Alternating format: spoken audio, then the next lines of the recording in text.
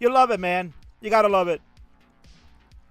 The sounds of the synthwave with the coolest tunes around by Carl Casey of the Whitebad Audio. Thanks so much to Whitebad Audio for allowing us to use copyright safe and royalty-free music each and every week on the Monday Night Mayhem and the Friday Night Fights, because you're watching tonight. It is a very special edition of the Friday Night Fights. This is the Rumble in the Prairie, baby. We're going to rumble in this jungle tonight, because we're going to do something unique, something special for all of you. We're not just doing a regular Friendlies episode tonight with all your friends all over the world. No, we're going to be doing this with a bunch of players live over at the Rumble in the Prairie in Champaign, Illinois, hosted by Yeehaw out over there, man. This is going to be something unique. It's going to be something special, a hybrid model. Maybe this is going to be something that we could see down the road in the world of Classic Tetris more often than not at events. Maybe even world championships. You never know. This could be the forerunner of something very, very special. And it is a very special night, because we're going to have a unique fight going on. People loved it the first time they saw it, and they say, King, when you going to bring it back, man? When you going to bring it back? Well, I'm bringing it back tonight, as you can see right there. It is going to be War Games tonight, live at the Rumble in the Prairie. 8 outstanding players, Team Cole versus Team K-Poke. They're going to go 4v4, sort of, tonight. Cole's team consists of the NGC Man, DMJ, and Rhubarb. They're all live in Champaign, Illinois tonight. They're all going to be there. And they're going to take on Team K-Poke, which consisted of Peak, Jerpy, and the King Cobra. They're going to play online. Crazy, as it should be hyped. I'm pumped. You're damn right, R7. I am pumped, man. This is going to be nuts. There we go. Nuts night. And I can't wait. We're going to set this up. We're going to open with the tag team match. Schedule for a best of 5, sort of. It's going to be Team Endless Rivals. What a name. It's Martz. Marty, he's here for the friendly party. He's teaming up with his bitter rival, the Tempfu Ibis. They're teaming up to take on Yeehaw and Ethan. I'm going to call them the Rumblers, because they're rumbling in the jungle over there. So this will be a lot of fun. The Rumblers are going to be in the house. So they're getting their final warm-ups in, and something cool. Something very cool. We're using Nestress Champs tonight all the way, baby. So you'll see a little bit of a different layout from the King himself. You're going to get a little bit different stuff happening, because we're using Yobi's wonderful tool, Nestress Champs, to make it all happen, and it's a good test for the King to see if nothing breaks. So we're gonna get all of that. And joining me in a few moments, he's getting his noise canceling buds in, or whatever the hell he's doing. He's getting his stuff. My man, Colin. He's live over there. He's gonna hang out. So I can't wait. This is going to be something special, baby. So we are just mere moments away.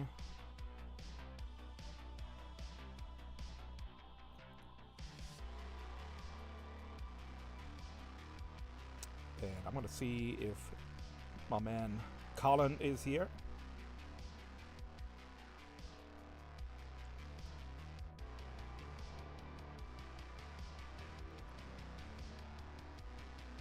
Oh, they're in the other they're in the other VC. All right, I'm coming over there, fellas. I'm coming over there. I'm going to leave my channel, and I'm going to come over to this channel, because we're in just chatting. Yeah, I couldn't see the other channel. Yeah, you're right. I don't know how you don't see the other. I should pull you in. Hold on a second. That's a better idea, because randoms are just going to come right in here. I'm going to go to the other channel. I'll be right back.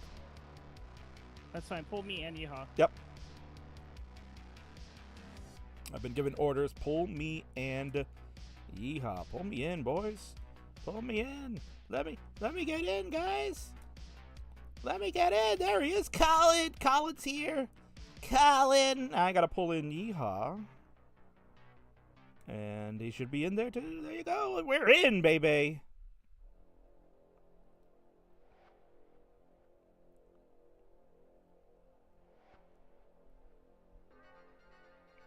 Oh, Colin is muted. Colin, are you muted on your own, or did it mute when it came in here? Shouldn't mute when it comes in here. Oh my god, it did mute. Wow, I thought I did not set that to happen. All right, hold on. Gotta get permissions. You know what I'm gonna do? Hold on. I'm just gonna fix this here. Bear with me, folks. King has got to do stuff on the fly. Because we didn't test this. And that's my bad. That's my bad. We didn't test this. Kind of stressing a bit now. We're going to add Yeehaw. And Colin, get Yeehaw first. What the hell can I add Yeehaw? C Chris TM. There you are. C Chris TM. How come I can't find Yeehaw? Oh, maybe because does it have a different name here? No, it does not. Alright, well, call him first. Let me try this again. Weird. Maybe he has that role already.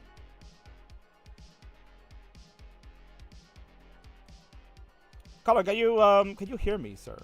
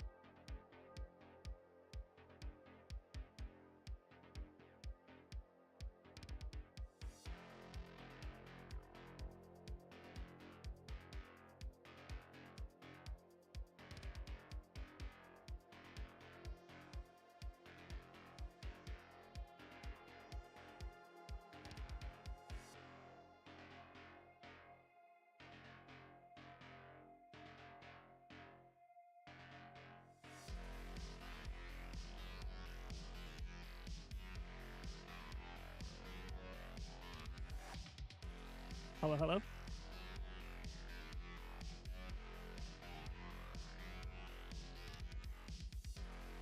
I can hear you just fine, King.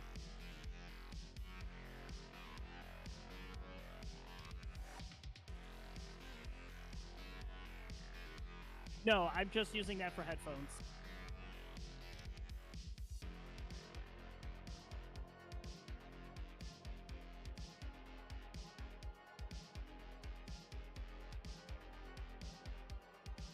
Yeah, anytime, Kingsman. Happy to be here. And R7 let me know that I was on mute.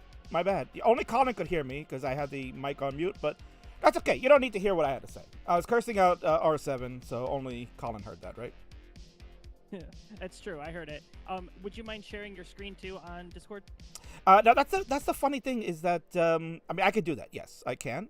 However, Yeehaw, I gave him a link that he was able to use called the commentator view from Nestor's Chance, but we could do that for you, Colin. I could do that for you. We could share a screen.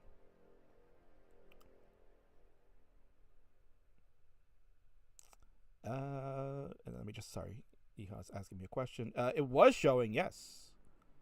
It was showing. Everything was working before. And we're gonna find out if it is still working. So we're gonna start moving on over, man. Colin, it's time to get this friggin' show going. This is quite a unique hybrid. How's it going out there in Illinois, to be honest? Well, you know, I have to say it's Friday night and the mood here is electric. We've got about 15 or 20 players just circling in and out of these consoles over here. A couple of new players and a couple of dancers have made their way over here to watch the players warm up a bit. Ooh, I like that. Let them cook, right? Let them cook. I'm just going to change the stream quality a little bit, Colin, so you might get a little pixelation, but I think it'll be fine. Fine, it's just as long as I can see cams and stuff. I can see the actual game boards on the other screen now. Well, then there you go. So you can see Martz's face when he makes caca later. Oh, Mr. Kingsman, right. I'm making some caca, man. Ugh. All right.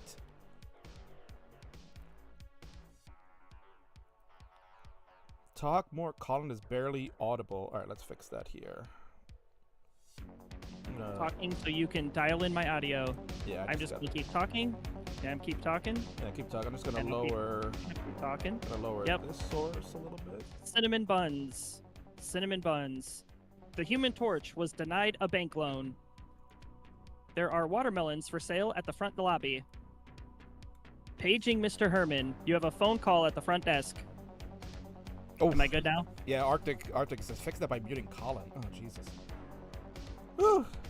Well, anyway, I think it's time to get this show going because it's long enough. We were already delayed and stalled. And I think it's time. Friday Night Fights coming at you from Rumble in the Prairie, Champaign, Illinois. First time ever, hybrid model, live event, online players. What kind of chaos we're going to see, Colin? I don't know. But thanks for joining me for the ride. It's time to open the show like we always do. Get the promo in. Let's get hyped, baby, because it is time for Friday Night Fights with the king of the restreams. Love you, Dad. Bye.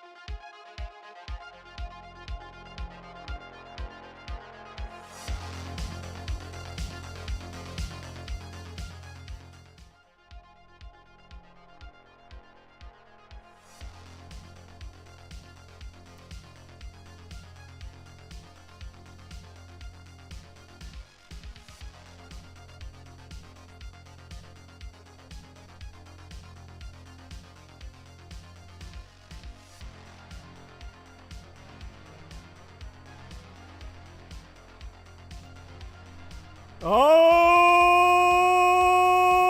right, everybody. Not only just around the world, but most certainly over in Champaign, Illinois. Break out the champagne and let's all have a bit of the bubbly because it is time for the longest running weekly episodic classic Tetris show on earth to commence. It is the Friday Night Fights with the king of the restreams, the Kingsman. You're watching Twitch.tv classic Tetris along with YouTube, Facebook.com and Classic Tetris. Maybe you're watching over on Kick. Maybe you're watching on Facebook. You're watching on Twitter. You're watching anywhere, man. Maybe even LinkedIn one day. But at the end of the day, it doesn't matter where you watch it. It's a matter how you experience it. And these 4 players are about to experience the world right now in the palm of my hands. Because we've got ourselves the Endless Rivals versus Yeehaw and Ethan, the Rumblers. They are going to go 2v2 in a tag team match that I can't wait to see. And hanging out with me is someone that had to be there. He said, I can't miss this, King. I got to be and I got to see everything. It is your Basement Battles host because it is the AEW of this show. He is Colin! Colin, what's up, brother? Oh, thank you so much, Kingsman. So happy to be here. And yeah, I could not miss this for the world. I drove 7.5 hours to get here, and I'm so happy to be joining you tonight. Oh, you should be happy because now you're on comms. You get to experience hanging out with the King and all his glory. And look at that. We've got 4 fantastic cameras going on, man. Can you believe this is actually working? Yeah, well, time will tell. You know, so far so good. Yeehaw spent a lot of time getting this configured and calibrated this morning so we can have a good show tonight. So let's hope everything stands up. Oh, certainly. That's what we're going to hope. Everything stands up. So you'll see here on the left side, as mentioned, it's Marty and Temp. They are joined in to become the Endless Rivals. And they will take on the team of Yeehaw and Ethan. They will be the Rumblers in the Prairie there. So that should be a fun one. And if you notice, folks, we are going to be using Nest's Champs all night tonight. We're going to get to see what it can really do when it's put to the test. We're going to be doing a tag team match. We're going to be doing a triple threat match. And, of course, Colin, you got to stay for the big one, right? We got War Games tonight as our main event. My God, that's crazy. Oh, I can't wait for the War Games. You know, I'm sitting down. I'm relaxed. I'm ready to go. How about you, King? Oh, I'm, of course, ready to go. Players, when you are ready, you can start readying up because that'll give me the chance to kind of go over the rules real quick of how tag teams will work so we can head on over there. Just a brief moment if I can find it because King was doing a lot of stuff today. And here it is. So, tag team rules, very simple for those that have never seen how a tag team would work. This is how it goes. This is a 2v2 battle using Nash's Champs. King actually updated the card this time. Players team up to get the highest combined score in a game. If one player tops out, their partner will continue until they have topped out or have overtaken the opposing team's score. A highlighted passage here tells you players can choose to start on any level from 15 to 19 and do not have to start on the same level as any other player. That's the uniqueness here, Colin, that we allow for tag teams because maybe some players just not skilled enough to play 18, but they're good enough to play 15, and you combine the 2 scores together with your partner, that might be good enough for victory lane. And matches are best of 5. First team to 3 will win the match. Pretty straightforward right there, right, Colin? Yeah, I agree. And you know what? With the players being able to choose those different level selects, you know, we do have Yeehaw and Ethan. Yeehaw is a good 15 player. He can also play some 18. It'd be interesting to see Ethan play. You may see him start to play level 15 here. Oh, we may certainly. All right. So we're about to get this underway. I'm just going to do a quick game over screen for everybody. And Ethan said they're all ready to go. But we're just going to... Yeah, they're showing ready on my end. Yeah, I don't see it on the screen here. So we're just going to do that. And if we are ready, let's just do it, man. I might as well we'll just count it down, right?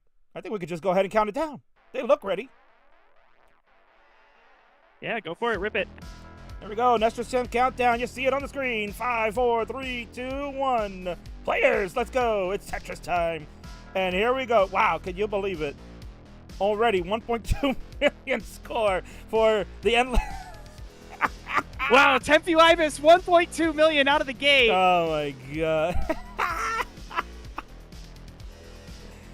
Oh, Jesus Christ. Oh, you can see Yeehaw shaking his head right now. Congrats to Temp. First max out ever. Clearly a calibration issue over on Temp's side. I think we should let's have a top out real quick. Let's just get a quick top out, players. If we can all top out, that'd be great. Thank you. Yeah, we're gonna need a look-see. Temp, your calibration clearly. I mean, 1.2 million, tremendous score. Congratulations to you.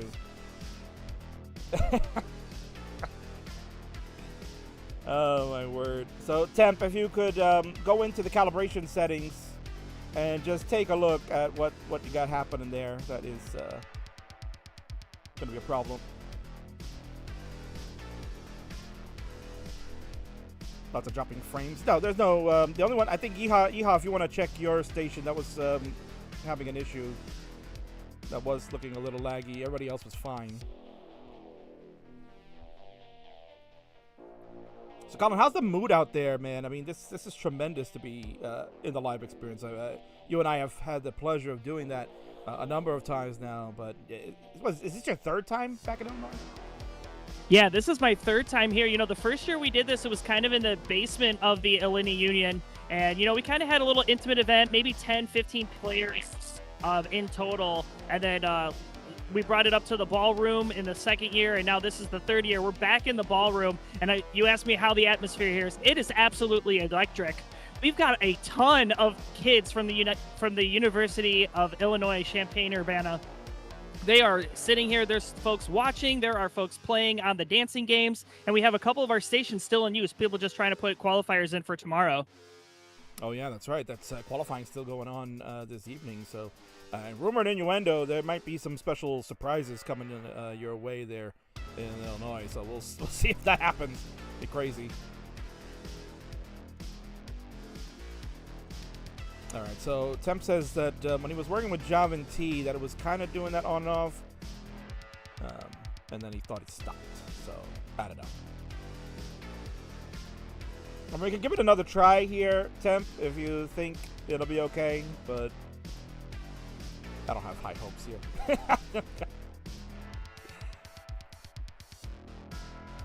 Because then I guess, Colin, we have to do some math then, right, Colin? We're going to have to, like, subtract 1.2 million from whatever score Temp gets. Well, I have my calculator here. I can do one more thing. It's not like I'm doing a million others at the moment. Yeah, no, I mean, you know, probably helping to run and organize an event there. That's not a big deal. All right. Temp, where do I fix it? You go to calibrations, or in the player room that you're in.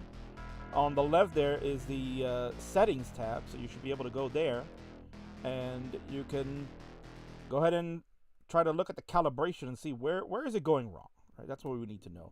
And it's a good time here, Colin, to kind of make a PSA, I guess, about Nestor's Champs, how people, you know, get a little scared about it, right? Because of the way that it captures and the way you have to spend time to actually calibrate. Once you get it going and it's set, it's pretty damn good. Yeah, the one thing I've noticed with Nestor's Champs is it is indeed set and forget. Once you dial in that calibration, Yobi is really making great strides in making the calibration process easier. You can even now capture the colors using just a default game palette. But yeah, the only thing that if you do have it set, if you end up unplugging your capture and moving your setup, then you might have to recalibrate again. But yeah, like you said, you know, once you set it, you pretty much set and forget, and it's good forever. All right, so Temp says he might have it now. So if you think you got it, Temp, sounds good. We're going to redo game number 1. If you don't mind, just ready up, and he has done that. So, Colin, you're watching on the big screen here. I'm going to go to my match room. I'm going to hit the countdown 5. Please count them down for this redo game number 1. In 3, 2, 1, Tetris. You got it. Hey, yes, here we go. Now we're cooking, Colin. We actually got a real score. We got some pushdown points going on. Temp, 21 pushdown points. Marty, surprisingly, not going to push down, man. That's interesting.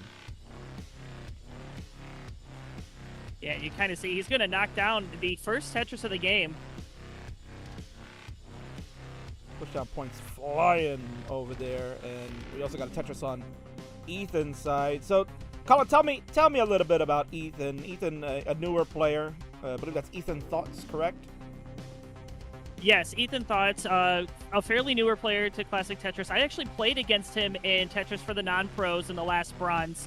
We ended up splitting sets, I believe. You know, very good up-and-comer. Does have some 18 play and 19 play. Really up-and-comer. Really looking forward to seeing how he does tonight and watching his progression throughout his Classic Tetris career. 107 right now. Out of Tetris, got a 127 for the Rumblers. 86,000 for the Endless Rivals. What a name, Colin, that Temp and Marty picked for themselves. Endless Rivals. Rumor and innuendo here, Colin, and you know me, I know about rumor and innuendos, is that the two of them might be looking to do a best of like 1169. How crazy would that be? That would be insane. I mean, I would watch it, but that would be funny. Now, I mean, if they wanted to include their matches they've had already, I think they're like only 200 off, because I feel like they played each other like 969 times. You know, I think I've taken both of them on the Basement Battle stream as well. Those two definitely not afraid to play each other. And I think the one thing about Temp Ibis is that he really likes to play this game, and he's really trying to get better, and you can kind of see that he's starting to develop some of the fundamentals that'll turn him into a decent player. He's kind of in a little bit of a situation going with that center well at the moment. Yeah, there he goes. He's going to bang a Tetris down the middle. 61,000 for Temp, 121 for Marty. Marty's going to slam a Tetris to go to 140. Combined score for them is 202. The Rumblers, you got Ethan with 164. Yeehaw at 93,000. They have a combined score of 258. They have the lead momentarily.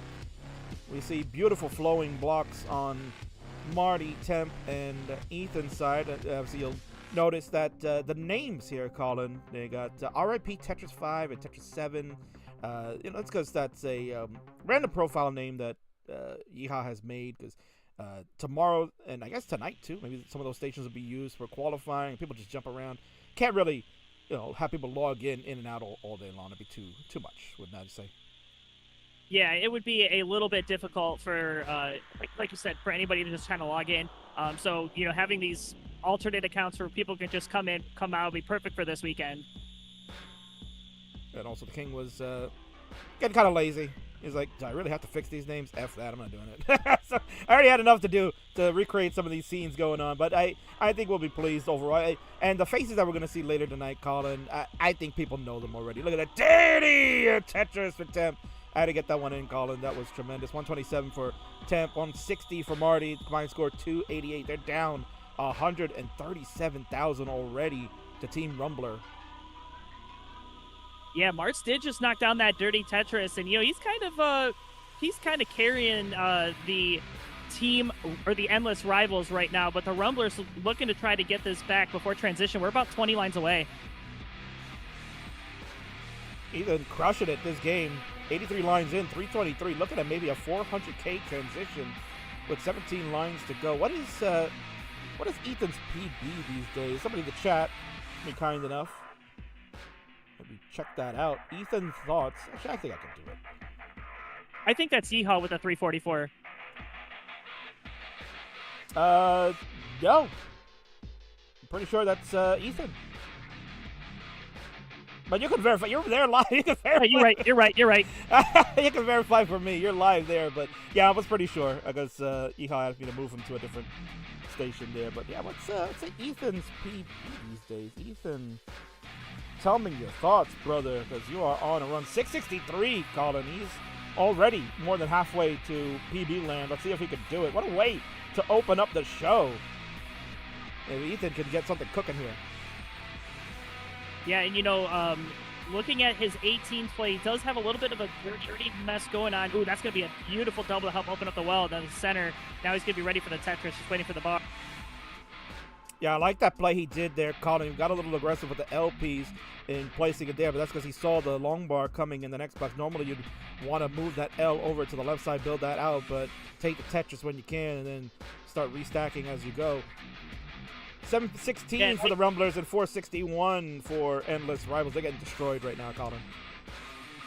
Yeah, and I really think that Ethan's really going to just try to keep as much aggression as he can here before 19, because, the 19 is when it gets very slippery, and he's about 10 lines. Oh, no, Martz is going to top out. That's right. I saw it, Marty. Oh, my God.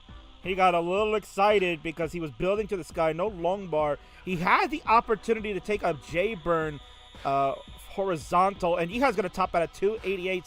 So technically, Yeehaw and Marty close enough.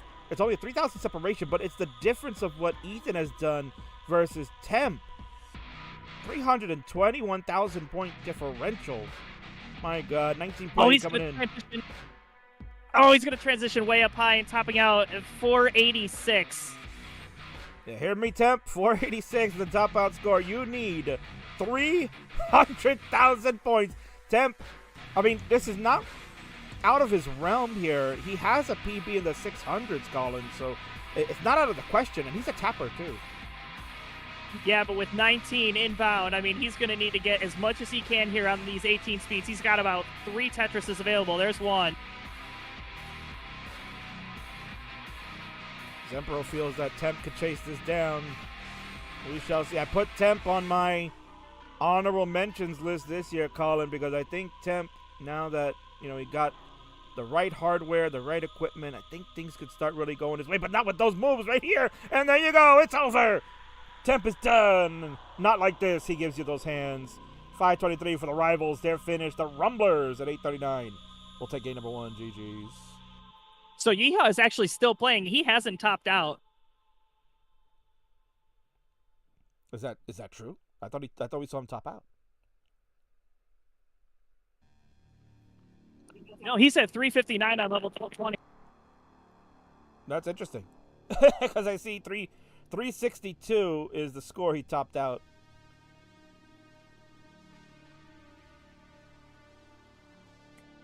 Well, more things for Yeehaw to figure out what's going on there, but you know, that's that's interesting. Well, you know, this is a really good dry run for this weekend, right? Indeed, yeah. I'm so glad I could be the guinea pig for you guys. It's great. All right, let's get games over here. Yeah. He's going to do a quick calibration really quick. Sounds good.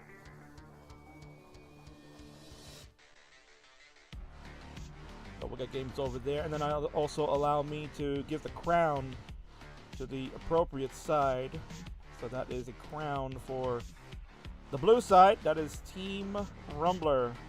So let's give them the crown. There it is. I should also have my lower third going. I did not do that. Terrible. Oh, I see Colin. I see you. Colin, wave to the crowd here, right behind Yeehaw's huge head there. Thank you. Yeehaw intently looking at that, and that's not the right match. I gotta fix that one. That is supposed to be the tag team match going on right now. Jordan and Ampu will get a little bit later.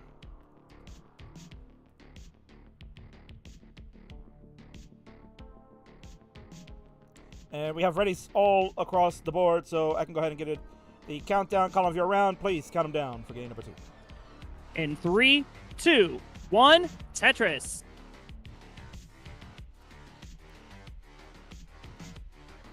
Still a little laggy on Yeehaw's side, but...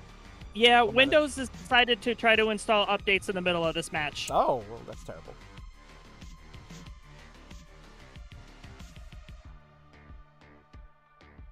But at least Yeehaw knows what the problem is now, so that's fine.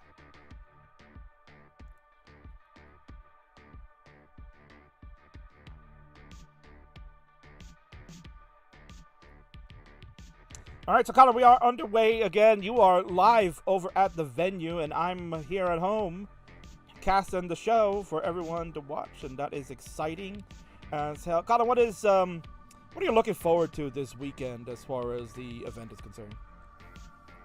You know, so this has always been one of my favorite events to go to. You know, I came here 3 years ago, and like I said, it was a very intimate event, and, you know, I got really close with all the folks here. So I'm really looking forward to just meeting and hanging out with everybody. It's been a year since I've seen almost half of these folks here. We also have some players that traveled some distance here. I mean, Tetris is here, so it's always great to see him.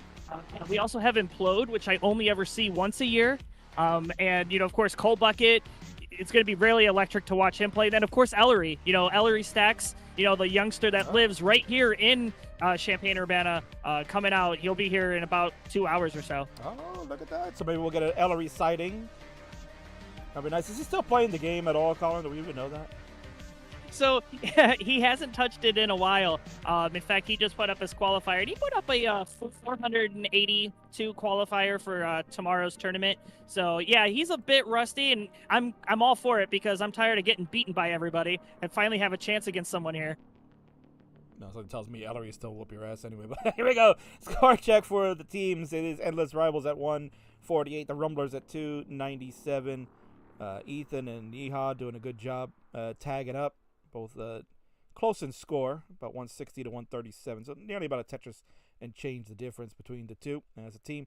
Meanwhile, Marts and Temp, it's struggle bus time. You can see it right there, Colin. That board for Temp is absolute a mess. And Marty, he's looking to party. Oh, call in, Oh, look at this, Mr. though. Colin. Oh my God. Dirty Tetris there from Tempu Ibis, though. Oh! And Ethan's going to be a casualty there. Colin probably checking that out live. Frustration on Ethan's face. You can see it. In fact, Colin, you can probably walk right over to Ethan and just see it like, are you frustrated, young man? Are you frustrated? Yeah, you can see it right there with the hands in the face. Yeah. He's topped out and finished at 165. So Yeehaw's going to have to carry with his leggy frames at 215. We'll see how he does. So this is the chance that, Colin, we've talked about this in tag teams.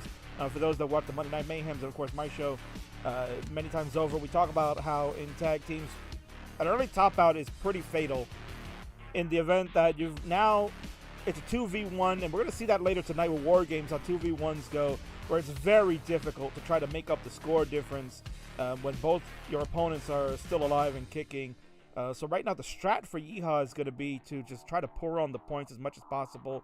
And then obviously he knows his opponents, Marts and Temp, not really the best on 19 play. I think Yeehaw maybe have the advantage and try to maybe line this out as long as he can to survive. Yeah, but luckily for Yeehaw, the Rumblers did have that almost 200,000 point lead here going into the top out from Ethan. So if there was ever a time for Yeehaw to have to put the game on his back, it's right now where he has an early lead. That's the thing about tag teams. So you see that, Colin, right now. It had about a 200,000 point lead at the top out, but look at that deficit being eaten away. And when you talk about if Temp and Marty can get these boards cleaned up, which is what they're doing right now, and they can slam these Tetrises home, there you go. They will be able to just eat away at that and put Yeehaw into a little bit more of a aggressive mode for the rest of the way. Yeah, you can kind of see he's starting to up the aggression now. We're about 25 lines from transition, and he needs to enter in with a clean board. And right now, that was a nasty Z piece. But look at here, Tempu Ibis and Marts both are pretty messy. Mart's going to get a nice long bar to fill out the left-hand side. Now he's going to need to do some more burns. Again, transition is approaching. 2 Tetrises left for Marts. Tempu Ibis behind in the line count. He's at 85 lines, so he's still got a little bit of time. Yeah, Marts has been doing a lot of burning as well with the push down, so that's why he's going to be somewhat ahead. You know, the Yeehaw and Temp pretty equal in the line count just because they've been taking it nice and slow. A bit of a mistrap with the S piece for Temp. That's going to, again, cause him some more problems. And definitely not a board you'd want to try to catch up in the score pace here. Yeehaw, very clean board at 328 right now. And Marty's already transitioned, and we're going to see how long he can last. Again, not a solid board to go into, but he's got enough lines here, Colin, that he could try to get it ready for 19. And then again, you know, the advantage is theirs. They gotta try to team up here and take it easy on the 19 speeds if they get there. Yeah, but Marts is unfortunately having to burn up high, and he's going to end up burning into transition if he's not careful. Yeah, we're separated by a half a Tetris King. It's starting to heat up here. Yeah, just like we were talking about, that 200,000 point lead that the Rumblers had has now dissipated, and Yeehaw's gonna top. Colin can confirm that if that is a true top out, 335. That's a true top out. Thank you. So there is a chase down. Need 3,000 points. Endless Rivals, all they got to do is just burn this away, and there it is. We got 38 points, 38 push-out points. Marty will do it with the triple, and there it is. Temp tops out, but it's fine. Marts, 291, gets it done. And the Rivals are on the board. They're going to crown. We're evened up here, Colin. 1-1, GG's. Yeah, GG's indeed, King. Nice job, players. Very nice. And you saw there, Colin, we talked about that early top out for Ethan. Brutal, gave the Rivals enough time to catch. And that's the difference right there. And I love it. They're all ready to go, Colin. They're all ready to go. Count them down for game number 3. All right, game number 3 in 3, 2, 1, Tetris. And here we go. Level 15 starts all the way. They've agreed to that, and that is absolutely fine. But again, tag teams have the capability to allow for any level start between 15 through 19. And we've seen, Colin, when the higher skilled players play, they still haven't been choosing 19 in a way. A little bit memey sometimes. We've seen that from like a Dan V here and there. But truth be told, 19 starts is still not a thing people are into. Well, and it's interesting that you say that because the question came up a little while ago about will we see 19 starts in competition? Is 18 out of the way of possibility? And we've seen it from the top players. They still want to keep playing on these 18 speeds, get those scores, and then get that transition because they want to enter in transition with good scores. And there's a lot to be said about how much mental exhaustion comes in with just playing 19 over and over. Oh, it is a grind, and you really only see the 19 starts happening when we go into those quals with World Championships. That's kind of been the strat for our big-time players. That's what they like to do, to take advantage of the timing and just get as many max outs as they can. So we'll see if that continues at this World Championship coming up in June. We'll talk about that, I'm sure, throughout the broadcast here. We got a little bit of trouble for Ethan early on. Got to watch out for that left side. Would love a J, and is going to get it. See if Ethan does not adjust. See, that kind of shows you right there, Colin, a little bit of the rookie mistakes being made. And that'll be something that he'll learn as he goes. He could have made an adjustment there for the square to fit in, and his board would have been nice, flat, and level. And maybe Tetris ready. The long bar comes. He can't use it for that because of the non-adjustment. But that's something that you'll learn as you go. Yeah, you can see there, one thing he did do is he did set up for that center well Tetris and then tried to do a well transfer. Unfortunately, the pieces didn't quite cooperate. But you can see good placements here. A very good awareness that the stack was having some issues on the side. Oh no, yeehaw. Yeah, and rip yeehaw. We just saw that. He had his hands out. He's like, what the hell just happened? He's toast at 92,000. No bueno for Team Rumbler. Endless Rivals. They're 17,000 points down, but now the man advantage again in their favor. Another early top out here, Colin. And fans of the friendlies, you know what happens when early top outs. We have not done it for the first two games because, you know what, I wanted to be a nice gentleman, but that's a really early top out. You know it's got to come out. GD, I hear you're on your way, but maybe I can hear you from this far. No! Thank you, GD. Maybe when GD shows up, Colin, we'll ask him to do a live when somebody has early top out. Well, I'm almost positive that he will use his signature catchphrase the moment he walks through the doors. Hell yeah! Who can ever not love that? All right, we are halfway to transition, and the Endless Rivals have racked up a massive lead here, almost 100,000 points. So, now it's Ethan's turn to put his team on his back.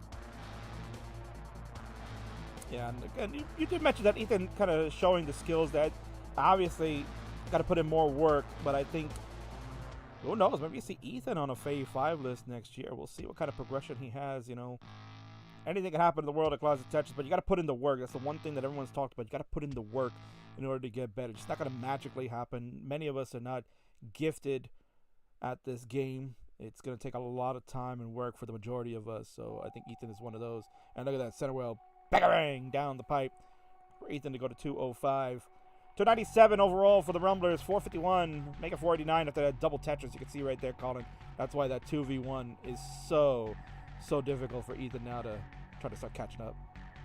Yeah, he needs a slowdown from both Martz and Temp. Temp doing it. Temp giving him some runway here and having to do these burns halfway up the board. But yeah, Marty still playing clean. Nice sloping stack. 274 for him, giving his team 512,000 points, the 500,000 before transition. That's going to be so difficult to make up. So we'll see what he can do as this game progresses. We're already on level 16 now. For Ethan, he is only 2 lines ahead of Marty, but Temp going to stroll in. It's at 88 lines, so Temp has a lot of time to kind of figure this out. Good question here in the chat earlier from R7. Can players hear comms in person? So, no, they actually can only hear me. They cannot hear you. There you go. So they're missing out on all the good stuff. Oh no, I'm relaying it to them. So if you do say when you do say something, I try to give it to them. Okay, there you go. But unfortunately for Martz and Temp, they can hear everything. They're hearing Colin, they're hearing me, they're hearing all that stuff, and I'm sure Martz enjoyed hearing the GD voice. And I don't doubt Martz will not disappoint. We'll get a Marty soundbite, sure enough. Yeah, but right now, 362, looking really good, 117 lines. Really good placements here for Martz. He's maintained a very clean board here throughout 15 and into the transition after 16. Lombard coming in for Ethan to go to 321. Only has 6 more lines to play. Make it 5 up to the skim. We're coming up on 19 play, and is going to have to start really pouring on some points, man. Marty and Temp doing a great job of survival. Martz has already gone to 19. He's going to start looking to burn this down a bit, and we'll see if that works out. Oh. Yeah, there's nothing you can do. This is going to be impossible. Yeah, Ethan, the DAS player, never going to get anything over after that misdrop of the JPs. And that'll do it. The Rumblers at 461 cannot catch the Rivals at 745. Nice job by them. And they will go up 2-1 here, Colin, and on match point. GG's.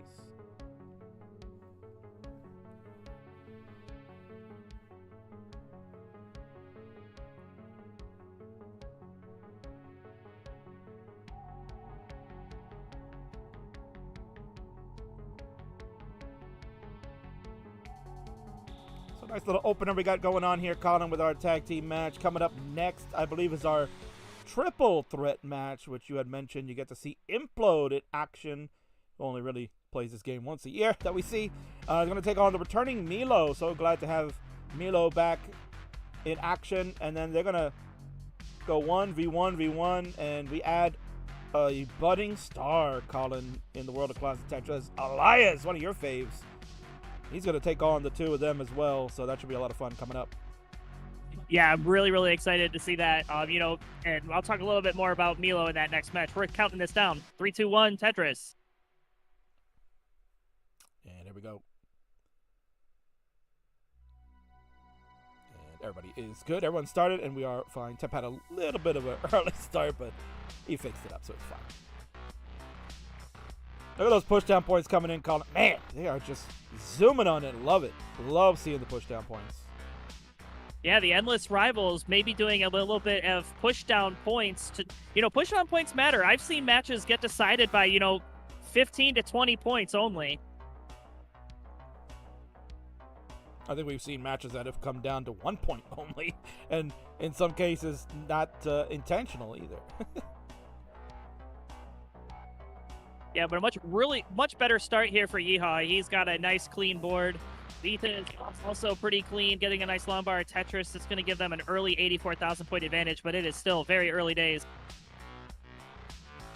Quite indeed.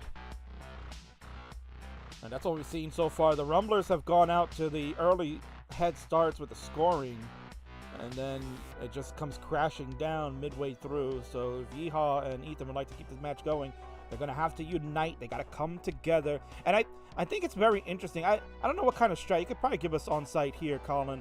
Are Ethan and Yeehaw kind of like talking amongst themselves about like strategies here? Because that's something that you would think as a tag team player you would want to do with your teammate. No, surprisingly, there is zero crosstalk between the two teammates. They aren't talking. They're in their own little worlds. They are locked in. They know what's at stake here. They're on trying to stay alive as the Endless Rivals are on match point. Oh, man, Ethan just barely got that long bar over to the left side. That was looking a little scary. He's going to try to throw the long bar to the right, looking for the J piece. Oh, my God, just got that one over. Oh, Colin. I am sitting up in my seat. This is spicy. Oh, my God. Ethan leaning in a little bit more, trying to make sure. Does he have enough dash to get these pieces over? Goes with a good skim of the square, but then a nasty Z piece going to come. Oh, that's an interesting burn right there. Oh, my God. What a burn from Ethan. I did not see that coming. Yeah, very good placement there. And look, Longbard's going to come in. That's going to provide some much-needed relief to that board. Absolutely. Ethan smiling there. He says it, Colin's like, yeah, got away with that one, buddy. 273 for the Rumblers, 237 for the Rivals. About Tetris and change difference here between the two. Nearly 2 Tetrises. We are level 15. Level 15 has got a 19,000 Tetris value, so it is just under 2 Tetrises.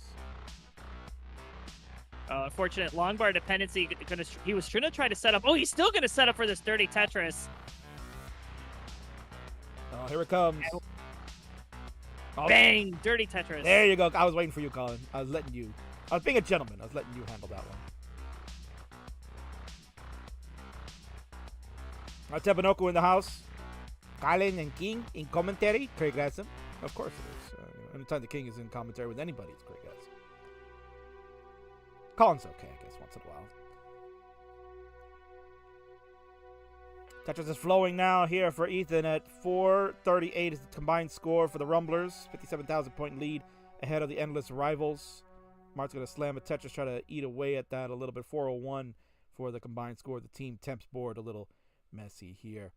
So, Colin, any other big names in attendance right now at the moment? In attendance at the moment, no. Ellery Stacks has made an appearance. You can kind of see him standing behind Eha. Yeah, Zar Jordan is here. And I've mentioned CoalBucket and Tetris. So far, that's all we've seen. So certainly more to come throughout the evening as we await their arrival. Good thing we're starting a little bit later because that will give them time to get here. Yeah, we are also on the Central Time. I forgot about the time change when I came in here and wondered why my arrival time changed from 4 o'clock to 3 o'clock. And it looks like Ethan is going to arrive into transition to 16 at 265. What a segue by Colin there. Tremendous. You've been hanging out with Ninja too much. Speaking of Ninja, no, I'm kidding. 614 for the Rumblers, 522 for Endless Rivals. To go to 542 after that Tetris. We are on level 16. On Marty's side, as Colin mentioned, Ethan's already transitioned. So on level 17. At this rate, will be the first one to get to 19 if we can get there. Interesting setup. Oh my God, he's made the long bar to put it. Had a couple of opportunities to burn away. Made the long bar to put it. This is interesting here, Colin. Yeah, he's trying to get out of this. Now he's got an L dependency. L piece is going to come. He is digging up high here, King. Oh, my word. Oh, gets the bar. Oh, wow. Yeah, that was probably saving there. Gets a T-piece over long bar and Tetris into transition. Oh, and he was laughing, Colin. He was laughing about it. Yeehaw's going to top at 386. The Rumblers have the lead, but that Hangarang long bar, forget about it. Unless Ethan all of a sudden shows that he can roll about 20 high. It ain't going to happen. They're done. The Rumblers combined score 760. The Rivals have the chance now, Colin. A Tetris for Marty. They are 3 Tetrises away from victory. There's one for Temp. 42,000 more points to go. Yeah, this is certainly line-out territory. Nobody needs to get too aggressive here. That transition is approaching. You don't want to get caught off guard with a dirty board here. Oh, and Marty with a hang. That long bar, he kind of didn't want to put it over on the right side because I think he thought it was going to burn. He's going to be toast. It's up to Temp. 24,000 points is the chase. Although it probably looks like there's a calibration issue with the score. Mess it up there. But nonetheless, it looks like that is correct now. 395 plus 382. And we are good there. 7 and change.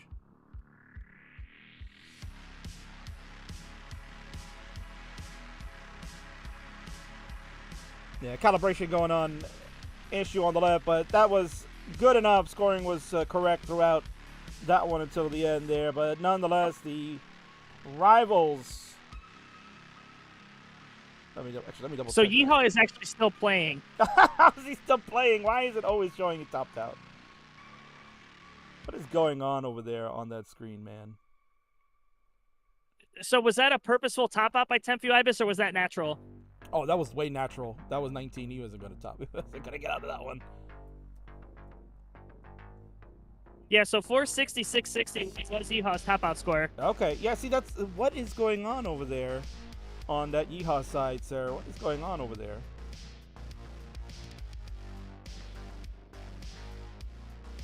That is so All right, weird. well, we're going to go to a decider. Do you want him to reboot it? I mean, let's just finish it out, and then he can figure out about that station in between games here.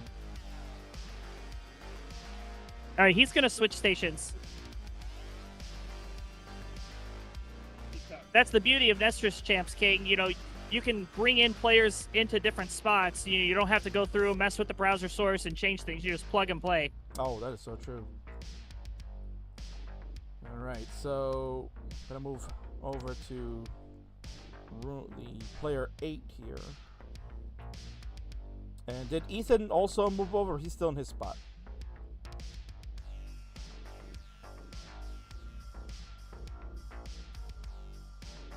I'm going to do a little refresh on the scene here, folks.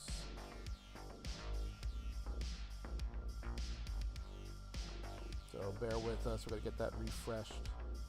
And we're going to give a crown over. So apologies to your Endless Rivals fans. I thought you guys had it because it looked like Yeehaw topped out, but Colin confirmed that there was no top out. He was still playing the whole time, which kind of made sense why the score differential was changing quite often. I thought it was a calibration issue on temp side because it's going on at the same time as he was burning, but there you go. Marty says, 10 my friend, we won. No, you haven't won, Marty. You haven't won yet. We're going to go to a cider. Yeah, did you plug in the other station? Talking to me? Yeah, for Rip Tetris 8, did you switch the player? I have put Rip Tetris 8, and I was asking if yeah, because he was just playing, it wasn't showing. If Ethan still at his station though, or did he move? No, Ethan's still where he was. Okay, so I don't need to do that. We will refresh again.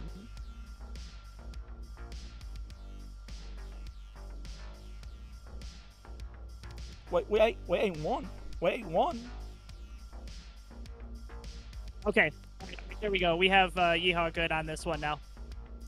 So for Marty and Tep, no, unfortunately, there was an issue over on Yeehaw's side where it was showing he topped out, but he didn't ever top out. His screen was still going. For some reason, he had a game over screen, and it confused me as well as everybody else. So he was still going. His score was still accruing, and the Rumblers tied it up. We are 2-2, so we are going to finish it off with a decider. So you guys get a bonus game. How about that? Isn't that nice?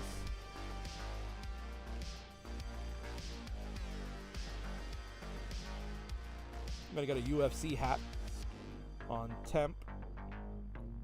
And Marty is just happy because he gets to play an extra game, Colin. That's nice.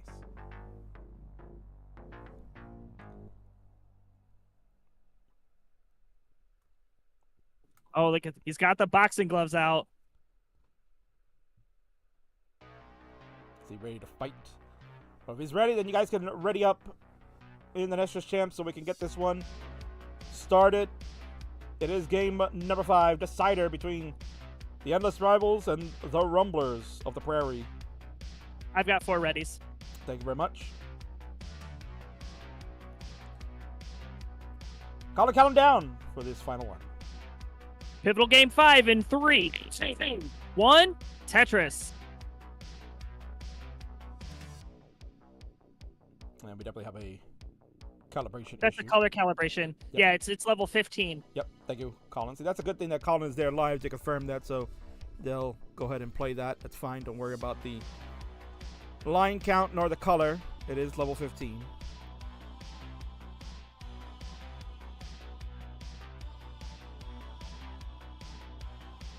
There we go. It was on a transition trainer game. That's what happened. Oh.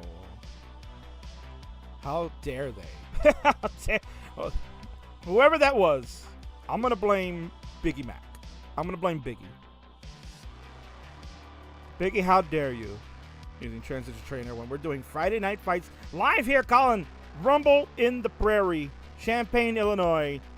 Tremendous. First time ever we're doing a hybrid model of the friendlies, live and in person. Man, what a night.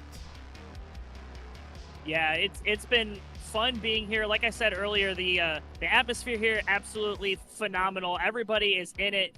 We started to garner somewhat of a more attendance here. They're kind of sticking over to the dance game side, but I think everybody's just trying to get some food in their system right now.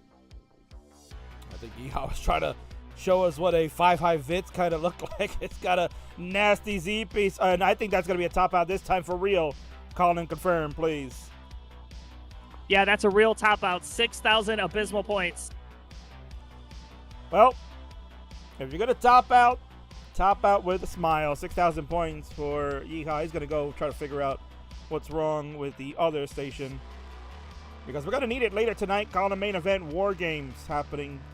Team Coal. 4 players live in attendance. Coal, Rhubarb, DMJ, and the NGC Man. What a team that is, huh?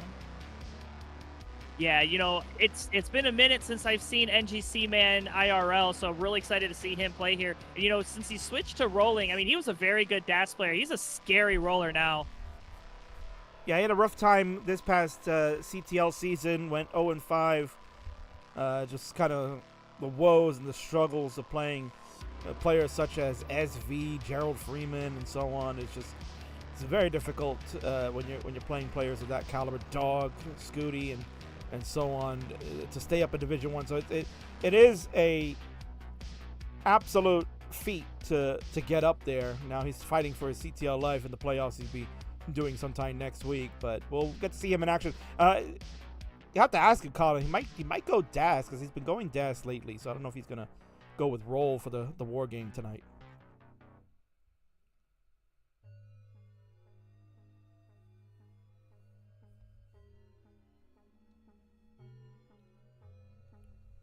I'm in the Sentient Long Bar. Does King have a new mic? Sounds more clear for some reason. This is a mic I've had for some time now. It means that you've not been watching the King as often as you should have. So right off the bat, that's a faux pas on your side. But yes, this is a microphone, it's a snowball mic King is using that I got thanks to Martz and Billy Mac a couple of years back, and now's the time I've actually able to use it. So I've been using this for close to a year now, actually. I will be right back. Go for it, Colin. That's right. I'll handle it here, man. You're talking to the pros, the king of the restreams. Simple as that. Score check for the Endless Rivals, if they're listening in on the stream. 392 combined score to the Rumblers' combined score of 282. Ethan is totally at a disadvantage due to the early top out. Give a lot of credit to Martz and Temp. Aside from that first game, they have made it to transitions. And that's been really the difference. You have to make it to a transition as a team in order to have success in the tag team. Something is different. Maybe it's because I'm on headphones. I couldn't possibly be wrong. You could possibly be wrong. Anybody can be wrong. You just gotta learn to deal with it. Here we go. Transition now for Ethan. 361 combined score for the Rumblers. 498 for the Endless Rivals. Marty's board. And some work here. Get out of a mess. Temp also a messy board. But they have the advantage at 156,000 points. Ethan, the one that's got to do all the work to catch. And the B sequence coming in for Ethan, kind of garbo.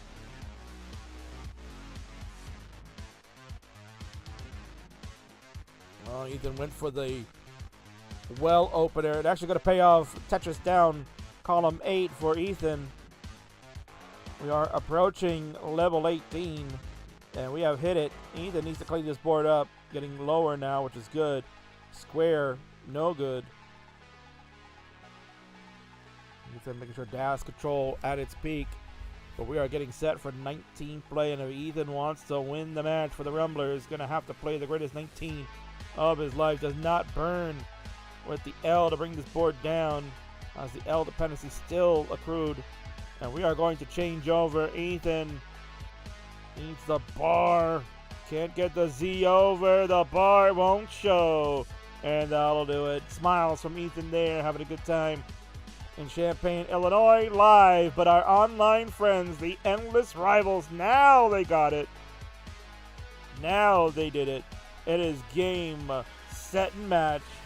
Marks and Temp survive game number 5.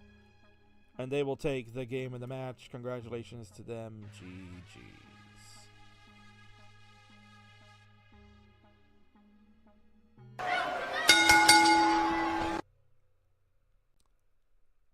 Well done to the two of them. Excellent job. And we are going to go over to a winner's scene. Don't get too used to that because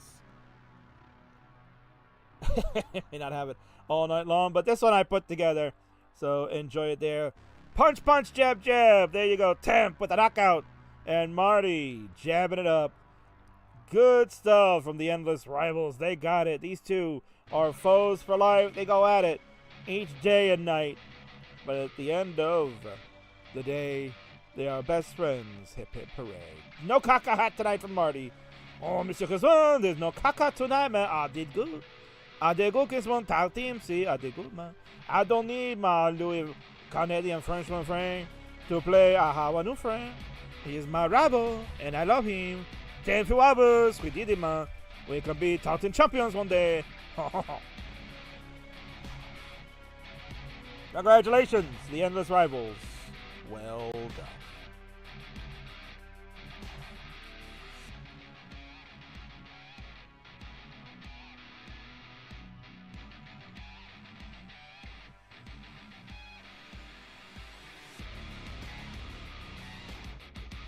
There you have it.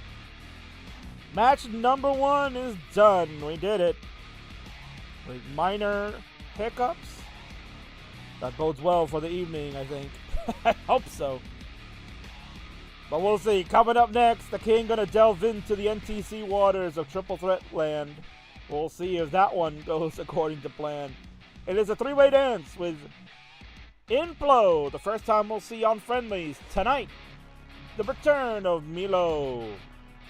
And up and coming star of the dance world, Elias. Will we walk with Elias to victory lane tonight? We'll find out after this commercial break.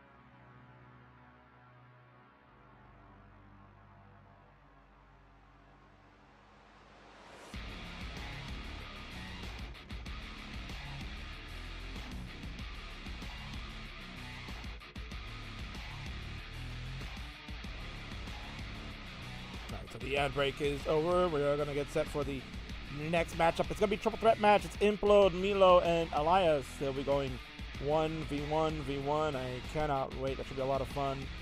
Get to see Implode in action for the first time here on Friendlies. It's live at Champaign, Illinois. Milo is also live in attendance over there. We got Elias from Canada.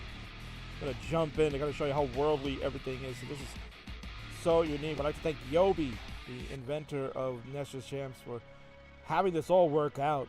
Because we wouldn't be able to do this without his assistance. He's a wonderful human being, and you can hear him. He's on the latest podcast of the Peace Dependency podcast variety. So check it out. Talks all about the Nestor's Champs and how it came to fruition. So we have Elias already in. Elias is in the room. We're just waiting on Iha to confirm where Milo and Implode will be seated so I can get them set. And then we'll get going with They will be 5 and 8. 5 and 8. Thank you very much. See, Colin, you're so nice. Who's sitting at 5, please?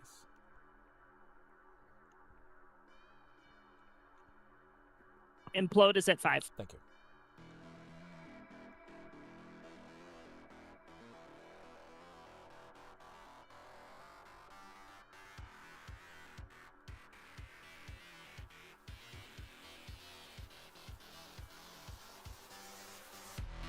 Oh, it's so beautiful. I didn't even have to refresh. The cams came up. So, oh my God, it's working, Colin. It's working. It's working. Everything is working. I can't believe it. All right, we're gonna get this match going in just a moment. King's gonna do the final touches, and then let's throw these hands. VRB.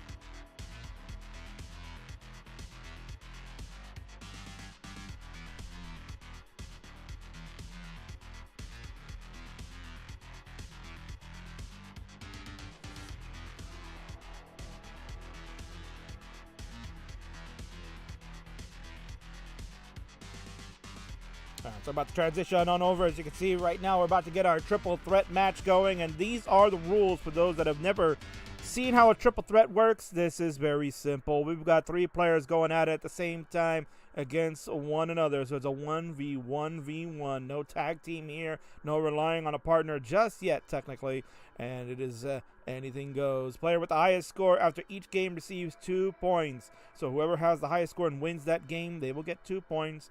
Second place will receive 1 point, and the third place finisher will receive no points at all. We'll continue the process until the first player to reach 7 points becomes your winner, and if there is a tie where 2 players can achieve 7 points at the same time, then we'll go to sudden death for the final 2 players in order to determine a winner for the match. So I'm very excited for this, and we're going to move on over to our Friendlies 3-way scene that you can see right here, and there are the players. We got Implode, Milo, and Elias. Cameras all popping up. You gotta love to see it, and it is game time now. Rule for this is that unlike the tag teams where players got to choose a starting level, this one they all have to agree on the same level to begin. So if it's gonna be 15 or 18, please let me know, players in the chat, or Colin, you got the 2 of them there. I think it's safe to say 18 should be okay.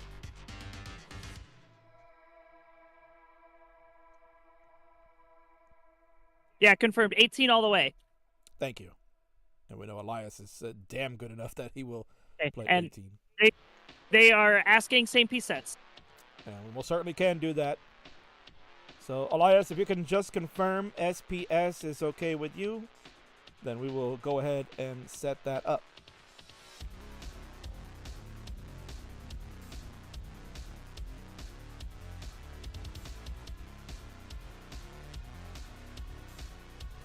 SPS is good. So we'll do it. In fact, Colin, do you have the chat open? Oh, I'm opening it right now, kid. Then let's see how good these players really are. Give it to them, Colin. Give them a Colin seed for this 3-way dance. Let's do it, baby. That seed is Echo Echo 07 Delta Delta. Wow. What a siege roll there. Oh, my word. Double E. 07 double G. Double D I got no problem with, but the double E. Oh, can't make this up, King. Oh, my word. Anpu. Here in the chat, we'll see him coming up next, I believe. Oh, no, he said. It begins. All right, so we're going to end the games here for these players so they can go ahead and ready up. Just go ahead and press those buttons. To do my due diligence here. A lot of work to be done. All right, we got readies from Milo, Elias, and there's the ready from Implode. Colin, you're hanging out with me tonight, man. It's a good time. We're having a lot of fun. More matches to come. Count them down for game number 1. In 3, 2, 1, Tetris.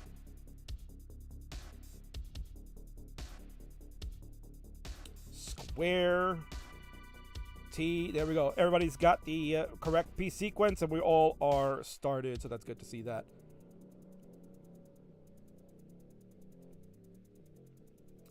Colin, nice to see Milo here. I know it's been a while. Milo has taken some time off, has had some injuries to deal with, but so good. Is Milo rolling, or is he playing DAS?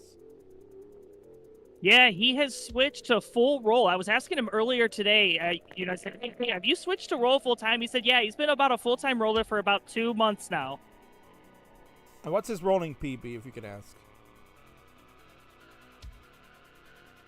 854. 854. Okay, so we got. I'm sorry, A54. Oh, max A. out 54. Ah, he's got a max out with rolling, so excellent job for Milo. Congratulations right there.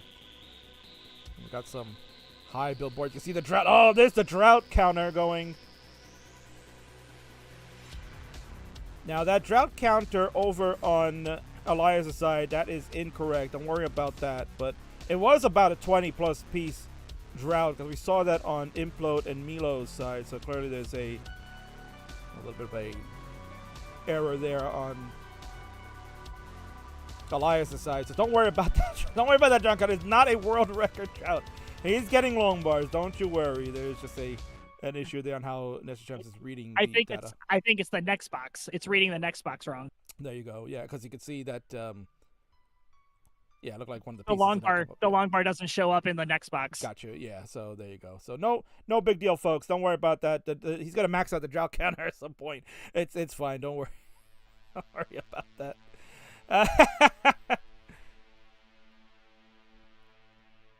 But the Tetris rate looks about right. You can see there because of the scores. Implode sitting at 156. You've got Elias at 175 and Milo at 234. So if we're talking Tetris rates, looks pretty good for Milo. He's got 83% Tetris rate. Another thing about Nestor Colin is that look at the data you get on this. We saw the tag team kind of give you a little bit of info, but this one, tons of data to look at. Yeah, you have runway. You can see exactly how far you are. You can actually see efficiency. And you can also see Implode in a bit of a sticky situation right now. I was waiting to see if you were going to do a bit of a segue here, but we need Implode to top out for that to happen in order to say it. There we go. Implode doing a nice job getting those pieces over left and right. Oh, I love that. Nice play by Implode to accommodate for the J to get that triple. Would love another. Ooh, good. Look at that. Good dash control from Implode here, Colin. I like it. Ooh, we're setting something up here, Colin. Yeah, it might be going. Okay, he is going to take a couple of burns here. He's about just 2 Tetrises back here from Milo, but he's looking very clean now. Bar coming a bit too early, of course. And that was quite a dirty Tetris for Implode there, but the board is saved. Love it. Great job by Implode. As Colin mentioned, 245. 294 for Elias and 338. And another great feature here, Colin, that you got to see. We're talking about the stats before. You also are getting the differential between all 3 players too. Something that we don't have the capability when we do our regular Twitch streams and things like that to know what each player is chasing ahead from the leader. But here in Nestor Champs, we could do that. Amazing. Yeah, it's really amazing. The one thing I really do like about Nestor's Champs is all the advanced stats. We've used Nestor's Champs over for Classic Tetris Wars the last time that we did a side event here at Rumble in the Prairie last year, and we were able to. A lot of people were asking, "Hey, what does this mean? What does this mean?" So we got very familiar with the capabilities, and we're really looking forward to using Nestor's Champs to calculate some of the scores and more of our advanced things like our tug of war. Oh, I can't wait to see that. Yeah, that'll be a lot of fun. I think as people start to warm up more into Nestor's Champs, now that Yobi is putting a lot more time into creating these competition layouts, and he's really designed a lot more for event organizers like myself and Burb, where he did enhance the tag team version. Like Burb had taken a layout that Yobi put out there, and when Yobi saw this, he's like, oh, I could do this better for you. I can make this look nicer. And he did it, and now that's become the norm for us to use for the tag teams going forward, and what we'll see later on tonight with the War Games, that excellent teams layout he has. Yeah, you were saying as the players get warmed up to Nestor's Champs. I mean, it's just like the game of Tetris, right? You have to play it. You have to use it to get comfortable with it. And I think we're going to start seeing more and more folks start to adapt Nestor's Champs, especially as it becomes a requirement for higher levels of CTL.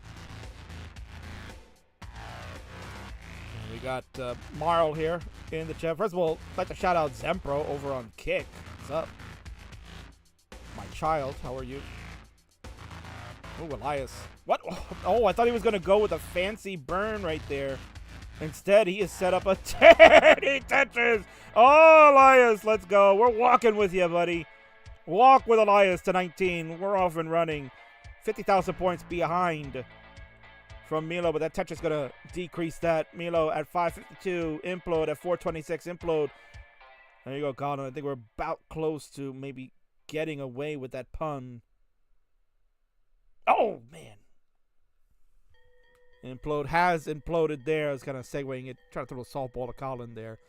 But he's very busy. He's a very busy man right there. So thanks for Colin to hang out with me to do the comms, because the Bird Wizard's late. What a shock. What a shock indeed. Yeah, I was actually just stepped away, and then you're just like, oh no, and I tried to come back. Unbelievable. Well, listen, you can go and get your dirty hot dog later. We're trying to watch the match. It is Milo at 589. Elias has taken the lead. Another Tetris. Elias, we're walking with you, buddy. Look at him go, Colin. My God. This guy, out of nowhere, has become tremendous all of a sudden. Yeah, I've been watching Elias. He's become more of a mainstay over at Classic Tetris Wars. He did just get that 1.1 score just last week. And you can see right now, 687 at level 22, a very strong DAS player, very good DAS control. Oh, his DAS has been impeccable. I got to get a chance to play him this past weekend with the Wars. Or I think it was with GD the other day. I can't remember, but yeah, it was Sunday on your show. Yeah, it was tremendous. He's so good. He's so good. And I don't even know how me and Toko were able to get away with that one, but nonetheless, look at him go. Yeah, he's at 756 now. A 3 Tetris lead here over Milo. With the advantage of the roll now. And as Colin mentioned, Milo has a max out rolling. Milo, as a dasser, was really good in dash control. But sometimes, just like anybody else, have the days where become ineffective. The consistency wasn't really there. But right now, right off the gate here, Colin is looking strong. Yeah, he is behind in the score, but nonetheless, 722 on level 26 for a fairly new full-time roller. Definitely nothing to scoff at. I mean, certainly better than what I could do. 902 for Elias. He is on max out pace. 60% Tetris rate. James Chen taught us the minimum that you need to get there. Yeah, but Milo in trouble. And Milo's going to be done. 757, 840, the final score. 914 for Elias. All right, so here we go. That's the question. 7 lines left. 950, right on the edge of what we need for the max out. We need one more, Colin. Yeah, and he can certainly get it here. Just needs something. One piece too early. These bars coming. He's now set up, ready and waiting. There's the bar, and there's the Tetris. Max out, 802. Oh, he's playing some 29 here. Wow! Right out the gate, max out. Elias. We walk with him to Max Out City. Nice job right off the gate. He'll get the 2 points in this triple threat. Tremendous game from Elias, who was behind about 50,000 points going to transition to Milo. Wow. What a job. GG's. So we'll update the scores there. Elias will get the 2 points for finishing in first. Milo will get 1 point for the second place finish, and unfortunately Implode will get nothing for the third place. So we'll see, players are getting ready to go. So Elias, when you are ready, just hit the ready up button in the Nestor's Champs, and then we will get the countdown started for you. And we have done it. And also increment the seed, players. Make sure you have incremented your seed. First 2 characters, of course. So please make sure that has occurred. And Colin, I'm going to go ahead and count it down. All right, game number 2 starts in 3, 2, 1, Tetris. You know, really good first game there for Elias. And you know what? He did that on a Colin seed. He did. He certainly did.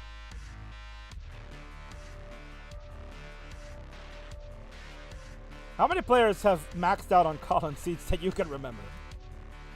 You know what? It is not a large number, I can tell you that. You know, even players like SV Nestris was like, okay, Colin, I thought it was a myth, but no, your seats really are that bad. Oh, trust me, I have felt the pain of a Colin seed more times than I would like to even dare remember. So usually now in your Wars events, I say no to SPS. You know, and same, you know, maybe White Monster was early on. Maybe he only says no because he's been burned by one too many Colin seats. Yeah. Because at one point, he was playing in pretty much every Wars event you were doing, right? Yeah, and, you know, he did make it pretty far in our Battle Royal tournament. You know, again, he's a tapper, and, you know, he was playing with the high rollers at some point. He did end up getting knocked out, but it was in the later rounds of the tournament. Yeah. But there you go. You've made him, you know, regret ever playing St. P sets, and he calls it a different name that we won't say here on this channel because we are PG-13. Meanwhile, Implode off to the good start, 140,000 to the first 29 lines burned. Implode ahead by 15,000 points to Elias, who just scored a Tetris there, and Milo behind by about 14,000 points. So pretty close to start here on this. But in fact, Colin, you know what? The hell with it. We'll do it for the viewers at home during this triple threat match of Implode, Milo, and Elias going one-on-one. We get the neck alert going out. It is early days, but you never know when you can't use it.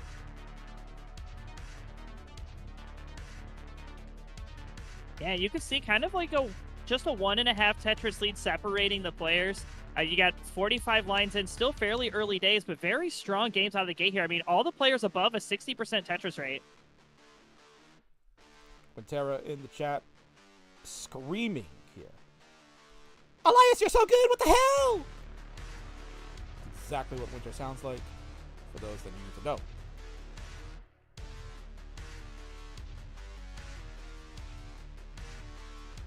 Pretty close game right now. Look at this king. Yeah. This is so ridiculously close. Yeah. I mean, this is why you gotta love Nestor's Champs again. You know, I'll be praising Yobi all night tonight because of how tremendous this program is and what it does. And you can see why Yeehaw has chosen to use this for his event because of all the data, all the information that you're getting. It's so good. 267 for Implode, 295 for Milo, and the Tetris to go to 271. They're basically separated by like a Tetris.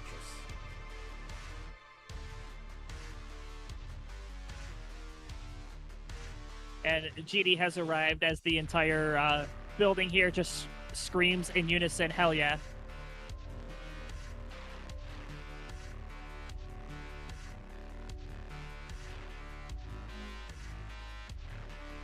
$316, yeah, give me a hell yeah. 342 for Milo and 318 for Elias. Will get the Tetris to go to 341. So yeah, kind of tough pieces for Implode here. Well, I mean, we know why.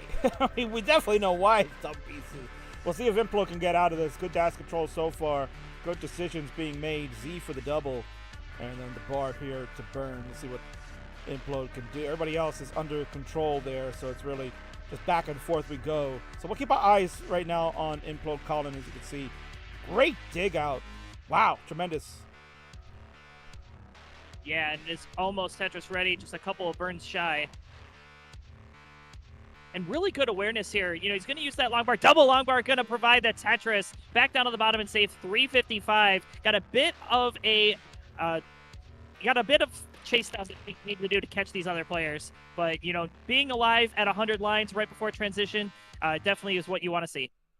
Yeah, exactly. You want to have a goal of trying to go to transitions. Again, Implode is the lowest of the PBs between the three players here. You mentioned roll PB for Milo is an A+, and Elias has like a 1 point, close to 1.1, if not already one of those. So you're playing max out players, and you know it's a daunting task. But in order to get better at this game competitively, Colin, you gotta play tougher opponents, because it doesn't benefit you as someone in that skill range to continue playing the lower tier players, because the early top outs don't give you that ability to stay long enough to play. Yeah, and you know, it also, you know, it pushes you. I mean, I've been playing with some folks that are just slightly above my PB range, and I think it is starting to help me move the needle in my game of play. So yeah, definitely playing with people just a bit out of your PB range can allow you to grow at this game.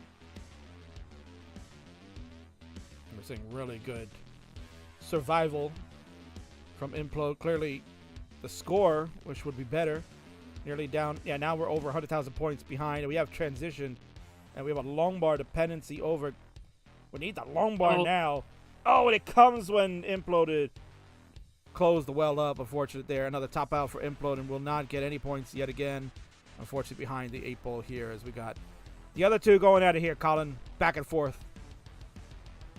Yeah, and Elias again, you know, only one Tetris back here for Milo. You know, is a DAS player, Milo the roller, but still very close matchup. As a matter of fact, separated still by one Tetris as both knock one down. 638 playing 617. Apologies that I've been ignoring chat a little bit here. Sentient Longbar, who says I sound so much better now that I'm using the snowball mic. Why does the Longbar blink on Elias's game when it's about to appear? And Anpu, sweetheart here, who will be coming up next against Zara Jordan. They are all using a special program to display the game on stream, and I think Elias' setup is a little off. It is just a little bit, Elias, new to using NTSC, was being helped out by the King today a little bit, so I didn't notice the lumbar issue before, because I was just more concerned about seeing the game and the camera. That's what I was focused on. I was like, oh, it's working. That's great. You're done, Elias. I'll see you later. So obviously just a little bit of fine tune. Nothing too crazy. Oh, but this board's starting to get a bit crazy. Does get that long bar. Watch this recovery here. What a flat burn solve, too. Oh, he's going all in here, Colin. Oh, the dirty Tetris in the middle. My God, that's confidence, Colin. That is confidence to know your dash control is that good. You could do that. Oh, and look who's here. Finally, the Burb Wizard. Oh, well, he's out of a job now. To hell with him. Oh, guys, I'm sorry I'm late. Of course. I had to stop to get Taco Bell. I told him that you said he's fired. He said, okay. Yeah, well, I'm sure he's not sad about that. Big game here. Again, Elias. Could we see a B to B, Colin? He's at 842. Milo at 943. 100,000 point lead. Milo popping off right now. Wow. Yeah, what a tuck there from Elias, you know, to get along by another Tetris. Now only one and a third Tetris behind. Drought starting to form, but does get along by Tetris. 940 has brought this within a half a Tetris King. Incredible. In fact, like a third of a Tetris now, because we are over 30,000 points apiece. Tetris for Milo, 47,000 point differential, 991 to 945. Elias, the only problem is he can only go to 29. Milo maybe could go further. We haven't seen him, what he could do on 29 yet. We'll hope to do in this one. The max out already for the Milo streams. 990 for the DAS superstar now. Look at him. Oh, my God. The bar timing, unfortunate there for Elias. Can get 2 Tetrises, but that left side is going to be pretty much inaccessible. Kind of vaulted an L, wants a few extra points. It's only behind by 2,600 points. Oh, my God. Oh, they're going to both top out. Oh, they're going to top out, separated by 1,400 points. Milo pulls off. Wow. Are you kidding me? 1,400 points, I believe. That's like a burn and a half. Oh, yeah, that's well, on 29 speeds, that is about a burn. 0.04 is the score differential there. My God. Milo just eked it out. You know, tremendous job there by Elias, Colin, in that he was trying to get extra burns there. He kind of, blew the board out to get that 1 Tetris towards the end. And then extra burns here and there into 29. He was trying everything he could, just needed another burn. And maybe would have overtaken. That was a 1 off of a PB, too, for Milo. My God. What a game. Back-to-back max outs for Elias. Milo near PB. Crazy. Players, make sure you increment your seed while I get the scores updated. Elias will get 1 point. Go to 3 now, finishing in second place. Milo with the eked out win gets the 2 points. He will go to 3 points. We have our tie 3-3 there. Implode looking to get on the board, hopefully, in this next one. Looks like Elias maybe stepped away to get a glass of water after that one. Absolutely. Oof. I mean, I need a glass of water after that one. That was tremendous.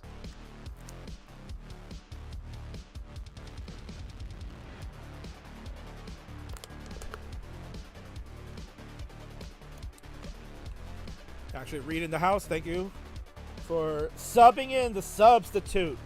Actually, Reed, we'll see later tonight. Going to go one-on-one with Tetris. That should be a lot of fun. Players are all ready to go. Incremented seeds, we're going to assume, have been completed. Colin, count them down for this game number 3. All right, game number 3 is breaking free in 3, 2, 1, Tetris. Tees and a long bar to start for all 3 players. I had to wait for Elias's long bar because, as we know, it's not going to show too much. It'll blink here and there. Yeah, Elias's long bar is invisible when it comes into the next box, so that's how you know the long bar's coming. But we know this is a real drought because everybody is experiencing it. We've got 24-piece so far, about a 25-piece drought, and Milo, you can see, way up high on this board. Thankfully, the roll is kicking in.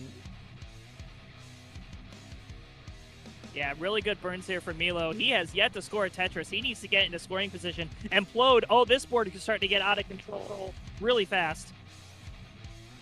Good long bar flat usage there by Implode.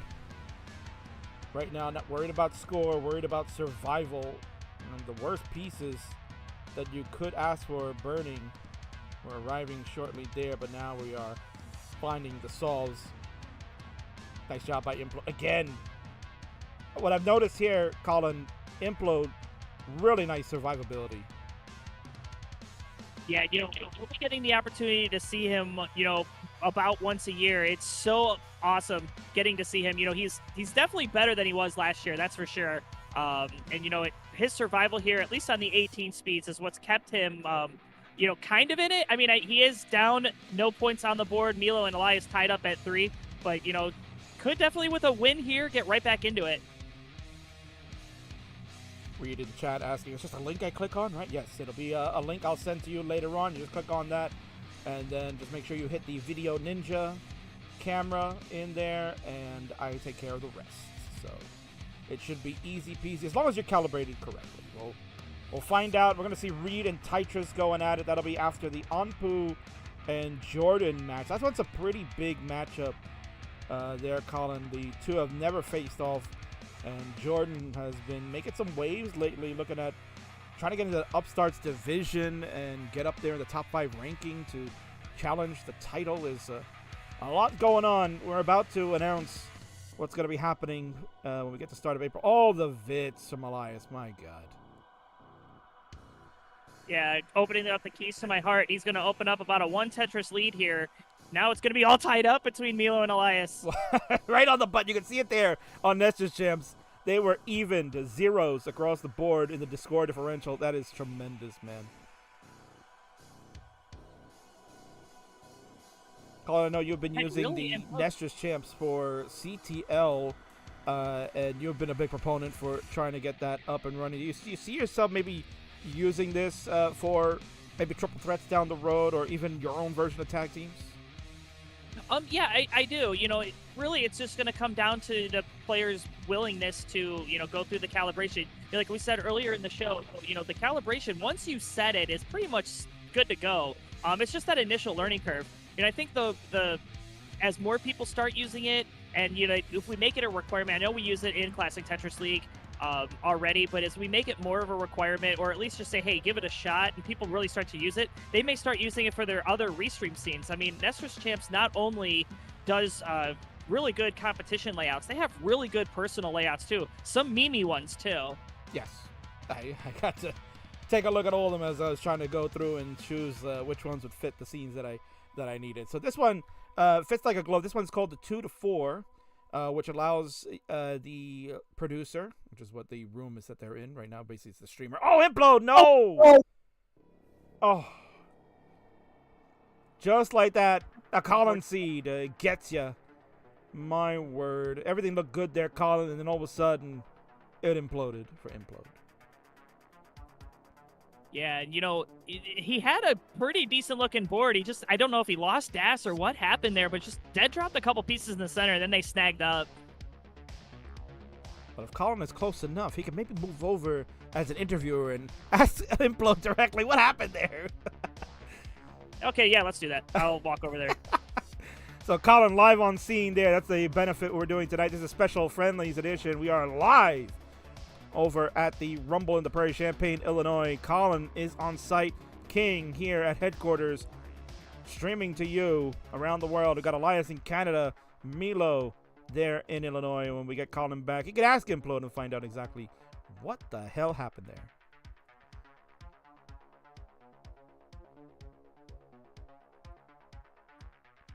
Tetris for Milo over on the right side, 451 through 118 lines, 456 for Elias at 116. See their runway. Elias theoretically could get a 1.28 should he Tetris the rest of the way out. Milo a 1.25 if he does it. But we all know realistically how difficult that can be in the world-class Tetris.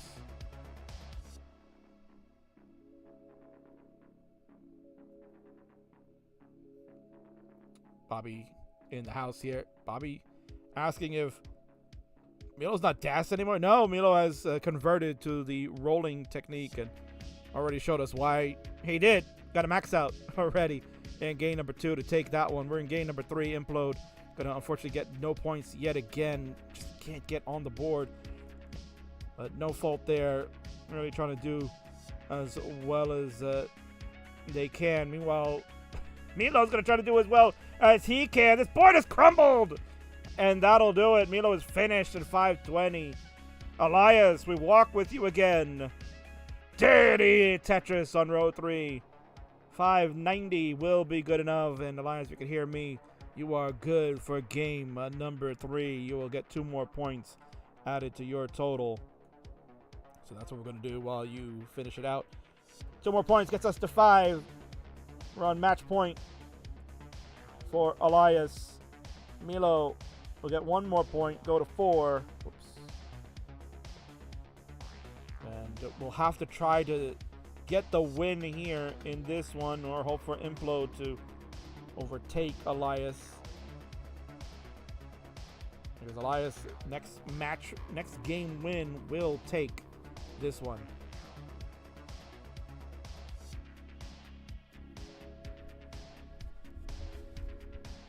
And Longbar loving the stats here. Yeah, this is a wonderful tool. So we're showcasing that. You're going to get to see that this weekend at the Illinois event. Yeehaw is running that, and he will be running with this program all weekend long, so you're going to get a variety of stats and data to whet your appetite.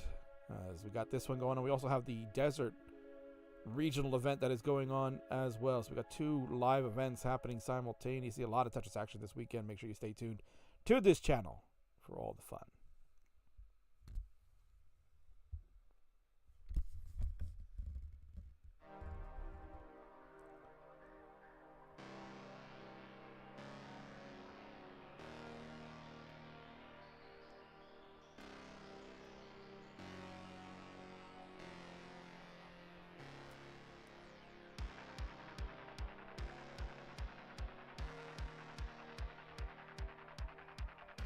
Okay, are we there? We are back, yes.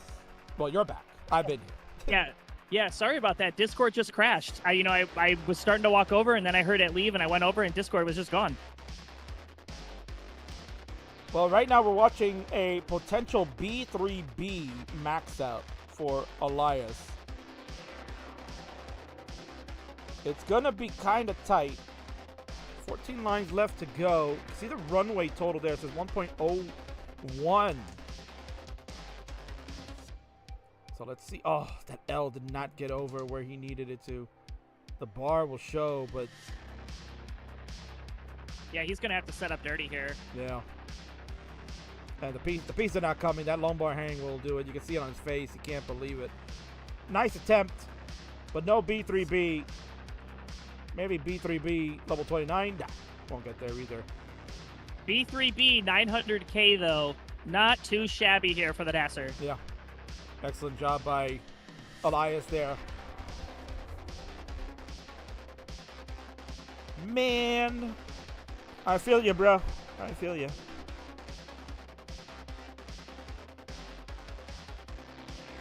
So reminder to players, make sure you increment the seeds. I'm sure over in Illinois that is being taken care of. You got a good team out there that is handling it. Elias seems to be a pro, knows exactly what to do. So just make sure that you hit the ready button, and we are ready to go. Colin's back, so that means you can count it down. Game number 4, Elias looking to wrap it up. In 3, 2, 1, Tetris. Squares in the long bars show up for all 3 players. It means seed is correct. So gonna root for Implode here, Colin. We'd love to see Implode maybe get some points on the board. Don't want to see a shutout here. But if we do get shut out, Implode will be in good company because it would not be the first time anyone has been shut out in a triple threat match. There are at least 2 others that it's happened to, Colin.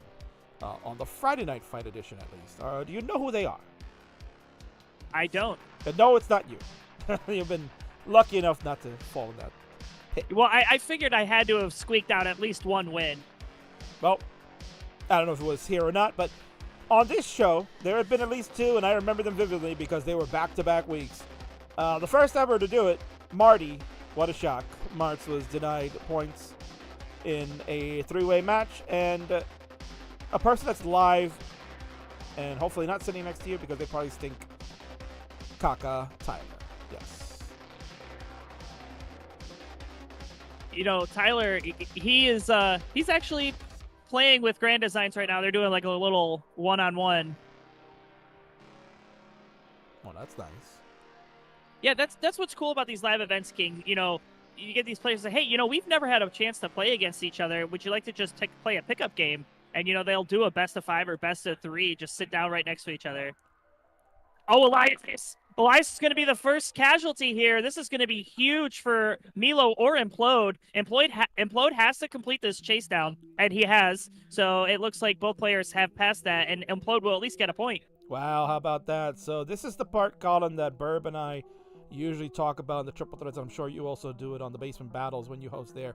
That in a triple threat match, when we get to this juncture of the game, where you are trying to stall out the player that has the opportunity to win on match point, you both have to stay alive. You both kind of got to work together, similar in the vein of a tag team, to make sure that you outlast that opponent. And they have done that. A early top out for Elias after B3, B900Ks, 2 max outs on the board. You could tell maybe the Colin seed finally caught up with him. Yeah, you know, it took its time to get here, but it's finally showing. And actually right now, Milo is getting into this dig. Implode out to an early half Tetris lead. Going to get another long bar and get a Tetris there to make it 1.5. Milo continues to burn. Implode is clean. Yeah, and you can see roller misflips going on right now for Milo. There was a number of rotations that he's trying to do, and you can see the misflips going on. Just nothing new in Roller City when, especially as you mentioned, Colin, he's only 2 months into the rolling technique, and it's pretty impressive so far. I'm not gonna lie. I think he's gonna take his game up to the next level as he prepares maybe for CTWC this year.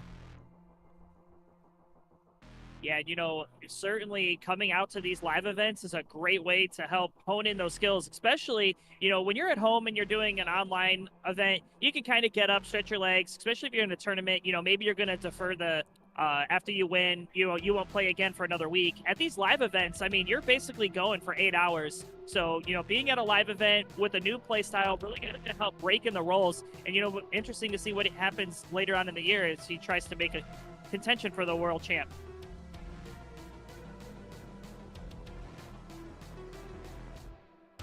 We got Implode. Nice clean stack. 322. About 108,000 point lead. You can see there on the Nestor's Champs data. Yeah, 5 Tetris lead for Implode, and we are only 88 lines through. So, Milo going to really need to turn this up, try to not burn as much. He's lost a lot of ground here, King. Yeah, and again, those misflips, as we were discussing, have been the bane of the existence of this game for Milo, who would love to, at the worst, it's okay if Milo gets second place here because he'll go to 5 knowing that Elias has no points on the board, and that puts them both in a situation that it's basically game set match coming up for game number 5. One of them will be the winner in that instance. Unless, the opportunity for Implode. If there's another early top out by Elias or Milo early tops out in the next game and Implode can pull up back-to-back wins, that would stretch this out to a game 6. That's a good point, yes. So still opportunity, not mathematically eliminated is Implode yet. In theory, could actually get us to 666, but would have to win out if not winning back 3 back. Basically, yeah.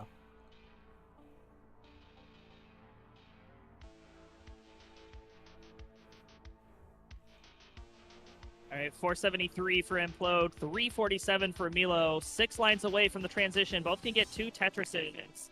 Implode with a nice tuck here. Gonna wait for a long bar. He is ready now. Milo gonna go Akibar, getting another long bar. There's the Tetris into transition at 394. Implode with 1 left in the hopper here.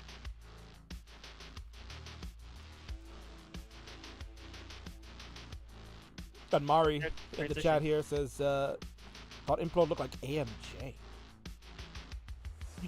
Actually, that's what I thought when I first saw Implode walk in. I had to remember that they are indeed 2 different people.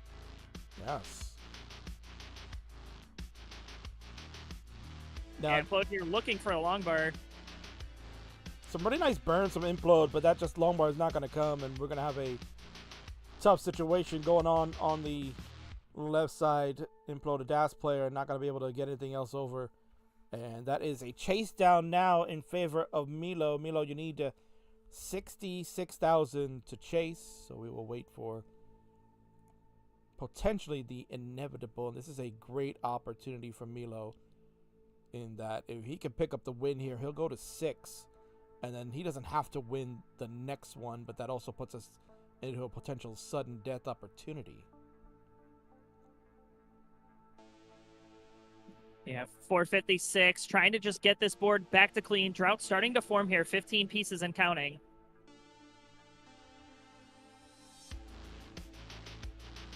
All right, he's set up. He's about 1.5 Tetrises back. There's the Tetris. Now just needs 1 more.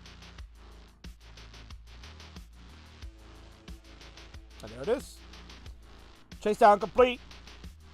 Milo has done it. 520 is good enough, and Milo throwing the roller glove off, man. Is he popping off, Colin, or is he just like, damn it? Is he upset? What's going on over there?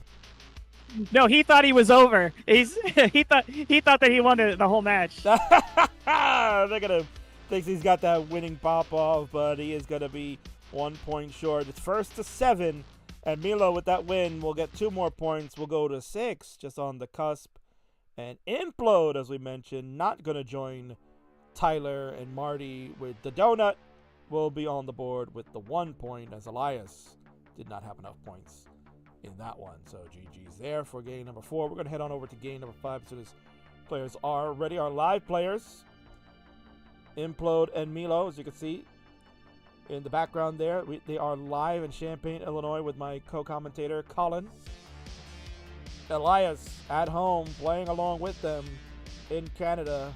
Colin, this could be the future of where we are in the esport realm of Classic Tetris, where we could potentially combine events like this, where you got live event going on and an online potential there that maybe, who knows, some type of championship could be done that way to bring everybody together.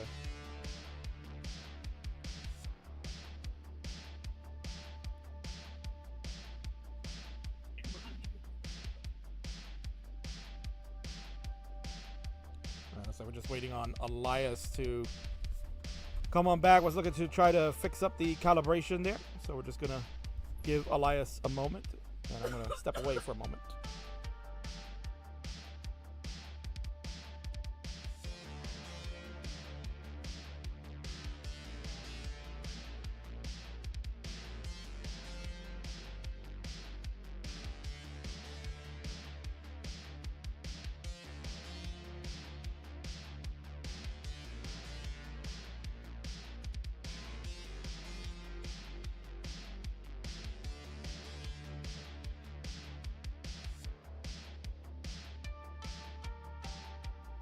All right, King, it looks like we've got 3 readies on the board.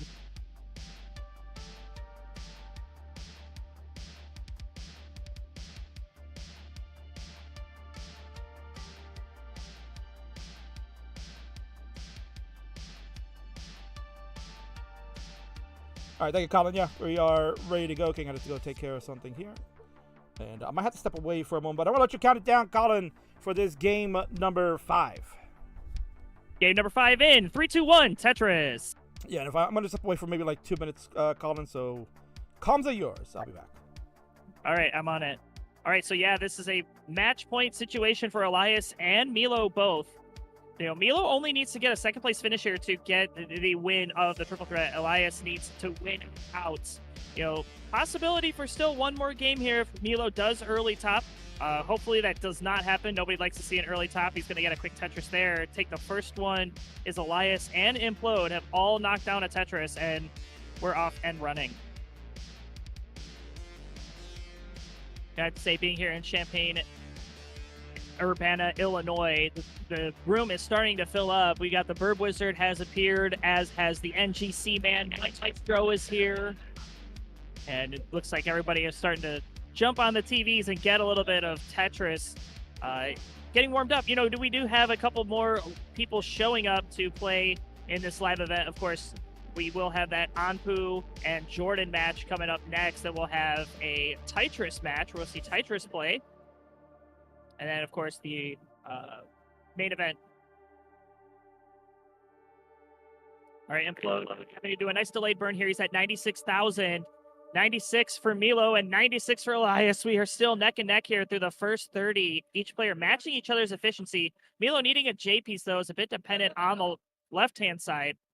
Going to get a nice long bar. Gets that well back open, courtesy of the J piece. And now he's going to start stacking for a Tetris. And there's long bar. There's the Tetris. Milo out in front by a Tetris.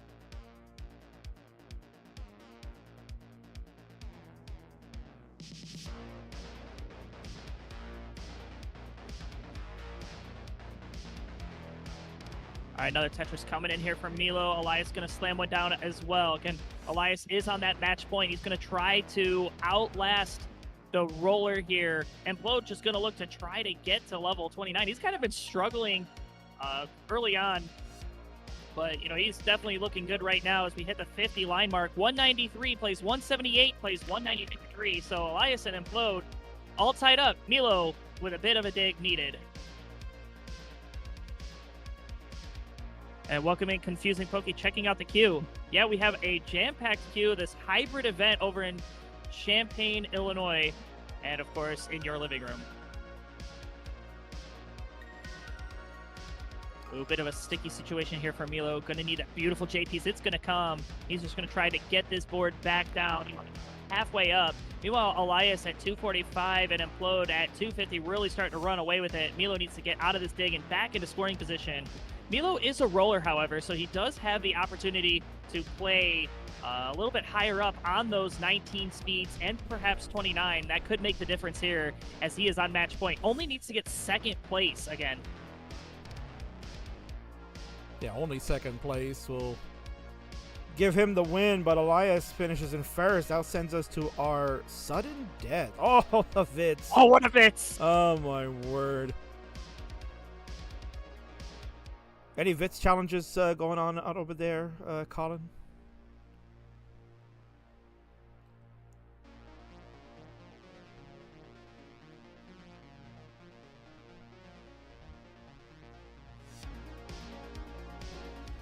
What if we lost Colin while he was trying to throw an emote in the chat? I was holding the wrong alt button. I'm sorry, I had the push to talk on, and I was hitting the function button. I apologize. Yeah, we do have myself and Tetris here, so maybe I will look to put a bounty on there for most Vitses in a side event or something. There you go.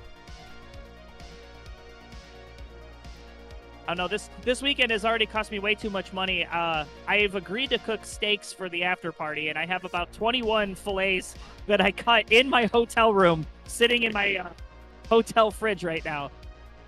No, you better have a receipt for that, man, to get reimbursed. I don't know who's getting free steak there. That's gotta be us. Yeah, we've talked about that. I am getting reimbursed for it. It was $211 worth of meat that I brought here with us. Well then, hopefully you're not cooking them tonight, because this is no meat Friday here, Colin. Yes. Yeah, we'll be doing it tomorrow. In fact, I will be, once Bird Wizard is ready to jump on comms, unless you want me to stay on here with you all night, that's fine. I was thinking of getting a bowl from Chipotle, getting a sofritas. Oh, sofritas. Yeah, that sounds good. Well, you know, you could probably hang out with me for one more, Colin, because we got Anpu and Jordan, I believe, coming up next, if they are ready to go. I know Anpu's definitely ready. He's been itching for that. Jordan hopefully should be ready to go. So once that is said, they will be up next, and you can hang out with me for the former Twitch TV champion playing NTSC. Yeah, you know, Jordan he's kind of just been sitting at a station, just keeping his fingers warm. I think he's zoned in and he's locked in, and he's excited. A nice little Five Below there from Elias, my word. Pulling out all the tricks of the trade as the DAS player. 513 for Elias, 364 for Milo, and 467 for Implode. This looks like Implode's best game of the night here, Colin. And Milo's in trouble now. You know, he's very dependent. Oh, he's going to have some complicated hangs here. He's going to top out. And he's not going to get any points, Colin. He's not going to get any points. They have already exceeded him.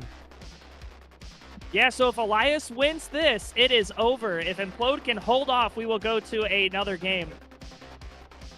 A lot of pressure now on Implode here live over at Champaign, Illinois. Milo probably just feet away. Oh, and Elias is going to top out. How about that, Colin?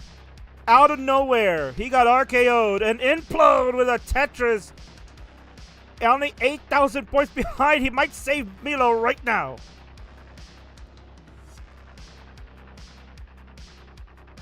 And he did it, Colin.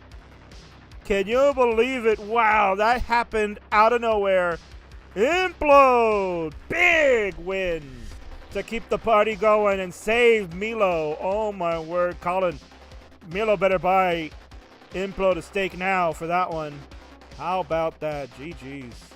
Yeah, definitely earning his steak dinner. And I just gotten word that Maestro is live on Classic Tetris 3 with a coaching session. So if anybody wants to watch the DAS Evolution do a coaching session, you can head over there, open up a separate tab. Don't go anywhere. You don't want to miss the rest of tonight's show.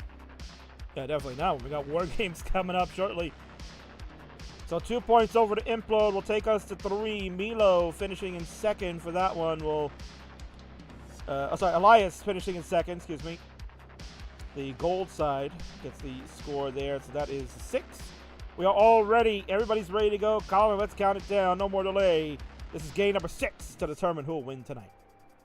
Yeah, game number 6 will kick us into the mix in 3, 2, 1, Tetris. So for those wondering, Implode, even though got the win in game number 5, there is now mathematically eliminated. No way for Implode to catch at all, because Milo or Elias, one of them, will finish at least in second place and will get the 1 point that they need to be victorious. Unless somehow, it'd be crazy, Colin, if we see like a simul top out for Milo and Elias and they both top out the same score. That could be nuts. You know, I just yelled to tell Milo to push down, but he's like, I don't know how, I'm rolling. The dilemma of the roller, indeed.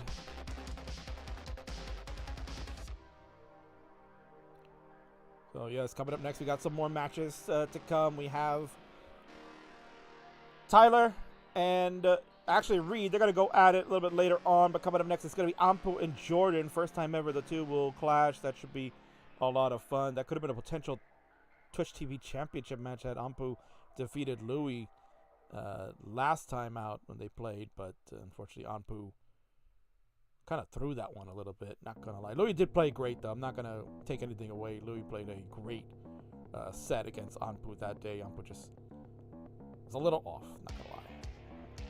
You know, in watching that, you know, of course, I challenged Anpu for the belt as well. You know, the Twitch belt, like you say, kind of was a little bit of a meme, and then, you know, a lot of people were like, you know, I want a chance for it. It's a nice open belt. Anybody can compete for it. And watching that Louis and Anpu match, it was so entertaining. Louis played very, very well. It's probably one of the best games I've ever seen him play. Yeah, he was on fire that night and really gave it to Anpu. They have played before a number of times in triple threats and 1v1s and so on, but they had it that night. Louis just had his number, and that's all that matters. That's the great thing about the Twitch TV Championship, open to all skill levels. And you know, we were hoping to get Louis in tonight, but unfortunately, I know the commitment could not commit to playing here. But we'll see him real soon in a chance for the Twitch TV title defenses that we'll get. And speaking about our friend here for NTSC, Yobi is in the house, Colin. Good morning, Yobi.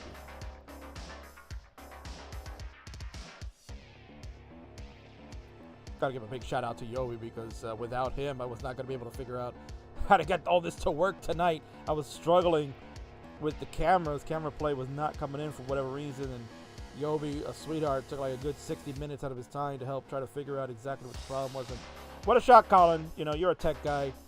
What a shock. It was a simple fix that he and I just didn't see until you do all the checks and balances going like bit by bit. Yeah, you know, and oftentimes it's the little things. You know, people can, you know, spend so much time reinventing the wheel. And, you know, being a tech guy and living in the realm of tech support, you know, it's always the simple things that doesn't quite stand out to you. And then a fresh pair of eyes looks at it, and then you go through your sanity checks, and then boom, you get it resolved. Indeed. So thanks a lot again to Yobi for getting that done. Who knew that you needed an S after HTTP in order to make anything work? So that's amazing.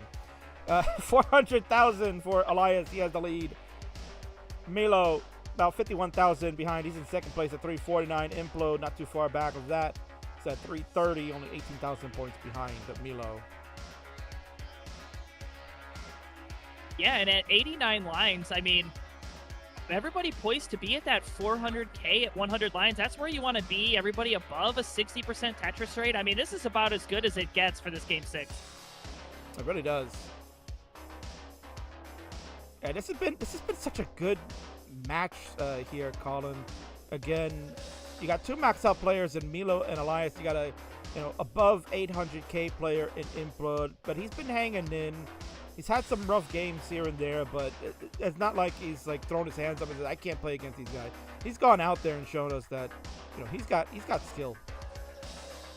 Yeah, and we were kind of saying earlier about, kind of playing out of your comfort zone. This is probably going to give him the confidence booster for this weekend's tournament, saying, you know what, he held his own against 2 max out players. And especially with this weekend's regional here in Champaign, Illinois, it's a little bit different than a traditional one, right, Colin? I think Yeehaw has put together some interesting format of how the tournament will work based on what he has put together. Yeah, I am still trying to figure that out. I'm going to be on this channel tomorrow doing the primary broadcast. And yeah, it will. I have to get very familiar with the rules because I'm sure chat's going to ask what's going on. Well, let Yeehaw know that graphics are always a good thing. Make sure he's got wonderful graphics. Just take a page out of the King's book when we have friendlies, because we'll talk about rules later when we get to the war games, because people will need the rules. Okay, yeah, I'll talk to him. I'll be giving a message to Yeehaw. And while we are transitioned over on Milo's side, is at 569. Elias going to transition at 639. What a game from the Das Wonder Star. And Implode, again, another good game, has really turned it on in this latter half. What a burn into the Tetris for Implode. 555 plays 574 to 690. What a match we've got now, Colin. Yeah, this match is really starting to heat up. We better check the fire exits here in Champaign, Illinois.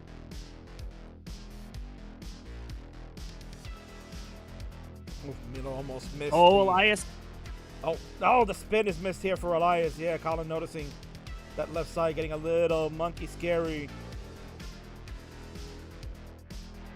Okay, he has the well back open. Just going to plug it up really quick. Try to get this down. Nice T-tap. Wow, what play from Elias. Has about 86,000 point lead, but this board, one slip up could be disastrous. Oh, this left side's going to be very difficult to manage. Has to go flat. Oh, what a vault of the J for Elias, but that tower in the middle is scary as hell. Oh! No! He can't believe it. Unbelievable. Go ahead, Colin. Yeah, I just told the players they got to chase down a 737 jumbo jet, baby. Now, Milo, definitely the one that has the prime form. He just needs to overtake Implode. Make sure finish in second to at least earn a spot. Actually, no, he's got a chance to win it. Sorry, excuse me. Colin right on the money. Yeah, if Milo, he's only got one Tetris needed in order to clinch this win. Now it's Implode. There you go. Implode will overtake Elias. That's it. And that is going to be it. Milo now has overtaken Elias as well. And that will guarantee Milo the victory. But if you're Implode, you want to get these 2 points, man.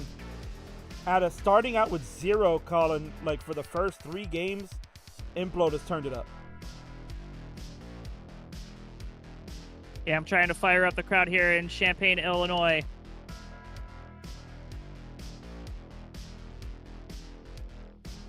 He's at 8:06. Milo's going to be done at 7:54. So there you go. Milo will get the second place finish, get the 2 points. That's going to be the 1 point. So Milo will go to 7. Elias will get nothing, and Implode a strong finish. What is Implode's PB again? I'm not sure. I'm going to look it up. I felt like Yeehaw told me he's a high 800.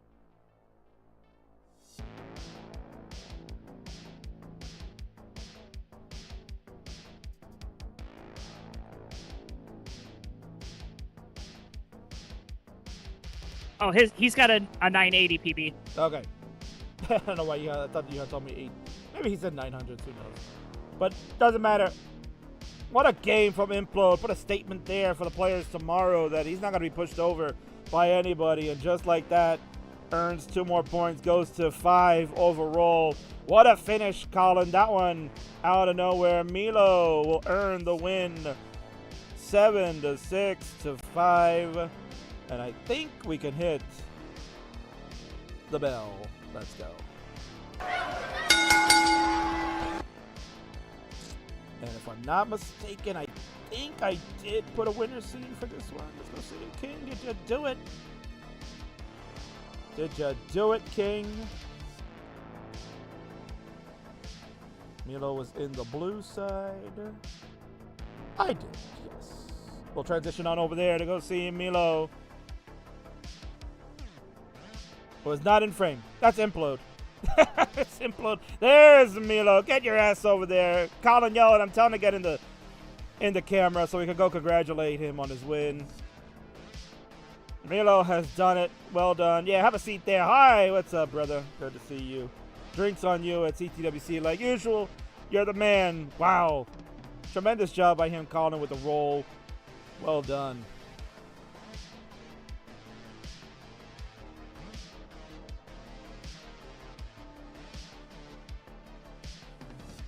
Okay, we got a raid that came in. Raiders of Monthly Tetris, 109 of you. Thank you for joining the party. You just saw Milo come through with a triple threat win over Implode and the Death Star Elias. Well done. They're live in Champaign, Illinois. We're doing a hybrid. It's Rumble in the Prairie on the Friday Night Fight. If you can believe it, stay tuned. We got plenty more action as Milo has left for the Chipotle cart. He's hungry as AF.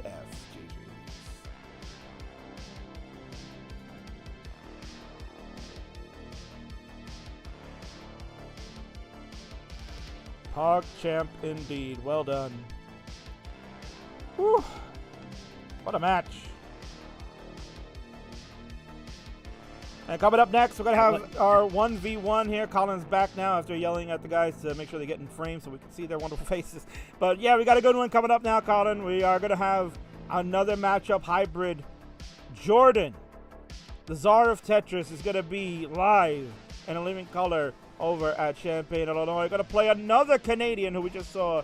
We saw Elias in the Great White North. Well, go back a little bit more, and you're going to have former Twitch TV champion Anpu in the house. The two of them will clash. It's coming up next. Enjoy some pre-roll while I get it set up.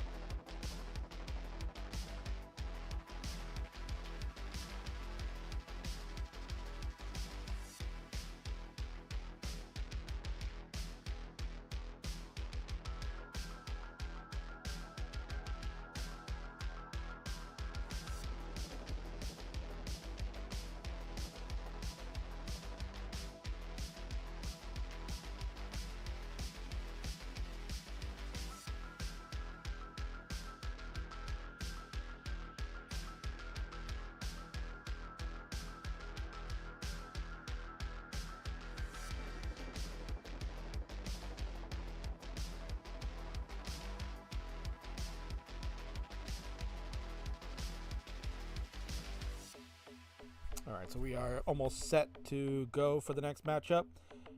Colin, if you're around, just let me know which seat Jordan will be in, and then we can get it going. He's on 7. Thank you.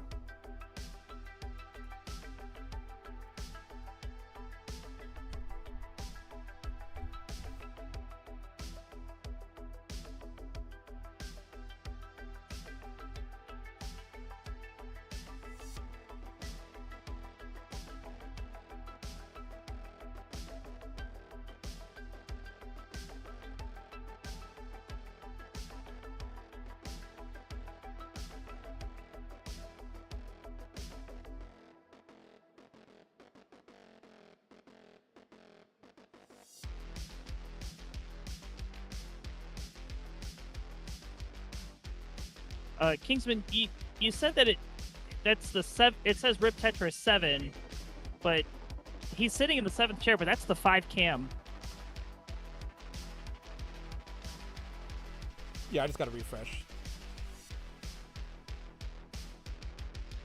And then, can you let Yeehaw know to adjust the camera over there? There we go. See, perfect. All right, Yeah, that was all me. Don't give Yeehaw any credit for that. Well, see, yeah, you know, make sure you charge him extra for that steak you're making.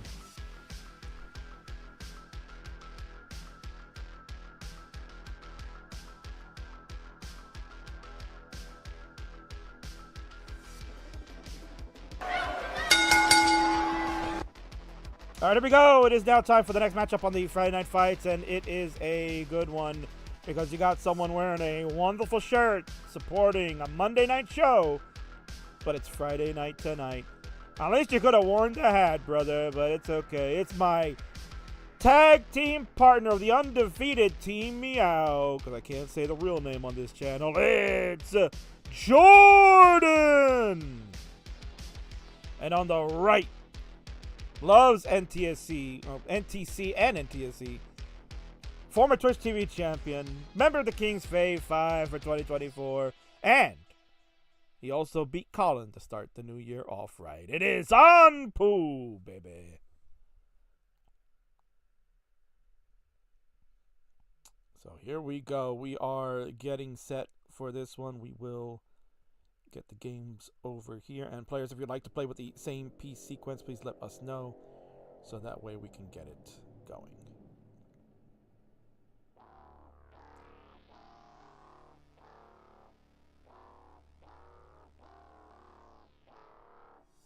And Ampo confirming that they have played once before, but I don't remember it happening. So if it didn't happen here, then it never happened. It's okay. You know, Jordan just asking, he's like, hey, is there an option for ready to get my butt whipped? Well, believe in yourself. That's what you must do. You must believe in yourself. All right, so Jordan is ready to go. I believe Jordan might be declining SPS. Is that correct, Colin? He says, no, with a force. Okay, so there you go. No SPS. Ampu, No, if you are ready to go, Colin, can you confirm if they have readies there? Because I can't see. I do not have a ready from Ampu. I do see ready from Jordan, though. And there we go. We got readies now. All right, so apparently this is the second meeting between the two, but let's pretend it's the first. Counting down, Colin, for this tremendous match. In 3, 2, 1, Tetris.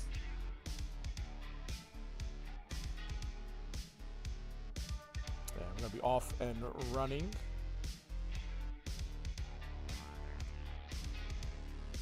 Have a little choppy play over on Jordan's side, but that's okay. Colin is there. You can verify that everything is copacetic. And while Ampu looking crisp, clean, as he always does. Touches for him to get the ball rolling. So best of 5 here between these two. Colin should be a lot of fun. And more stats. Look at all these beautiful stats again, Colin. We're talking about in the triple threat. We got to see some runway action there. You can see it nice and big here on this one. And there's also another stat that got added, the TR runway. Colin, you want to explain what that one is? That it should be the runway to transition, the 19 speed. Correct, yes. So you can see Anpu at a 718 if he plays perfect the rest of the way. And as the more burns you take, you'll see that start to dwindle to be a more accurate reading as we get closer to that transition.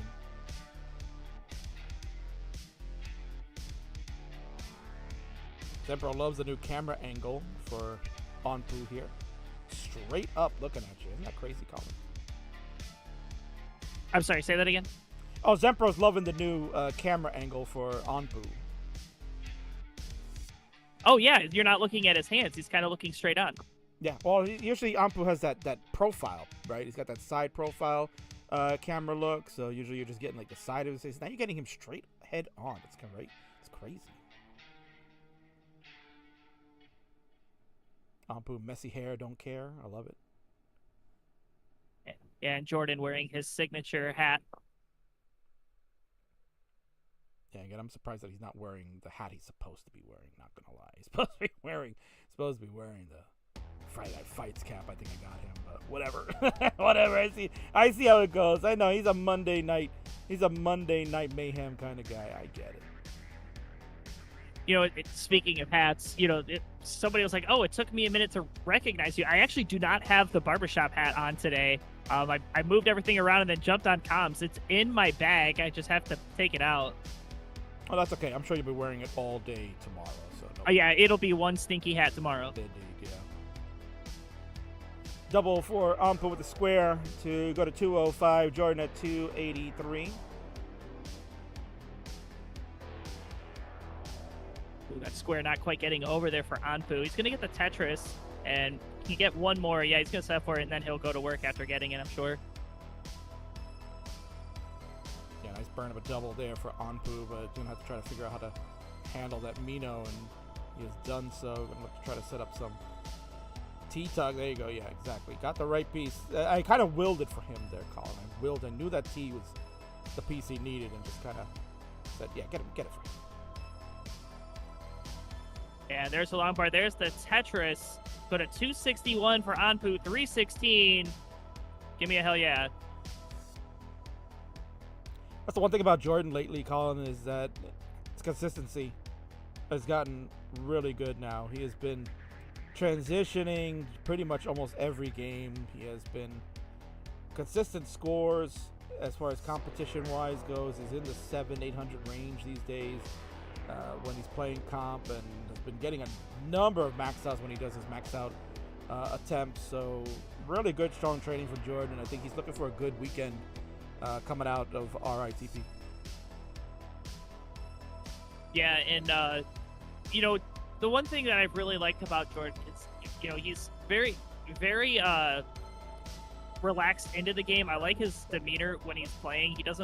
He's very into the game, but he doesn't let it overly affect him. I mean, when you're playing a player like Anpu, you know, keeping a calm head and a pleasant demeanor is what it's going to take. Because Anpu is a very, very strong DAS player. Yeah, and again, you mentioned that Jordan had said, you know, he's ready to get his butt whooped. But as we saw on the last Monday episode where Anpu was trying to defend his title versus Louis, anybody can get got, Colin. Anybody in the world of class Tetris can get got. Go ask Alex T when he played the King. Anybody can get got. But you got to believe in yourself, right? You got to believe in yourself. You got to play the games out. We don't play them on paper. So anything can happen. Jordan will look to try to get off to at least a good start in this game number one, which he has already done. He's out about 53,000 points in the lead. So you can see there, thanks to Yobi's wonderful program, about 3.17 Tetrises.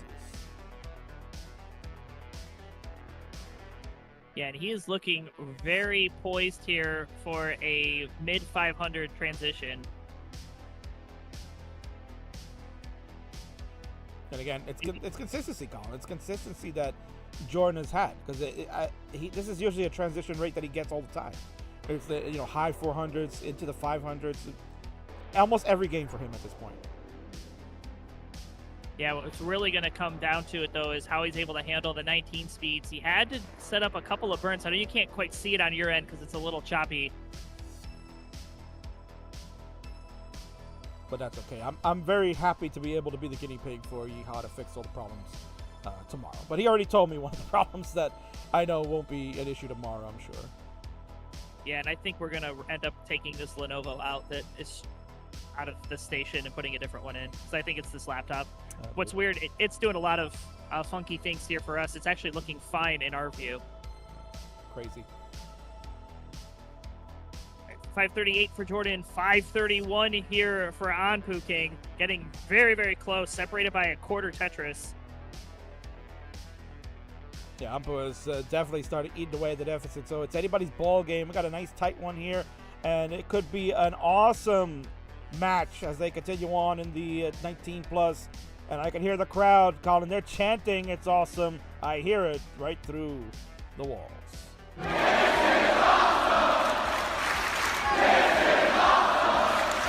that's not so awesome for Anpu. He's going to top out at 541. Unbelievable. That just came out of nowhere. And Anpu is smiling.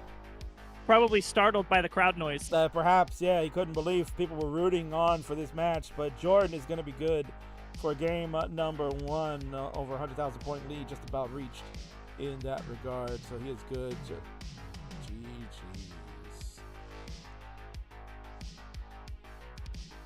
And actually, with this scene, I could actually give a heart to the right person. And using my modified version, but you can see right there in the upper left under RIP Tetris 7, which is not who's playing, that is our friend Jordan. We got the first heart, and they are both ready to go. So no delay. Let's get down to it. We're going to count it down. Go ahead, Colin. In 3, 2, 1, Tetris. Reminder to fans, they are not playing same piece sets. They are playing their own independent RNG, relying on the Tetris gods for goodwill.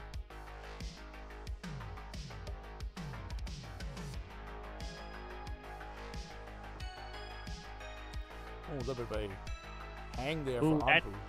Yeah, that T-hang. I mean, nothing dangerous. He should be able to burn this out now that he's down low. Can he get that bar over? Yes. Yeah, as I mentioned, nothing dangerous, but it's frustrating, right? It's frustrating because that's not how you want to get these builds going. I don't want to start, and you have to spend all these lines burning it away in order to fix that. Whereas Jordan, you can see as the pieces are coming in PowerPoint style, will take an early lead, 72,000 to Anpu's 29. Yeah, Anpu going to knock down another quick Tetris to bring this within 1 Tetris. And, you were saying with a kind of an early sputter, not only do you have to spend the lines in cleaning it up, but it kind of also puts a little bit of strain on you where you're like, okay, really kind of get a little mad. And, that could start to tilt your gameplay. So Anpu, keeping a cool head. I mean, that's how you win this game, is by not letting that kind of stuff get to you. And, he's brought this back within 1 Tetris, and we're 30 lines through. Indeed, we are 30 lines through as we continue raging on. We have Sodium Overdose, one of the King's OG Fave Fives in the house, most recent winner of the regional event in Boston back in January. Good to see you. I didn't know Anpu was at Illinois. Well, that's the great thing about the internet, Sodium, is that we can play matches in 2 different locations at the same time. We're doing a hybrid for this event. You got a Monday night mayhem crewer like Czar Jordan, goes by Jordan now these days, playing at Champaign, Illinois' regional event, and you got Anpu in the Great White North of Canada giving it his all, playing in his room or somewhere in the house. I always like to imagine when the players are playing that they're playing in like a living room or some area where the family can see them play, just so they can see what it is. I mean, I play in my basement, so not a lot of people can watch my gameplay. But I do see some people play in like a living room or a common area. I see Jeff, when he's often playing, kind of see his kids running around the background and Kim in the kitchen. Oh, well, there's a reason for that. That's because Kim needs to keep an eye on him at all times, because Jeff gets into funny business and you can't trust him near a computer, so Kim always has to be on watch. Yeah, like forgetting to turn the stream off and streaming for 7 hours of nothing. That's right. Yeah. It was all a test, though. It was a test. Tough misdrop there for the J on Anpu's side. We'll see what kind of interesting setup he's going to do. And what a burn! What a burn! What a burn! My God. Tremendous. tremendous IQ from Anpu to be able to set up that delayed burn sequence to roof it away, and somewhat had the board under control. Now he's got to try to come up with some magical moments yet again. This board not really looking too favorable. Oh, the king bar! Oh my word! And again, Anpu is a DAS player, and that'll do it. Oh, early top out for Anpu on that one, 313, and Jordan said he's gonna get his butt whipped as the Vits. Did he miss the Vits comment? Or was that on purpose? I'm gonna guess that was on purpose. Nonetheless, Jordan's gonna pick up 2 wins. It's 2-0 now. Shocking early top out for Anpu there. Not what you expected from a DAS player of his caliber. King bar on top of a Vits, indeed. And we're going to continue on. We're going to count it down as we're getting close to our main event coming up soon in 3, 2, 1. Tetris. And for those that were hanging out here, we said 5 matches are going to be on the card. Well, unfortunately, since this is a hybrid model, we will not be getting Reed and Tetris due to time constraints, because we are up against the clock. Live over there in Champaign, Illinois, as the venue will be closing in about 90 minutes or so. So you'll get the main event coming up next. The War Games. You've been waiting for it. It's coming up next. Players that are involved, make sure you get yourselves ready to go. We'll be getting going as soon as this one is done.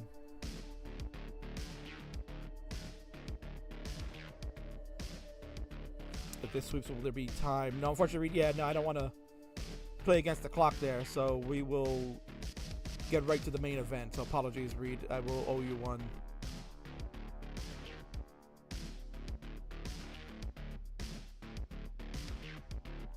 Katsugiri in the chat. I'm proud.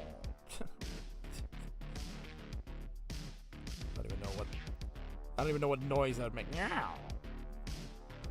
Crazy. Crazy things you millennials say. I was too afraid of don't push me. Yeah, problem. In fact, that probably gives you more time, Reed, to make a diss track, because you know Tyler would have wanted to make a diss track. So if we can get the 2 of you on a future Monday or Friday night episode, we'd love to get the promos and the diss tracks going without question. 124 for Jordan, 148 for the Anpu.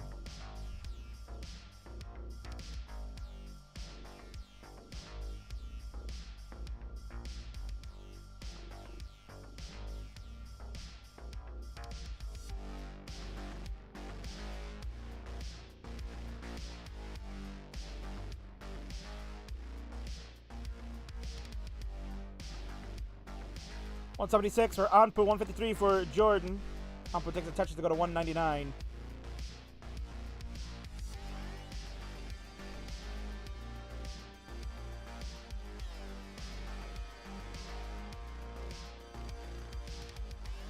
So Anpu looking to try to at least keep the match going here. Doesn't want to go out in the sweep. At least would like to take one game back and run it. Jordan would love to get the sweep, because then he can brag that he beat Anpu. After saying he would get his butt whipped. Always got to believe in yourself. Kingsman, I have Tetris standing next to me. He would like to say hi to everybody. Oh, please, go ahead. Hi. Zoinks! I can't believe Ty is live! I can't believe it!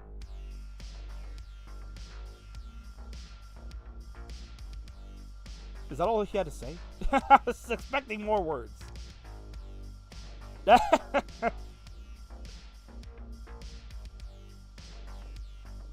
We were expecting more words. Ty, where are you? Did you run away? I'm sorry, just dealing with tech issues. Aren't we all?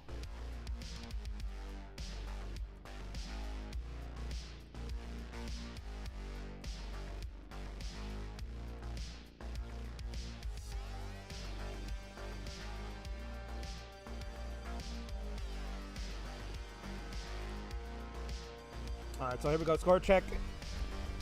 320 to 334. Players actually don't need the score chart because they have the room view that they can see exactly what's going on for the match. They can keep an eye out on the player, their opponent, and keep track of that. But for you, the viewers at home, you would love to have that commentary. Again, we talked about how the information there for Nestor's Chance gives you all those facts of, you know, where players stand at certain junctures of the game. So you can see the level 29 runway sitting at 1.3 for Anpu should he play perfect the rest of the way, but transition runway is 587, same for Jordan, about 584. So they are on the highway to a good transition. A nice high 500k means that they're playing very good and can lead into a very strong high maxed out score should it continue that way.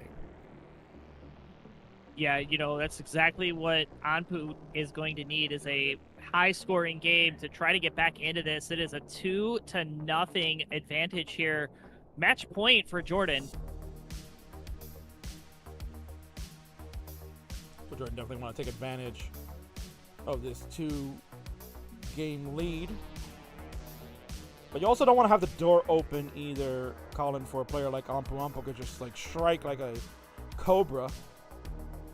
Kind of a segue there. We talk about the War Games coming up next. That's what everybody's waiting for. They want to see chaos in a can. You're going to get it. 8 players going at it, but not 8 players at the same time, Colin. You're going to get a little bit of a unique variant where it's going to be staged in with people coming in at different junctures, and it's going to make for a very, very fun, very entertaining, and strategic match that we were going to get. Yeah, I'm excited to see it, King. It's always fun watching new formats. It's also fun seeing a transition from Anpu. 506, so has the 500,000. Yeah, but that left side for Anpu is so tough. He's trying to figure out the burns here. Oh, what a quick touch with the J! Oh my god! Oh, God, how'd he do it? And managing to almost get out of this. Oh no, more pieces. Oh no, he's gonna hang the bar. And look at Jordan, 643. Let him run it out. He will take the game and the match over Anpu, but let's see Jordan go. Let him cook.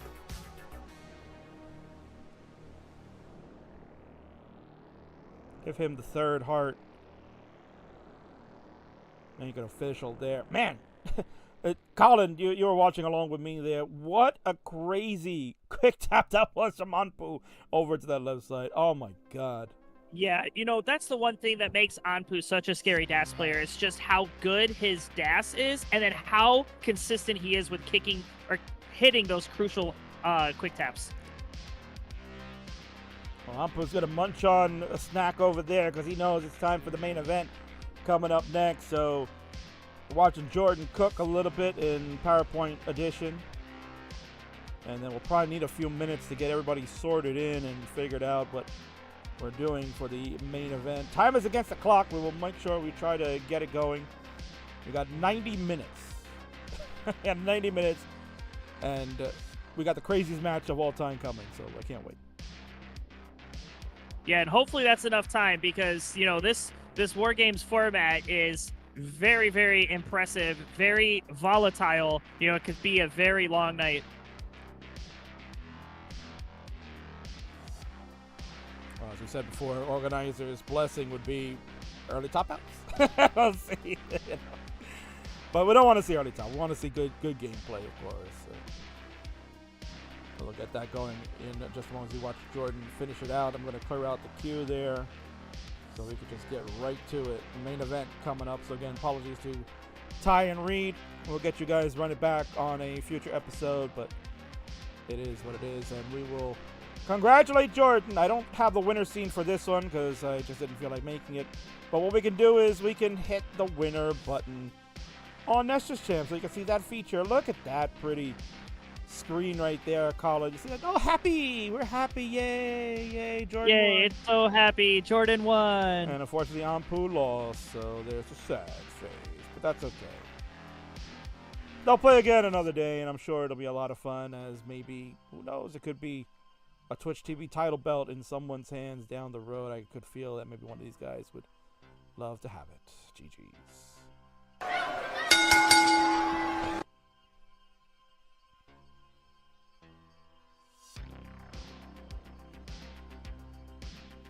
All right, so that is that. We're about to get to the main event now. So it's Team CoalBucket and Team K-Poke. Tremendous match about to come up. It's the War Games. We'll transition on over to that. There it is. This is what you're getting, folks. This is our main event. It's Friday Night Fights at the Rumble in the Prairie. 8 big stars gonna go one on one. No, they're gonna go 4-on-4. No, they're gonna go in something a little more unique than that.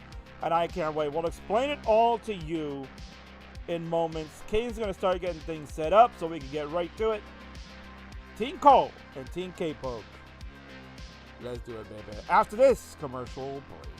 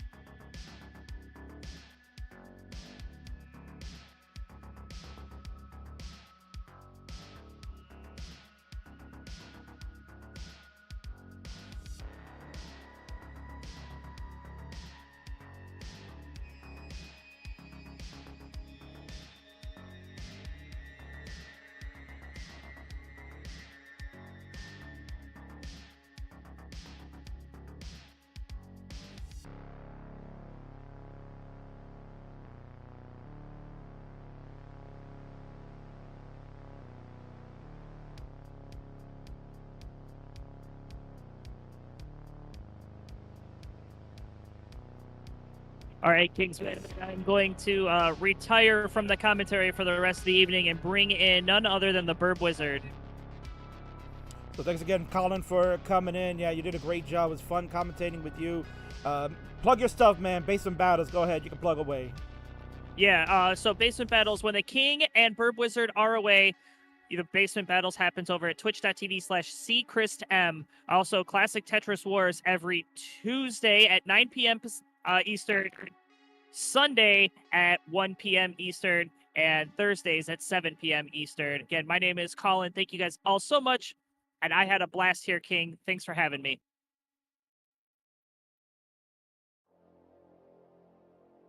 Again, thanks to Colin for hanging in there and doing the co-cons with me, because my co-commentator that's usually here doing the Mondays, well, he was a bit late.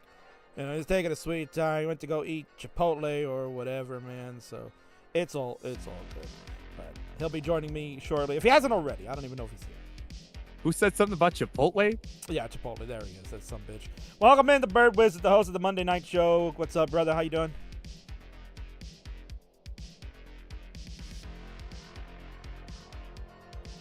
Did I lose Burb already? What the hell? Yeah, Yeehaw was talking to me for a moment. I apologize. Oh, Jesus. I get in here for 2 seconds. And it's like, hey, you know what's going on? I'm just like, I don't know. I just got into the booth, man. Do I know what's going on? Nobody knows what's going on. We got chaos about to happen because, Burb, it is War Games. War Games is about to take place. Here are the Friday Night Fights at the Rumble in the Prairie. We're going to get it going. It is 4v4, but in a unique way. Burb, you've been doing it with me before. We did the very first ever Rivals of when we did Rivals 4. We did War Games there, and it was tremendous with Team Alex T versus Team Dog. How crazy was that? You're going to get nuts tonight. And let's get right to the rules because we're running out of time. And we don't want to have this match not end with a definitive finish. We know how that goes. So let's get right into it, man. Let's get right into the War Games rules. Here they are. Very simple. A member of both teams start the match in a 1v1 game. Players can then choose either a level or an 18 or 19 start. They do not need to start on the same starting level, and you'll see why later on as the match progresses. A new wrinkle here, Burb, added for this one. No line cap, because thanks to NTC, we are able to go beyond the rollover. We can count all those numbers. So we want to see 10 million tonight. Let's get 10 million tonight. We can do it, baby. I want to have it. So that will be a factor in the match. The team that loses the game will have a member of their team join next, making it a 2 versus 1 game. So the two players are going to start off. Whoever loses will get a teammate to join them to start a 2v1 in the next one. And then after that, we will alternate players coming in. So after the second game, then it'll be a 2v2 match with the opposing player coming in, and we repeat the process until everybody's in there, and whoever gets the first to 5 will be the overall winner. Pretty stoked here, Burb. This is going to be great. Yeah, simple enough. It's going to be one hell of a match. I'm ready, man. All right, well, let's see who our first two competitors to begin are. Are you ready, Burb? Let's go. Let's see it. And our first two members will be on Team Coal. You can't see them in the frame there, but it is the Rhubarb, a vicious Rhubarb. We'll kick it off for Team Coal, and on the right for Team K-Poke, it's a Faye Fiver from 2023, King Cobra. Interesting matchup here, Burb, we're going to get. Yeah, I mean, Cobra, a player that's just been, a guy you were right about, for sure. You know, he's been on the rise, I believe, achieving the 1.3 at this point. You know, certainly someone that I think will be up to the task to take on the Rhubarb here. I think it should be very exciting to see how it turns out. Yeah, it's going to be very interesting to see. So, Cobra are going to get put to the test. We're going to find out, does he have the chops to take on a player of this caliber? Well, we're going to find out. Let's do this. Players, if you're ready to go, no SPS. We're going to make it very simple because we're also on a time crunch. No SPS. So, players, you'll play your own RNG and wish you the best of luck. If we can ready up in NTSC, we can also ready up. Cobra already excuses coming out here. I'm playing the week, bro. The excuses already happening, bro. Uh-oh.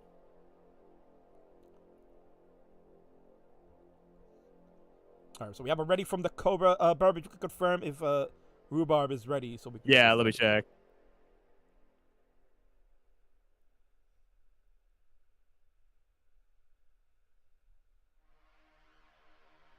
I'm going to have him click the button. Well, thank you. Because that would make my life a lot easier that I could see that. But, yeah, if they verbally tell you. There we go. All right. All right. We have the readies. It's War Games. 1v1 to start off, and then we'll add buddies as the match goes on. This is crazy. This is nuts. This is Nestra's Champs. Burb, let's count them down for the main event. Yo, 3, 2, 1, Tetris. We're underway. Main event, the War Games. I am here with the Burb Wizard. Burb, how was the ride coming in? I've had a long day. It was a very long drive. Took probably about an hour longer than it was expected to. Hence me being a bit late today. But, but again, I'll take my severance package in the mail in the next 3 to 5 business days. Okay, I would appreciate that. Okay, so. No problem. Then we'll make sure that happens. And Colin is the new host of the Monday Night Mayhem, folks, so get ready for that every Monday night at 6 p.m. Eastern.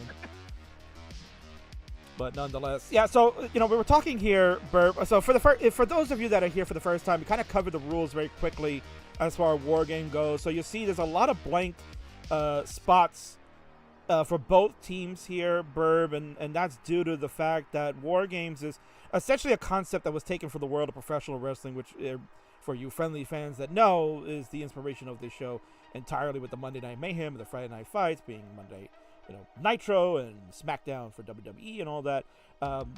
So the concept of War Games was a wrestling concept that basically had these guys fight in cages, and they would, start with a 1 versus 1 wrestling, and then after a certain amount of time, like after 5 minutes or so, then a new wrestler would appear to come in and to be a 2 versus 1 advantage and so on. So I took the concept for that because I wanted to see how it would work in Tetris, and we did that with Dog and Alex T because I felt like that was really the right move to do, and I think it was a lot of fun. Would you agree? You were there that night. Yeah, that was a really fun match for sure. Being there with you and Bidwell, I thought that went really well. Yeah, we saw that. A lot of people were probably complaining like, oh, but how are these guys gonna play when it's 2v1? That's not fair because it's we do combined scores and all that. So I think adding the wrinkle now of the no line cap, it gives the players at the disadvantage a little bit more of a chance to try to catch, right? I mean, if your opponents score 1,000,000 points each and you only can get 1,000,000 points, now you got to chase 1,000,000 points on top of that. But with the players that we have today, Burb, I mean, it's not out of the question you can't do it.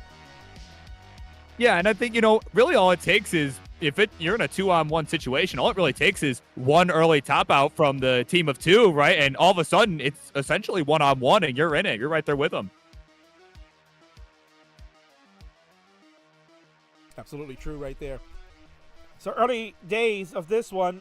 So you'll see at the top the way that the scores are calculated. That'll be the team score overall. But since it's a 1v1 right now, that's their true score. So it's 291 for Rhubarb, sitting in the RIP Tetris 6 seat.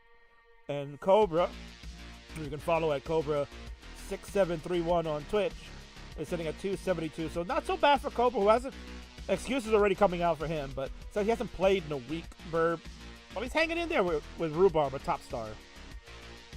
Yeah, sometimes, a lot of people see that as kind of an excuse, but honestly, sometimes taking the week break, sometimes that's what you need to kind of clear your head, particularly after you've had some frustrating games, right? Certainly that's a good way to kind of clear your head. So maybe it's not so much an excuse, but perhaps something that's helping him out here, King.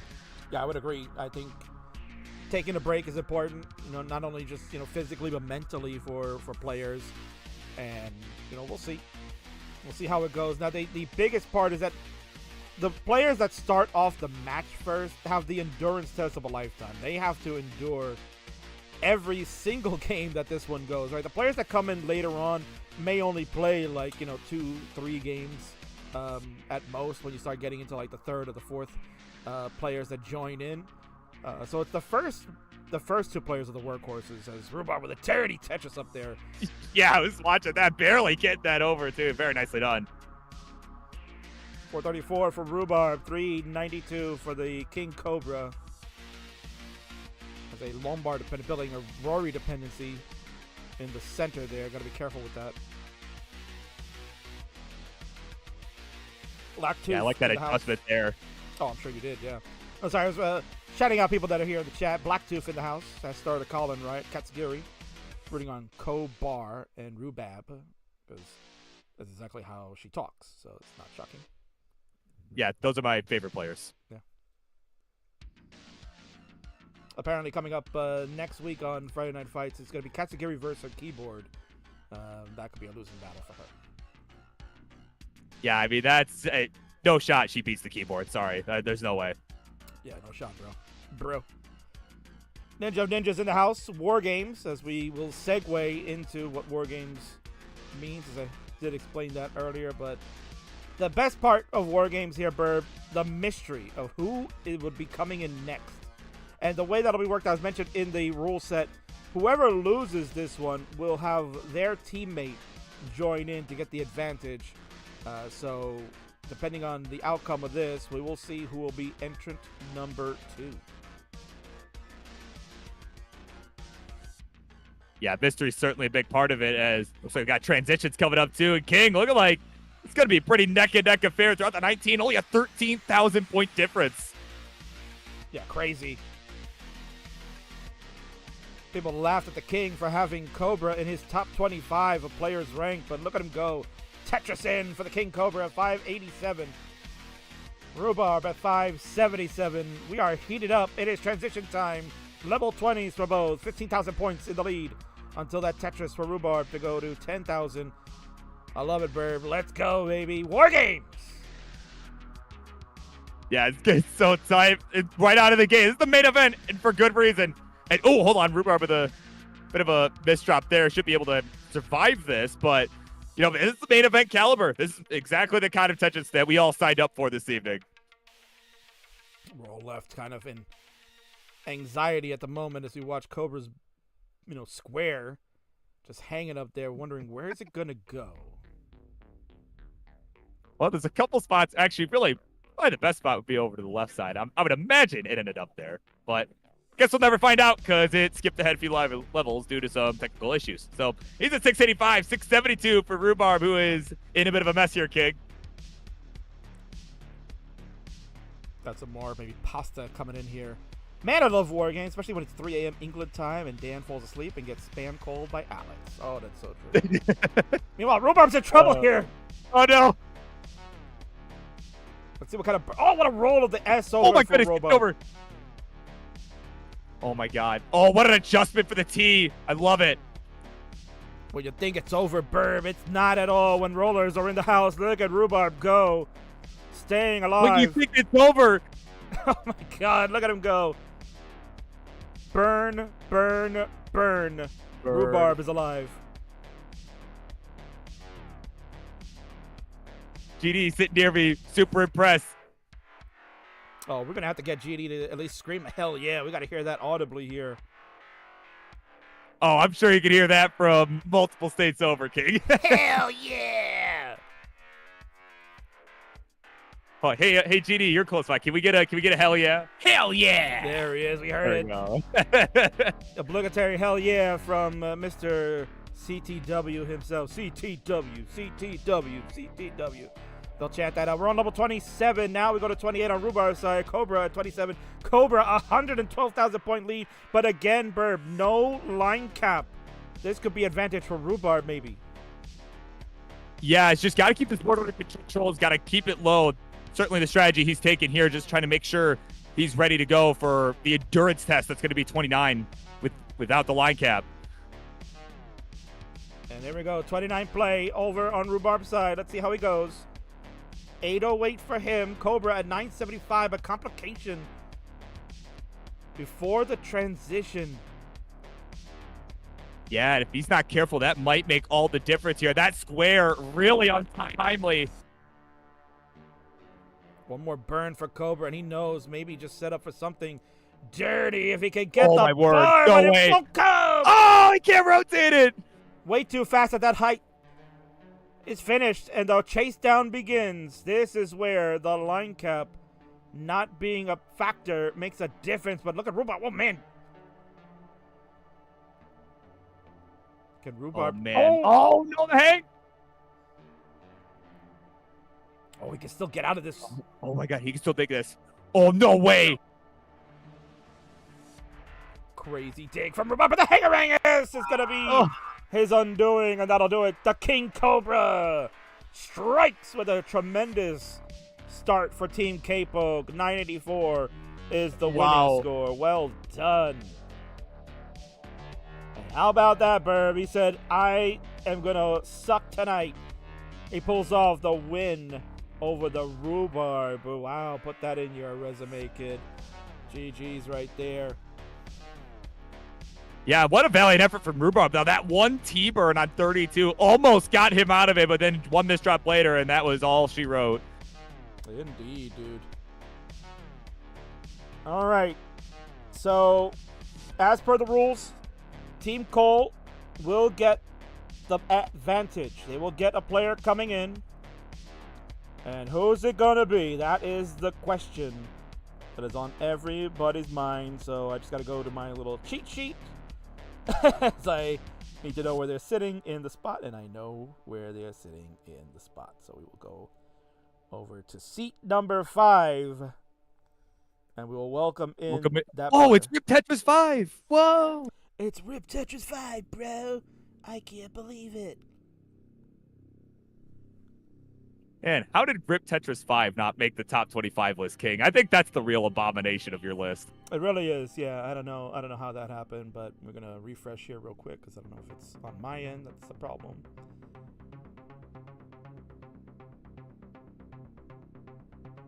I love Rip Tetris 5 as soon as we can see it. We can see. Yeah, I know. It's got to be killing everybody. It is so suspenseful. I want to know. And I also lost Cobra's cam for whatever reason, but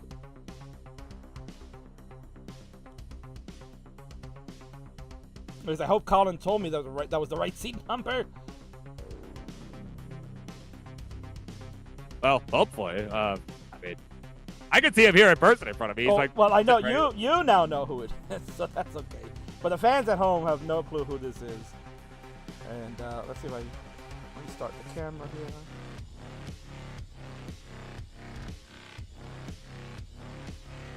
No such luck.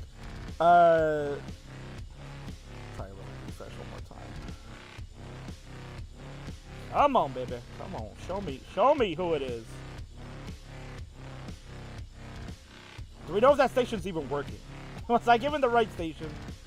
Yeah. Let me grab tech support and see if that was the correct station. Please hold. I'm told, yeah, should be number 5.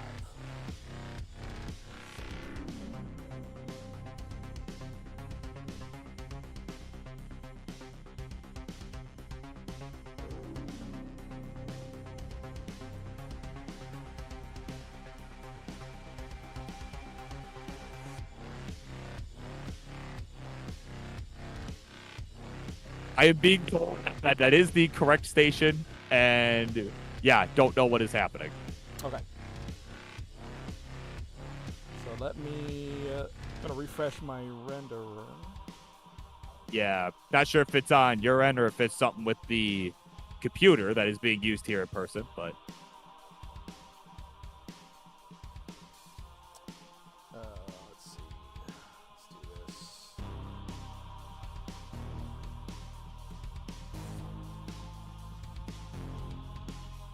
Well, we were off to a good start. Well, we're gonna get a ready from that player. We'll try to see if we can get the cam fixed. The players want to get readies going because I also lost Cobra's cam.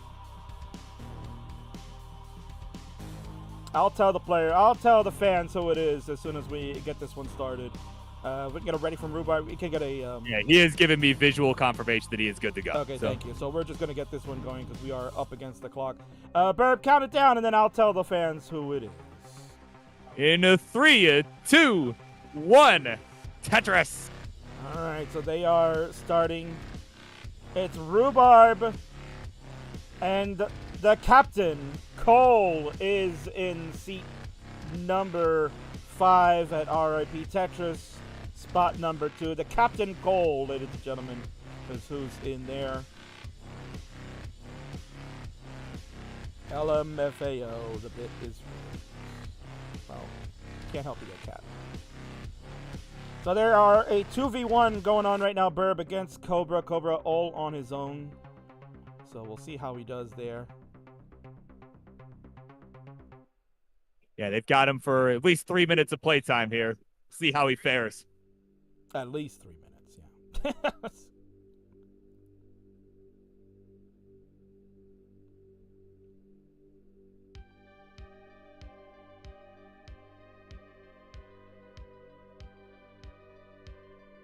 What, has he got to go somewhere in like 3 minutes? I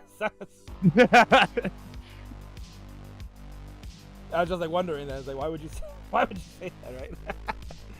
At minimum, 3 minutes of playtime. So good. At minimum, right? At minimum. Well, we got another hour left to go, so we're going to try to get this done in the next 60 minutes. So, unfortunately, apologies that you can't see the cam there. We got at least Rhubarb. Or you can, I guess. You kind of see Cole sitting next to him, you know, but. That's true. Yeah, I did kind of get that, so yes. Katsugiri still hanging out. But you guys first hear the phrase, that's all she wrote. Because Tetris is the first place I've ever heard someone use it, and my friend has never heard it either. Never heard that's all she wrote? All right, that's interesting. Katsugiri is like, 12 years old, so it's not shocking. That's fair. Yeah, yeah. In need of some culturing. Correct, yes. And also, she doesn't touch grass, so that's another problem. That's also true, yeah. Bleh.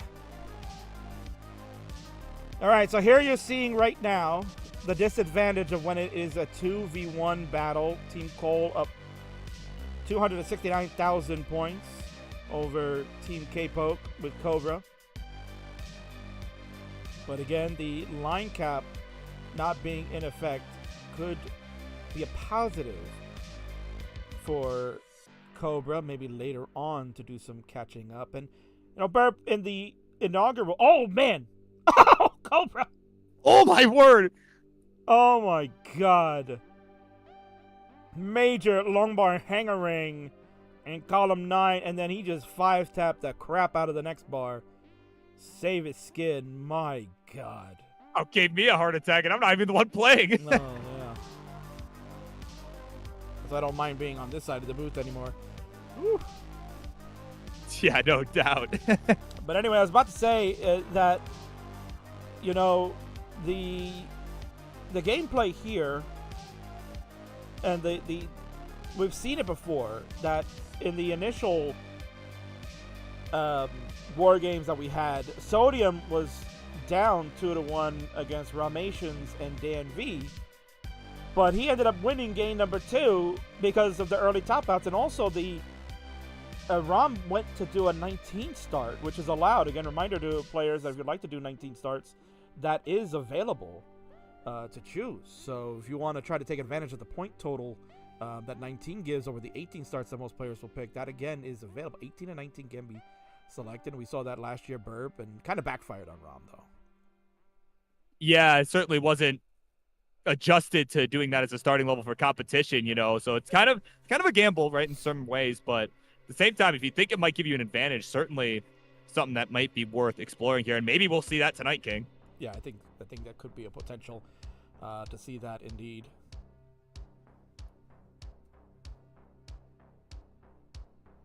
So we're chugging along here, 2v1 right now. It's Cole that's sitting in the RIP Tetris seat number 5. We know Rhubarb is already in seat number 6 as he is getting it going. It is 1-0 for Team K-Poke. Yeah, so Cobra certainly has the game to give, so to speak, right? Obviously, be nice to win it, even though you're up against 2 people, but certainly, a tough task, especially considering, when you're down about, almost 500,000 points already with just a few lines to go to transition. Right. And a lot of people would probably say, but what's the point of doing it this way, right? It's such a disadvantage when you can't have, all 4 players playing at the same time and then you do the combined score together. I feel that this is more of an interesting concept, and to see how players think and how they process it and how they figure, well, how can I chase this down? How can I work with that? And again, with NTSC allowing us to be able to see past the score cap and beyond the rollover, which is really the big hindrance with Max Out Club, we weren't able to see that. Master Champs allows us to do that easily, as we saw with the Alex T game over in CTL just recently, Burp. Yeah, I know. It's been a huge help for us. Everybody's transition here. Certainly could see some pretty high scores like that in this one. Everybody's looking pretty solid. Yeah, 517 for Cobra. It's a good score, but he's down 1.1 million to the 2 of them. Although Cole has a messy 19 to start up. And bold choice here for the captain, Burb, right? You think maybe the captains would wait a little bit later on, maybe as the third or the fourth person coming in to kind of help balance things out. But Cole said, no, I want to go second. I want to be in there, and I want to help my team win. So bold move by him. In trouble to start there. Yeah, certainly is going to require some digging. And, you know, if you're Cobra, too, kind of on the other side of things, right? If you're Cobra, oh, hang on. Cole's in some hang on, let me hold that thought. Cole's in trouble, but gets the bar over to the left, King. Oh, my word. Oh, my God. It's like it's nothing for these guys these days.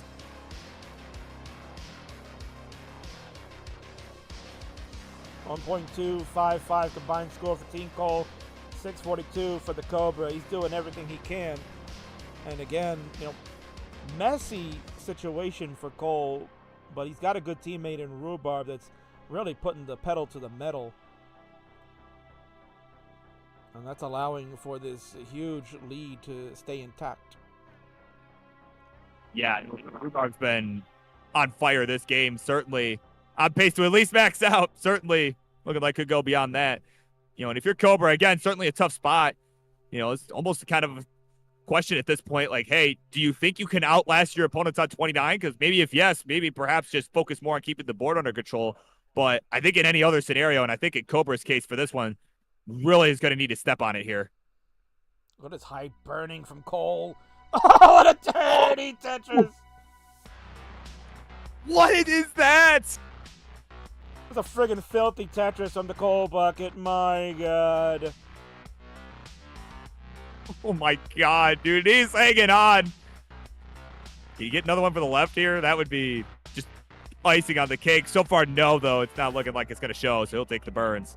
Wisely so, but man, what a filthy Tetris. Like, protect your families, man. That's filthy.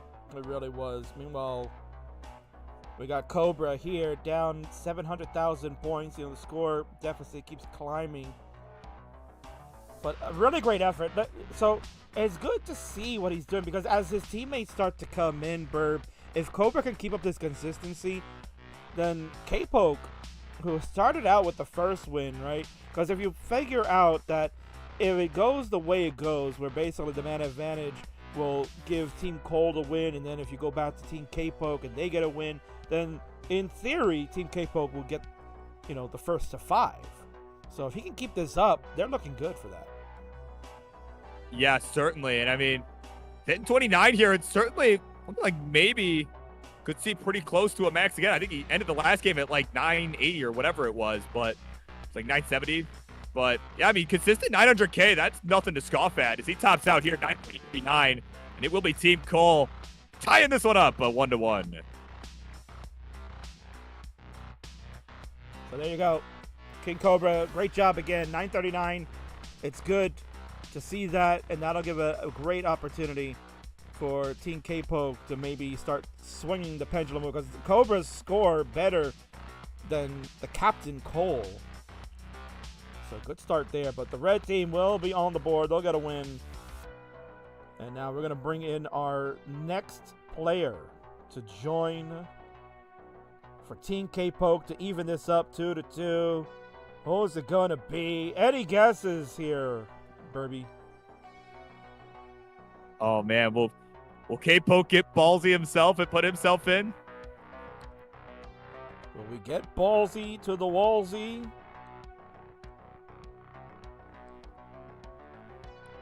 Well, hopefully it will show. Our next player coming in, it is going to be Jerpy will join Team K-Poke. And sadly, no cameras still. Can't get the cameras to work now. Jesus.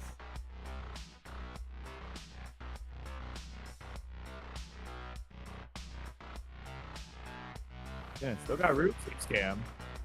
Seeming like nobody else wants to show up for whatever reason. Yeah, it's crazy, isn't it? It's like, oh, what happened to all these? All the cams were working perfectly tonight, and now they're not working. Cobra, do me a favor. If you can click your camera off and then add it back in, that might work. Because restarting the camera on my end is not working. So.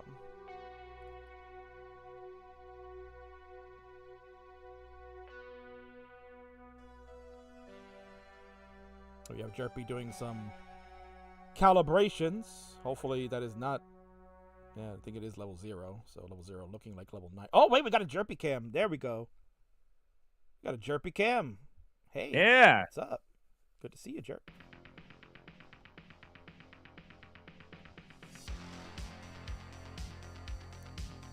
So maybe if you tell Yeehaw there, Burb, if he's got to check the cam there, if he can click it and maybe unclick it, maybe that'll work. Yeah, let me find him real quick. But if not, no big deal. We don't want to hold up things here. No, time is of the essence. So players, if you're ready, just ready up. We got a ready from the Rhubarb. We'll need a ready from Coal, and then we'll need a ready from Jerpy. Mine is showing 9 color. Yeah, I mean it's a calibration issue.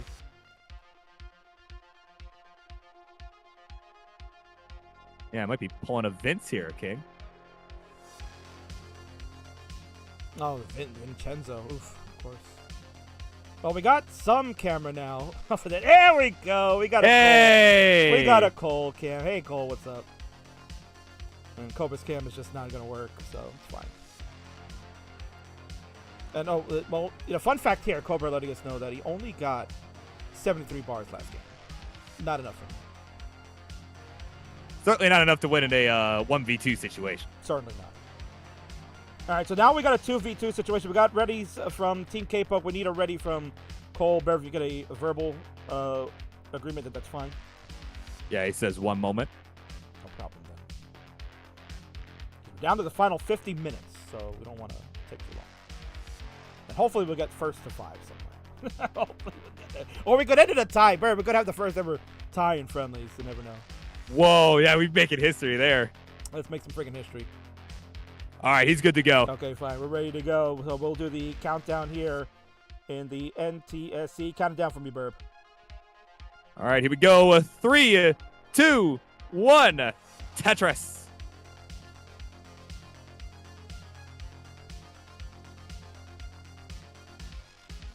So don't mind the colors on Jerpy's side. It is a calibration issue with the level. Zempo was kind of mentioned that, but that's fine. It is level 18. Scoring will be correct, so don't worry about that. There you go. See, 22,800, so it is fine. All is good here in NTC land. Yeah, race against the clock. Don't really got time to deal with that right now. Yeah, exactly. What do we look like? CTL? Come on now. Yeah, we're not going to stall that long. But Cobra's probably happy now that he has a teammate to join for this one. It is 2v2 now that they can go at it. So the man advantage is going to go to the team that loses.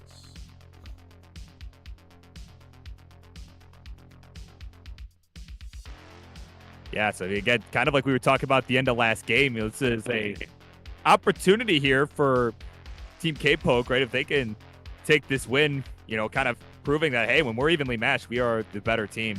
Correct. Perhaps we can see a bit of that at play here. Correct, yes. And look at this long bar dependency going on for Jerpy, my word. No bars coming in.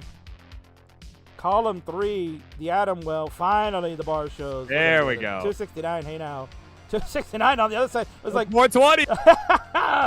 Oh man, we were pretty tight there. I like it.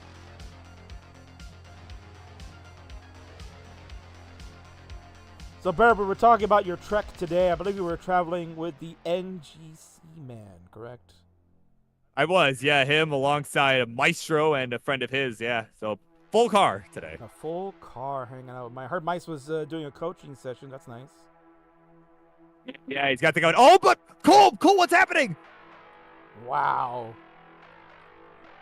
Early top out from the captain of Team Cole. Finished at 172. Madame CoalBucket and Papa Bucket are not happy with that. Senor Bucket, no. No bueno. Yeah, that's a tough break there, especially, this early in the game.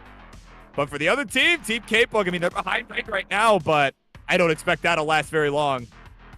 Agreed. And for the fans watching on Twitch and YouTube, well, that is pretty nasty top out I bring in a nasty person to tell you about it.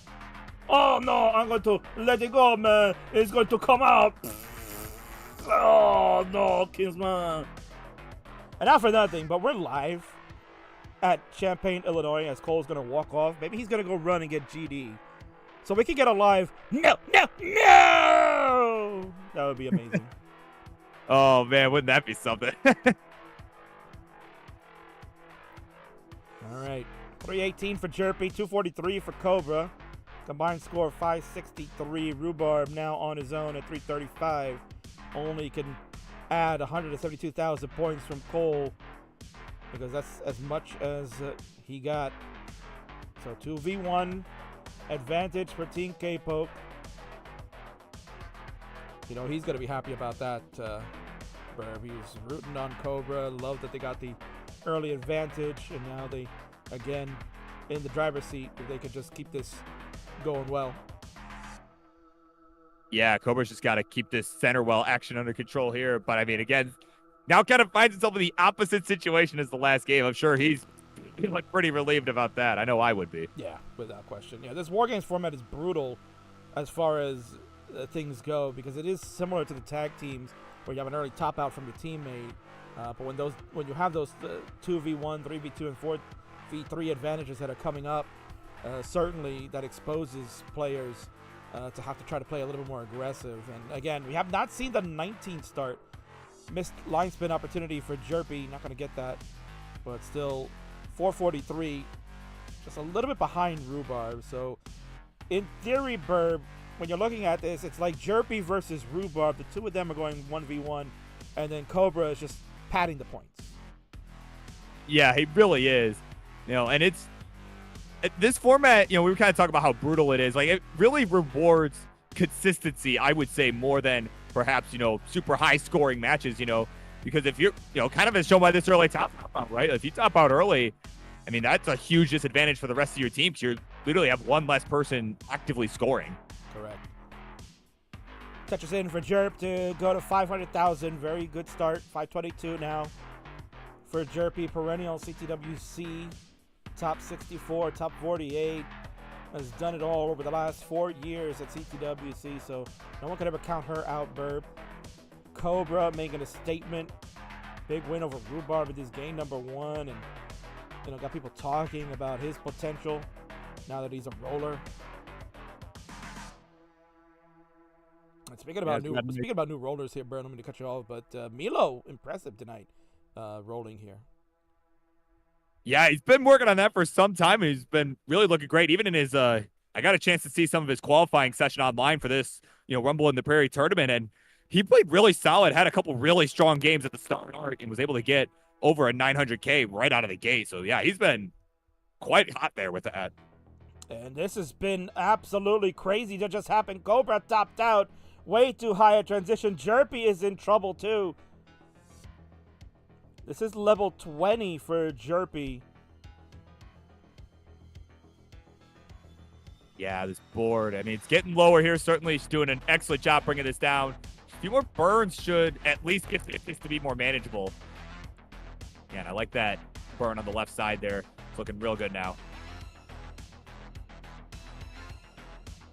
Yeah, now heading into level, this is 23, I believe. Again, the calibration's going to be off for Jerpy, so you're only going to get the 19 colors, but the scoring and the speed are correct. Meanwhile, Rhubarb, 809, he has cut the lead in. It's, again, Burb, it's exactly what I said. Jerpy, Rhubarb, 1v1 now at this point, because Rhubarb, tremendous score, 810. Yeah, Rub's been on fire all night, and, you know, if you're Cole and you're on Team Cole, certainly I think Rhubarb going to be the guy to be the difference maker tonight. Tremendous digging here for Jerpy, trying to stay alive. Does not want to give this one away after the 2-1 advantage. When the early top out from Cole probably like, come on, Rhubarb, show me what you got. Again, no line cap on top of that too, so that plays a major factor for players trying to chase.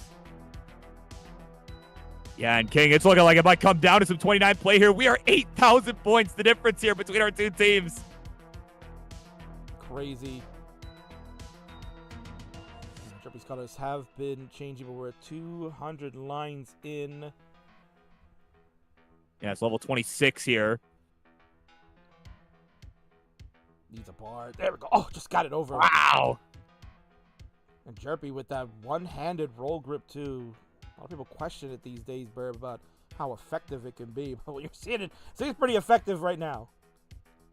Yeah, it's really bizarre looking at it. I've seen it in person. It's cool to see it work well. It's not something you would really expect would actually be effective. It's kind of you were saying, but you saw right there. He's able to get it over, get out of the mess. Now we're on level 28. If I can read that line count correctly, it looks like I was level 28. It is correct. Yeah, 223 lines for Jerpy. So we're about to hit the 29 speed. Jerpy coming up with some great solutions here to just get this board under control. Gonna get a triple, and we are Tetris in. Let's go! Level 29 play. Rhubarb is already on 30. 1.15 for Rhubarb. It's a 65,000 point lead for Team Coal. Jerpy has to set up for this Tetris, but we need a bar. Double in. Look at Jerpy go. That was a really good burn. Rhubarb, though. Oh, my God. He's cooking. Burb. Yeah, he's showing no signs of let up, man. Yeah, Burb, he could do this all himself with that top out from Cole early on. You thought it was pretty much over, but look at him go. Yeah, and he's been kind of the one making the difference here for this team so far. As Calvin predicting earlier, is all the fans in the background screaming like crazy for him. But yeah, he is really cooking here. He's got to keep this fire going for his team to have a shot here. 995 for Jerpy. 1.3 for Rhubarb. Level 34 for him. Oh my word, set up again. Another Tetris King. He is not slowing down one bit. Has over a 300K lead over Jerpy herself. This is crazy. Jerpy has finally maxed out. We are in level now 25 for her. Rhubarb goes to 36. If I said 25, excuse me, 35. And he's on 36 now. Oh, the hang for Jerpy on the left. Oh, I think it's going to do it. That is going to do it. Wow. Look at that. Now the calibration there a little bit wonky. Yeah, I was saying, I don't think that score is right. No, it definitely was not right. Yeah, he already had a 1.3, so clearly, we got to do some calibration fixing over on that side. But level 38 we go to for Rhubarb, and Team Coal gets the game. They get the win for that one. They will be up 2-1. Wow. Tremendous. Huge comeback. That's a huge comeback indeed. GG's there. Wow. And that's going to lead us to having Team K-Poke, who lost that one. They'll get the man advantage this time. So we're going to bring in K-Poke's team member. Yeah, and while we're getting that going,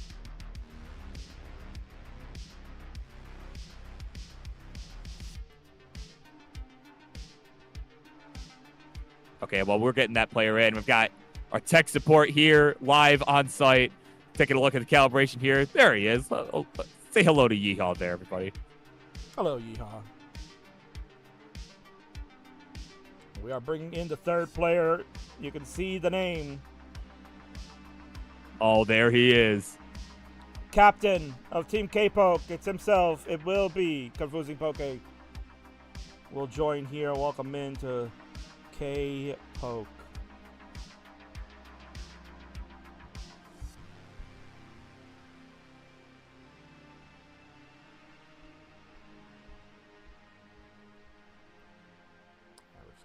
All right, so we're going to get Rhubarb getting to level 0 going for some calibration real quick.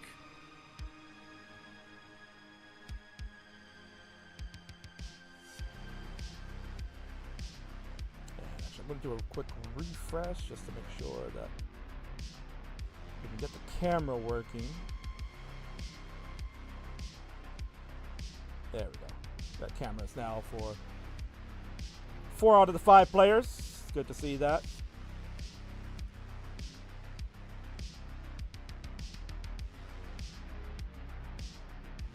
Cobra wants to know what Jerpy's level PB is.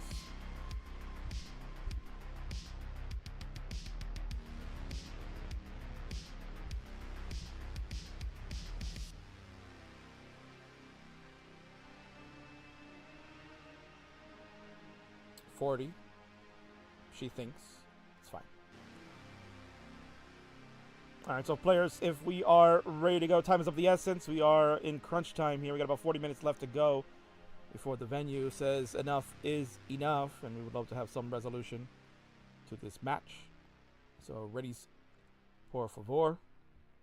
We'll do a game over once more for all our players so that they can ready up. Burb, if you can give me the verbal readies from your fellow friends over in Illinois, that'd be helpful.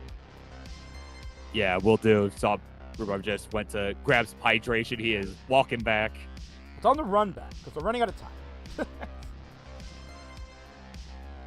Imagine an online event here, Burb, that's running out of time. Right, seriously, can you imagine?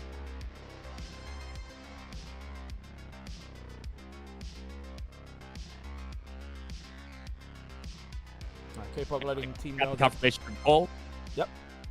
You got a confirmation call. I got it ready from Rhubarb. We just need a ready from Cobra. King Cobra, we need a ready from you, please, so we can get this game number 4 going.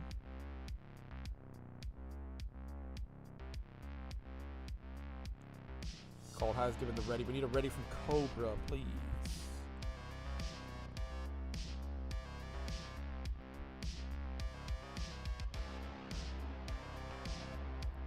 I gave you a ready. You're supposed to hit ready in the damn thing, man. What's wrong with this kid? Count him down, Burb. My word. Count him down. Here we go. A 3, a 2, 1, a Tetris. These kids, man. I've been ready for 5 minutes, King. Unbelievable. Can't bring him anywhere. I know, you can't. And he just got back from somewhere. His parents just, like, dumped him off and said, here, go away.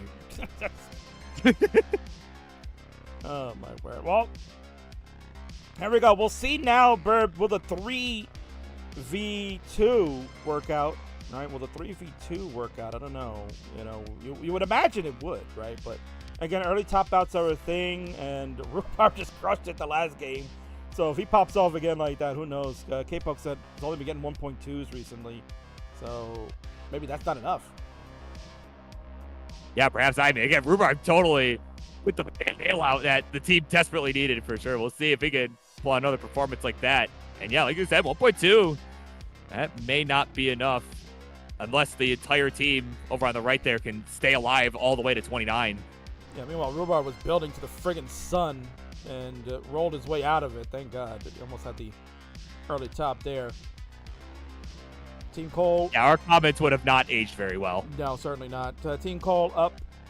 It's not up, excuse me. It's got 184 the score. Team K-Pop with the extra man advantage, 333. So again, the team that loses gets the player to come in. So that's why Team K-Pop had 2 people come in versus Team Cole not getting another one added after the 2v2 because it's the best way to make it work.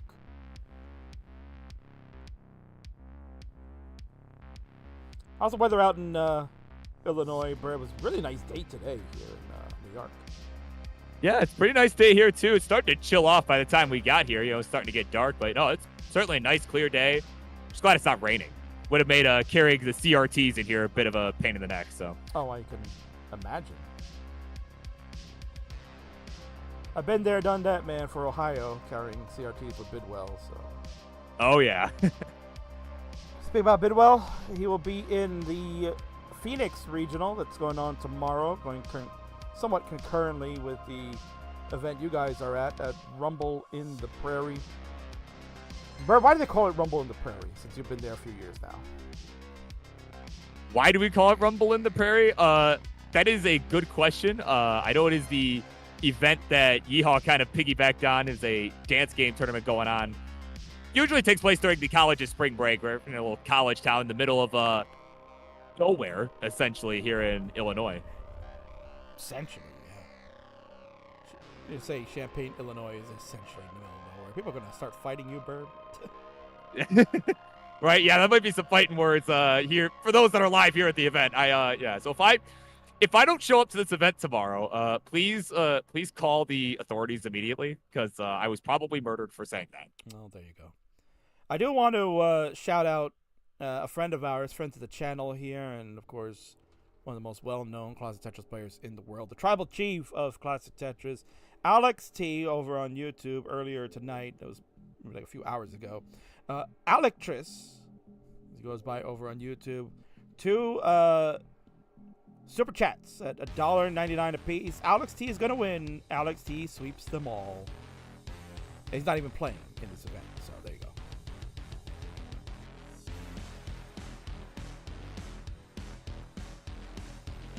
We got score checks going on. Million points already for Team Capo. They got about a 379,000 point lead over Team Coal at 725. So that's where you see the man disadvantage again playing a factor in this one. But who knows? Rhubarb could do some more Rhubarb magic if you get early top out from one of the members of Team Capo. No line cap allows a player of Rhubarb's caliber to go ahead and chase things down. So that'll be interesting to see. Yeah, certainly something we could see again is actually, speaking of early top outs, Poke in a bit of a bind here. Was able to get some really good birds, though, King. That was really smart play to efficiently get this down. I was looking like maybe that might be fatal, but he's a pro. He knows what he's doing. Yeah, absolutely. Not fooling around here. He knows how it goes. Member of Division 1 back in CTL. He's been in CTM big-time events like Masters. He knows what he's doing. He don't fool around. And, of course, top 16 at CTWC. Tremendous match he had with Huff in 2023 there. Yeah, very well done there, of course. Yeah, and then, of course, you got to remember 2022, this matchup against Eric ICX, the world champion of that year. It was a very excellent match. It was one that kind of sparked the discussion about a line cap being put in place for the future tournaments. Yeah, indeed. So, certainly someone that is a player to look out for.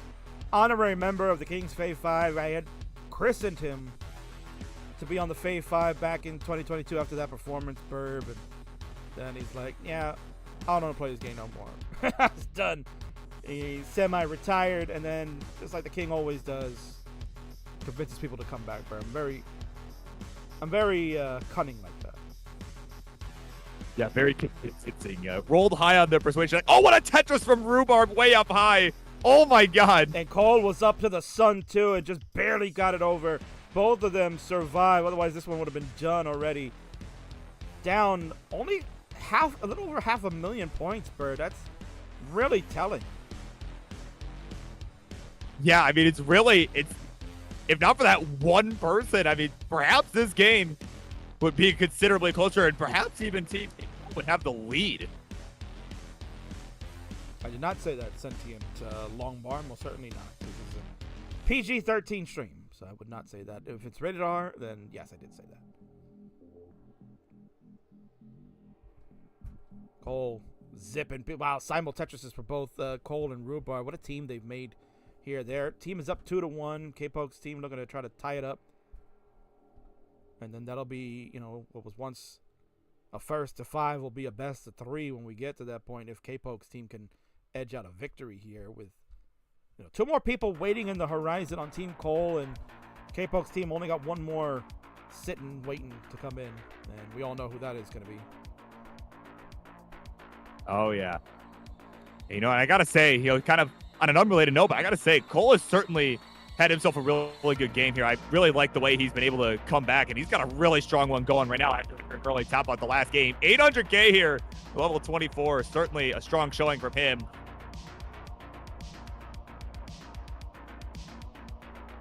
Tetris for K-Poke. Individual scores for Team K-Poke. 839 for K-Poke, 747 for Jerpy, and 665 for Cobra. So that's some good team chemistry there. On the other side, Team Cold has got 844 for the captain. He put it into another gear. Rhubarb been struggling mostly in this one. Dirty Tetris to go to 693. But we'll see if things heat up for Rhubarb. 29 play has been really good tonight. Yeah, and I mean, in a situation like this, down The team down over 800,000 points. He's certainly going to need it regardless of how quickly the opponents top out.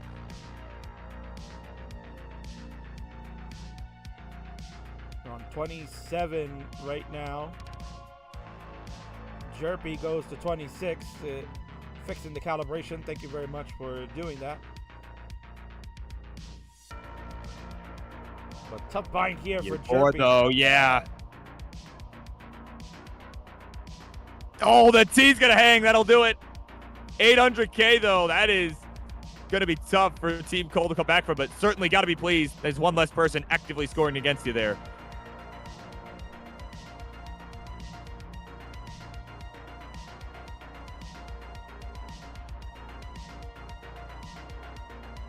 So we got Rubes on 29. Yeah, we're about to head on over there. So Cole and Rhubarb finishing things out. Rhubarb's going to be done 9:58. So Cole, no line cap, needs to chase 900,000 points plus as K-Poke and Cobra still going. Cobra is about 3 lines away from the changeover. Yeah, I mean, if Cole's able to get this, I mean, we're going to be here a while. We might get thrown out of here pretty quick.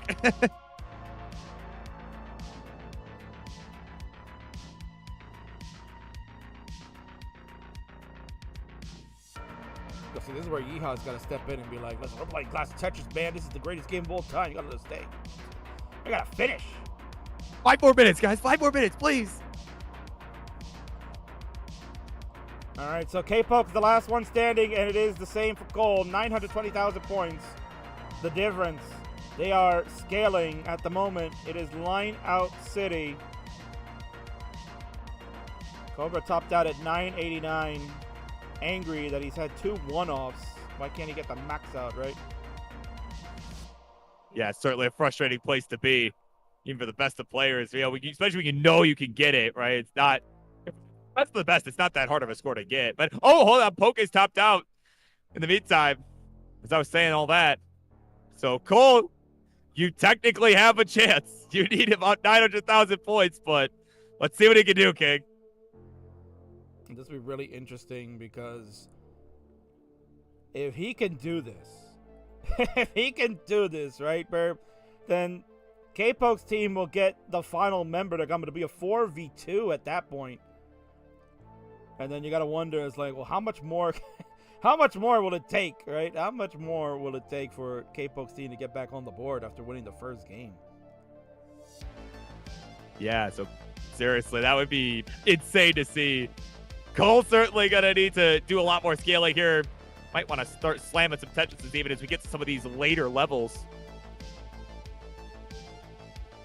I mean, this is kind of what you train, right, Burb? Is what you kind of train yourself to play, because like the longer you can last in situations where you're trying to, outlast opponents, the better, right? I mean, obviously we're in the era of the double kill screen where, he hit 39 now. Normally that would be the end here. But now it becomes, well, can we chase this down? I'm very intrigued. Yeah, there's a nice Tetris there to bring it to under 800,000 points. Oh, the hang, though. Oh, no. Oh. Oh, it gets it. No way. Still got a ways to go. That left side looking really tough. Give it to him. Oh, my God.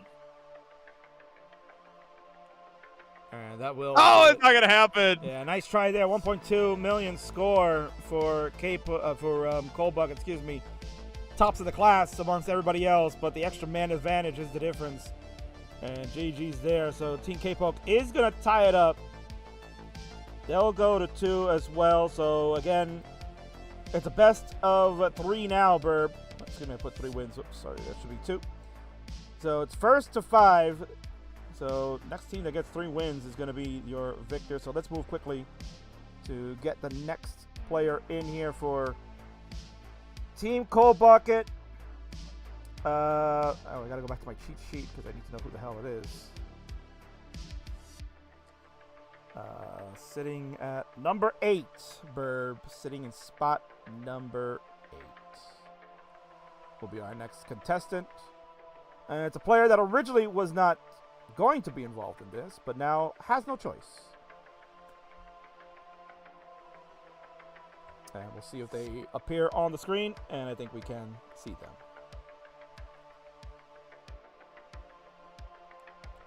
Do I have the right person there, Bird? Here's that way. Let me double check my notes here.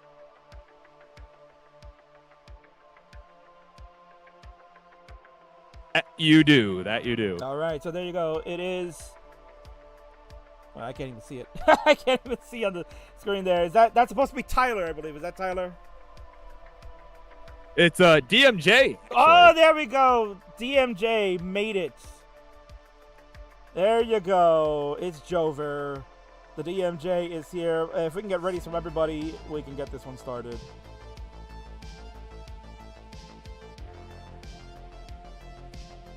We got readies from Team Capo. Can I get verbal readies on that side, Burp?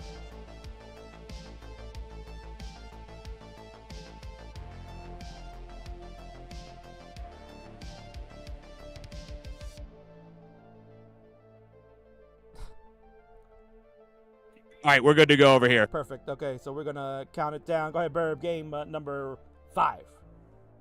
Yeah, something like that. 3, 2, 1, Tetris. And we're off and running. There we go. Little mini heart attack there with the well, top out screen, but yeah, we're all good. I wasn't worried. I wasn't worried there. All right, so Team Cole, Rhubarb, CoalBucket, the captain, and DMJ making it just in time. We had a substitute ready to go just in case, but our hero is here, DMJ, David Michael J, in the house on Team Cole. Team K-Poke consists of Cobra, Jerpy, and Confusing Poke. So there are only 2 players remaining, one for each, and Cobra. Oh my god. Oh, Jerpy. Oh, my word. Oh, it was Jerpy. Excuse me. Oh, Jerpy, no! Oh, no! I don't know why I thought that was Cobra's board, but it's Jerpy's. You're right. Oh, shenanigans. No bueno. That is an early top out. 25,000 for Jerpy. She's finished. Yeah, hand on the head there. It's like, oh boy. Whoops. Long bar hangarang in column 2, Burr, the most deadliest of hangs. Yeah, no doubt. Long bar column 1, certainly the hardest to maneuver, especially if you got a miss drop like that. I mean, that's yikes. Yeah, Team K-Poke certainly like, no. Not where you want to be at this juncture of the game. It is tied 2-2, so at least they have that in their favor. That the one player at disadvantage now, or at least keep them in the game, and then if they lose this one, they will get the upcoming player there, and I think Jerpy reset the score there, so wasn't that many points anyway. But yeah, Jerpy, if you do not play another game, because that will affect the score total.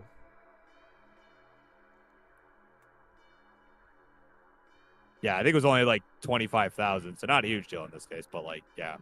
Well, I mean, if we get down to like a $25,000 point difference, then we'll have words there. 25,800. Thank you, Long Bar, for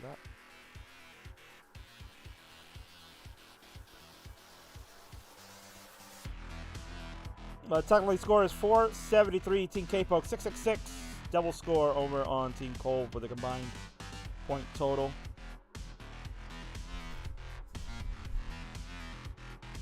For what a concept War Games is, but certainly running up against the clock here. Yeah, it's starting to cut it pretty close.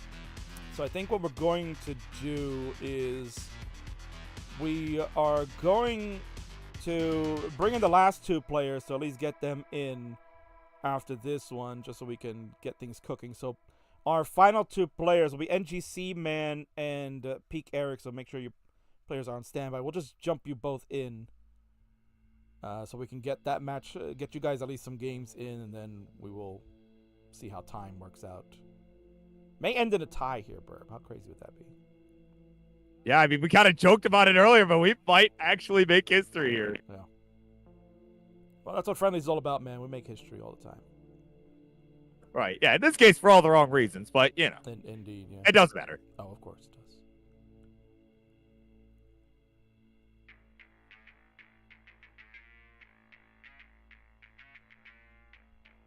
Ampu coming in with some online facts. Me getting swept was actually intentional to make sure we stayed on time. But we were technically 15 minutes late because reasons. So, but thank you, Ampu, for helping us get back somewhat on schedule. Thank you. Yeah, carrying the Mart's mantle for the evening. Yeah. You can imagine Mart's won a match tonight. They're crazy. Yeah, right. I was not ready for that. Yeah, him and Temp, the Endless Rivalry is their new team name. Apparently, Mart's dumped Louis and teamed up with Temp.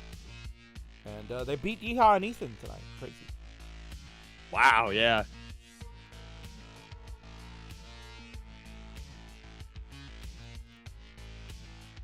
Cynthia Lombard asking, does a tie due to time constraints count, though? I mean, tie is a tie, right?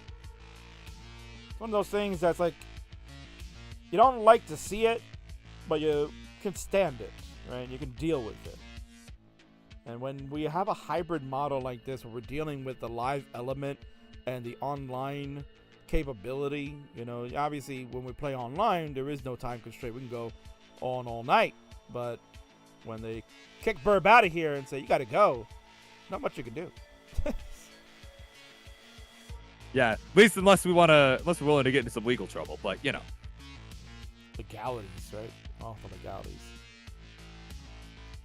But we'll see. We'll base it off of who gets the most wins before time runs out. So this is a very huge game number 5 going on right now. Someone will get the 3-2 advantage, and then we're going to bring our final 2 competitors at the same time for time constraints. Obviously, that goes against the War Game rules, but we don't have all day. So yeah, transitions though, Burb. We are moving along. Cobra and K-Poke on level 19, and Team Cole on 19 and 20.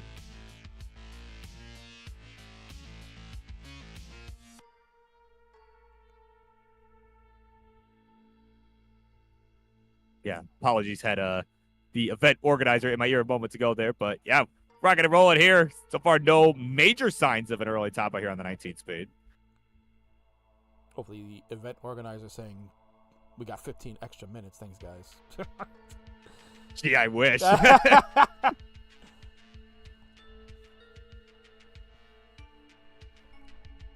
Welcome in Dias Allure. Afternoon all. How's it going?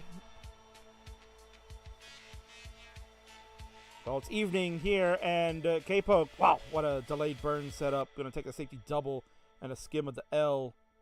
Skims all about. There's the bar for K-Poke. Going to go to 707 with Cobra 751.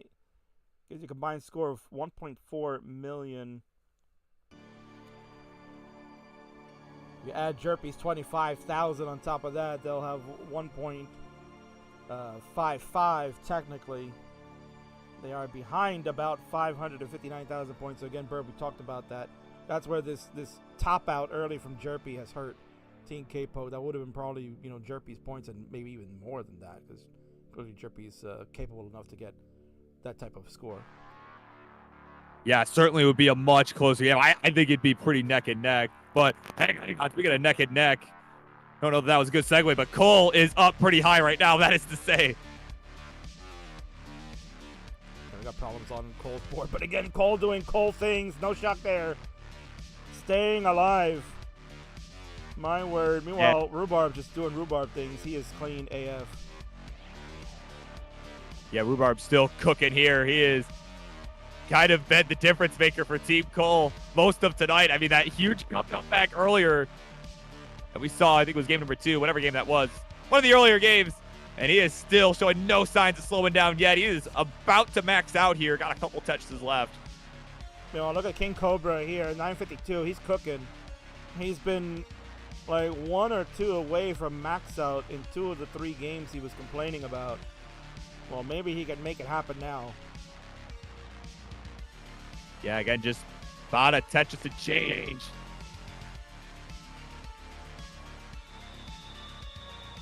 There's the bar for the score. There it is. Cobra's on the board with a max. There you go. So we won't have to hear him complain about the bar count there, but we're not going to be safe from that. Level 28 for everybody. We go to 29 on Rhubarb's side, so let's see how this one goes. Again, no line cap, 800,000 points the difference, and Cole's going to top out 873. Both Cobra and K-Poke have surpassed that number. DMJ making things happen on level 20 at 933. Yeah, and essentially, I mean, if you're on that left side, oh, hold on, DMJ going for a Tetris there. But I was gonna say, I mean, almost better to perhaps go a bit safer here, knowing that you've got such a massive score lead, especially with K-Poke in trouble here.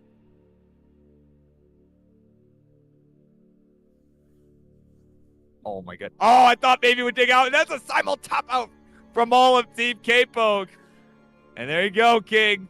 It will be Team Cole taking the 3-2 lead in this one. There you go. Very simple as that. 800,000 points the difference. Add Jerpy's 25,000 if you want, but it won't matter. And there you go. Let's get a win in the column there for Team Cole. So they'll go to 3-2. And we're going to bring our last two players in as DMJ finishes that out. Let's bring our last two competitors in with time running out. We might be able to get definitely one more game in. Could be the game that we need to tie here. Crazy is that. All right. And seat number 9 is who we have coming in. That'll be our last competitor. It will be the NGC man for Team Cole. He's coming in. And for Team K-Poke, our last competitor will be Peak Eric. My man, Mr. CTL. He's coming in now.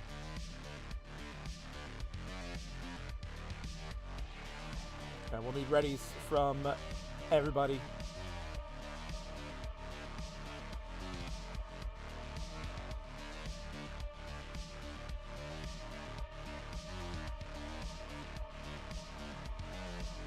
So we got readies on the Team K-Poke side. We'll need a ready from you, Peak, amigo. Camera went away for some reason. That's okay.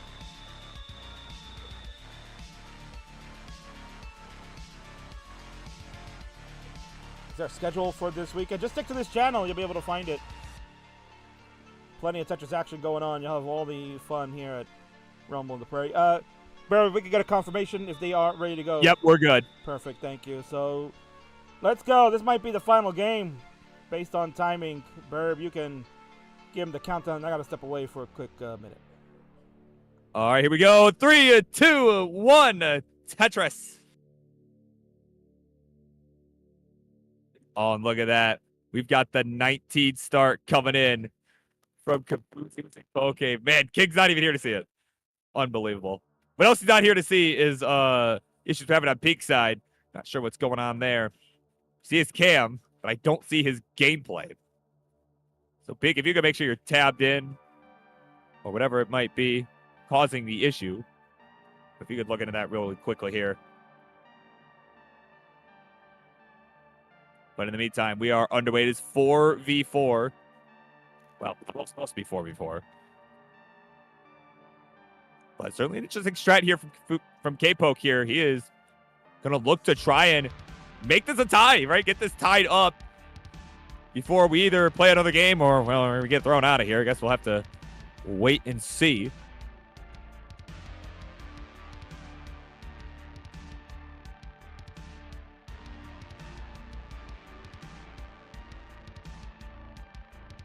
Of course, we got about a... Oh, actually, I was about to say a 40,000 point difference to begin, but they are...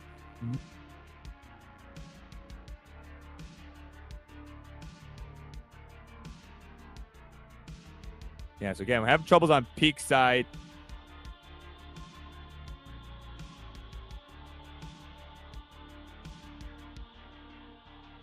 But in the meantime, some pretty awkward boards here all around, really. Just particularly if we're focusing here on Jerpy's side at the moment. Gonna get a nice Tetris here. Trying to bring this down. Again, we're still trying to get Peak's game to show up. We may need to restart this game, but for the time being, let's just keep playing. We'll let We'll see if Pete can get this going here in the next moment or so, but we'll also give King a moment to come back, but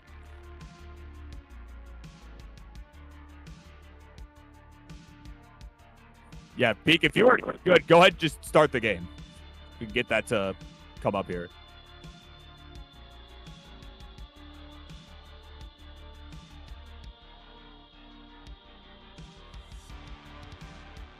But again, currently about a 90,000 point spread in favor of Team Cole. Again, no points for Pete Garrick so far, because we cannot get the capture going.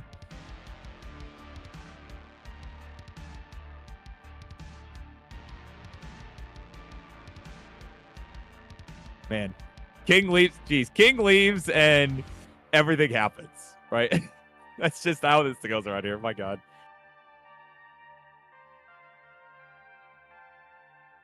Okay, it is just not working straight up. My goodness.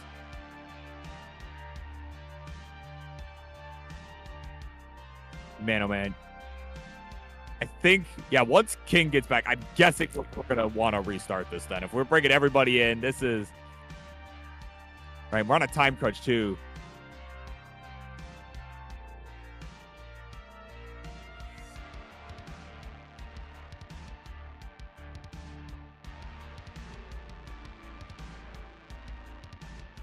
Yeah, right. Burb, I don't feel so good. All right, somebody call Mr. Stark. We're gonna need him right about it.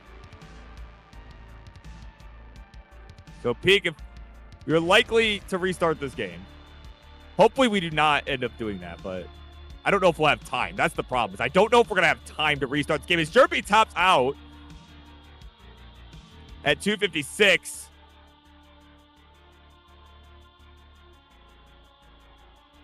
But again, this kind of unintentionally turned into 4v3. We were having calibration issues on Peak's side. So we'll let King come back. We'll figure out what we're going to do here, but.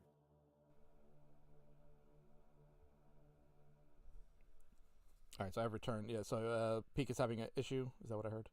Yeah, we're having issues on Peak's side. Yeah, you step away for 1 second, and then everything happens, King. Come on, now. What a shock. So, yeah, he was just unable to get the capture going. He also missed K-Poke starting on 19. You know, that was the other thing we missed here. Oh, man. So I don't know if we want to restart the game. I don't know how we want to handle this here. Well, we're kind of out of time here. So I mean, let's just let players. That's what I mean. Let players play. We may have to resolve this another day.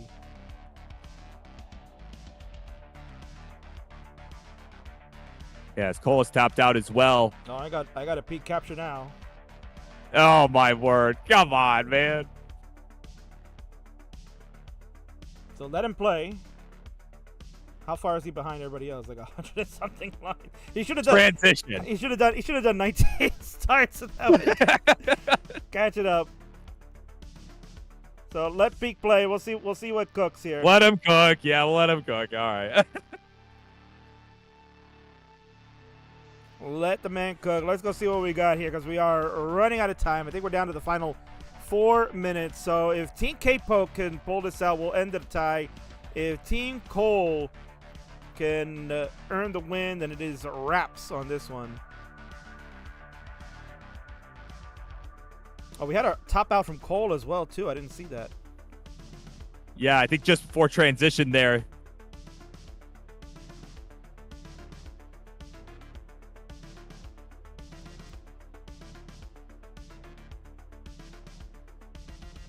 I love how Ampu comes in here with the suggestion. I think if Team Cole wins, they should get the win. But if Team K-Poke wins, it should be a redo. Yeah, no bias whatsoever, clearly. None whatsoever.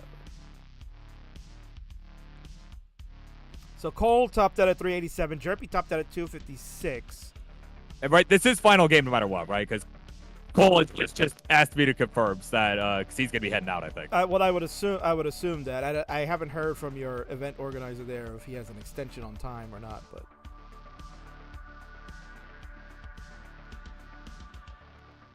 Okay, yeah, this will be it. Yeehaw says we've got confirmation. This is it. Okay, so this will be the final game. We'll watch Peak play it out and see what he can do. And then, Burb, we may have to pull a Lone Star, right? We might have to pull a Lone Star and try to get these players all back together again just to finish it out. But at least we'll get the 4v4 now, right? We'll get all four being able to play it out at the end. Yeah, little jank, but it all works out fine in the end. We'll do it on a Monday Night Mayhem so you can enjoy this scuffness. Yeah, exactly. Yeah, that's great. No, I'm the second most curse-friendly show in all of existence. There you go. So, I mean, we as we watch these players starting to finish things out here, Team Cole with a 2.6 million score, Team K-Poke with a 2.2 million score. Not too bad there. So, I mean, obviously, Peak can make up the difference there. That is a huge thing. So, we'll see how that goes. Yeah, massively behind in lines here. He's halfway through level 18. But the benefit here, Burb, is that he's not at the live event. So he can continue on. Everybody else can just leave. We'll just sit here and watch him. Right. We'll just sit here and watch him online finish it out. K-Poke, something happened there. Looks like he left. Oh my! Yeah, I didn't even see what happened. I have no clue what happened. What his score was. Oh my word! How do people like GD do it with the Wars event, man? Watching 8 games at once. I don't understand. My man just dipped out. He's like, F this. Whatever. 894, 820 was his final score. Yeah, for future reference, my friends, obviously don't do that. Don't leave or don't start a new game because you're affecting the score of the total combined awareness here. Like, Yobi has not had the time to be able to, work it out that it can leave the score in place and nothing else happens on the back end, right? It's not been able to work that out, so we kindly asked. Good. We kindly asked. Cobra's going to top out 1.04 million. So if you add in the 894, let's round it up to 895, right? Let's make our life. Yeah, let's make it easier. 895 minus the 1.7 that they're chasing there, so it's about 900,000 points. Peak's got to get theoretically. In addition to what he's got, I was looking at.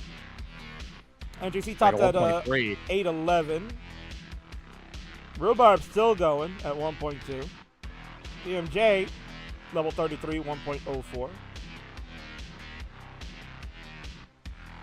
So at least, Burb, what we're getting is you're getting a sneak peek of what's going to happen tomorrow at the Rumble in the Prairie event. What time do you start tomorrow, Burb?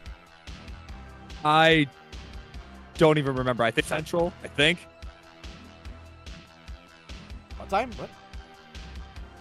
I believe 10 a.m. Central. 10 a.m. Central. All right, so 11 a.m. Eastern, 10 a.m. Central. We're looking at this Rumble in the Prairie number 14 event hosted by Yeehaw McKickass. Thanks to Yeehaw for allowing us to do this hybrid mod. I think it went very well for the most part. Obviously, we needed a little bit more time for the war games to get going here, but that's okay. We're learning to try to make this a really nice novelty to have in Classic Tetris. Peak here at 519 transition.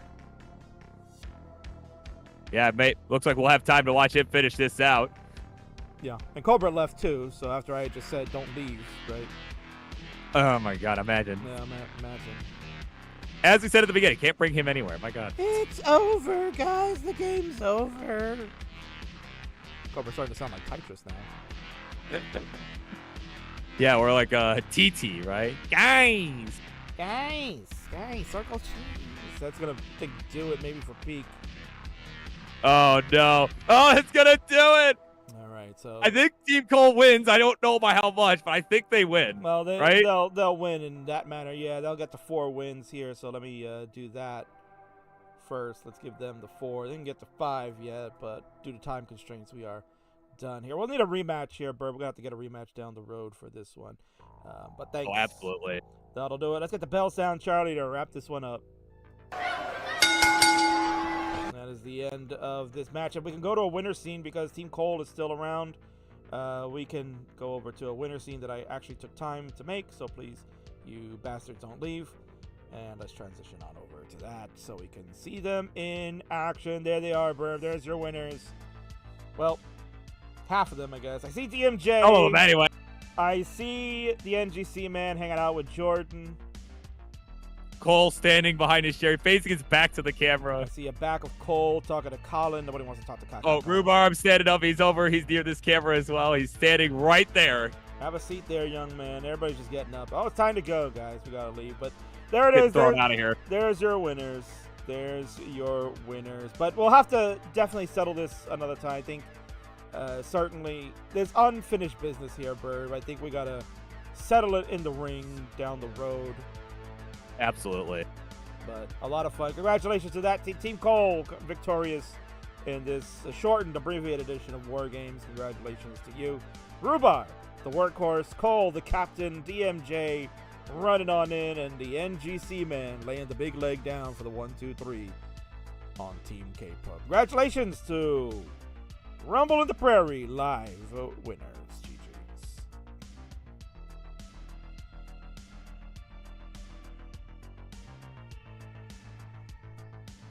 All right, so that wraps it up. This event is said and done. I want to give a shout out to, again, first of all, to Yeehaw for collaborating with me. He came up with the concept, says we could do like this hybrid model, and I would love to be able to do all this stuff. And I said yes, because I always say yes to everything interesting. So shout out to Yeehaw, and good luck tomorrow at the event. I'm sure he'll be a very busy man. Hopefully we worked out some of the kinks that he can avoid live on stream. Shout out to Colin for hanging in there because Bird was late, and Colin did a fantastic job commentating that. You can watch him on his channel, Chris TM. When he does basement battles, he'll be back next Friday, because actually, no, 2 Fridays from now. King will be back next Friday, but 2 Fridays from now, I'll be off. It's Good Friday, and I don't do anything that day. So you'll get Colin in a couple of weeks. And Burb is here. Thank you so much for making it to do co-cons with me, and plug away your stuff. Yeah, I was worried I wouldn't even make it at all, but we're here. And of course, I'll do this quickly because we're probably about to get thrown out of here aggressively. So yeah, Monday Night Mayhem, check it out. I'll be back on Monday, March 25th, right here at twitch.tv/Classic Tetris. And as a side note, registration for my upcoming regional this May, the Motor City Mayhem, as we're calling it, May 11th, it's Saturday, May 11th at Gatekeeper Games in Berkeley, Michigan. Registration is now open. You can check that out. start.gg/mi-tetris. You heard it from him. King is finding the slide. There it is. Yeah, I'll give him the slide there. It's in the pre-roll, so that's exactly what Burb said. Motor City Mayhem, CTWC Regional, May 11th, Berkeley, Michigan. Start.gg/mi-tetris. You can go find all the information there. Burb is hosting, along with, I'm sure, a myriad of other people. So go check him out there. He's a great guy. And, of course, the host of the Monday Nights. He's doing a wonderful job. And the slide I had before that you didn't see because I was charging it on is what's going on also happening this weekend. They're having fun setting up stuff right now over in Phoenix, and you'll get that action going on this weekend. They will have all the good stuff. CTWC Regional going on March 16th, Quals and Bracket at 2 p.m. And then Dr. Mario also going on Sunday, because why not? You get a 2-for-1 special. Chris Tang will be live at the Game On Expo in Phoenix, so you do not want to miss out. If you're in that region and you want to go to see a live event, then that is your best opportunity to meet the legend himself. He's a great guy. That'll pretty much do it. I did not do this announcement. We were supposed to do these announcements, and I had forgotten. So, sorry about that. But let's burst it out. Why not? It is Tetris Friendlies Reckoning. Burb is probably out the door, so he's not listening. But Tetris Friendlies Reckoning is happening. Oh. No, he's still here. He's still here. Friday, April 26th and Saturday, April 27th, 6 p.m. Eastern, 10 p.m. UTC, 5 p.m. Eastern, 9 p.m. UTC, respectively, on those channels, among all the other platforms that we do. And we already announced main event is going to be this one. It's a big one. It's the once-in-a-lifetime match. Why do I still have that stinger on? Oops, we should not be using that.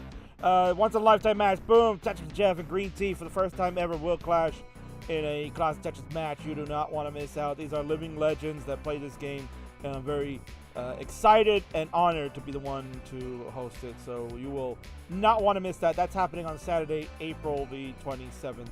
So make sure you tune in for that. And we were going to announce tonight, these 2 matches are signed, sealed, delivered. Let's go on over. It is official. We got a #1 contenders match for Reckoning. The young man who you got to see that wowed the crowd, CoalBucket, who took the current champion SV to the limit of the decider, almost taking the belt.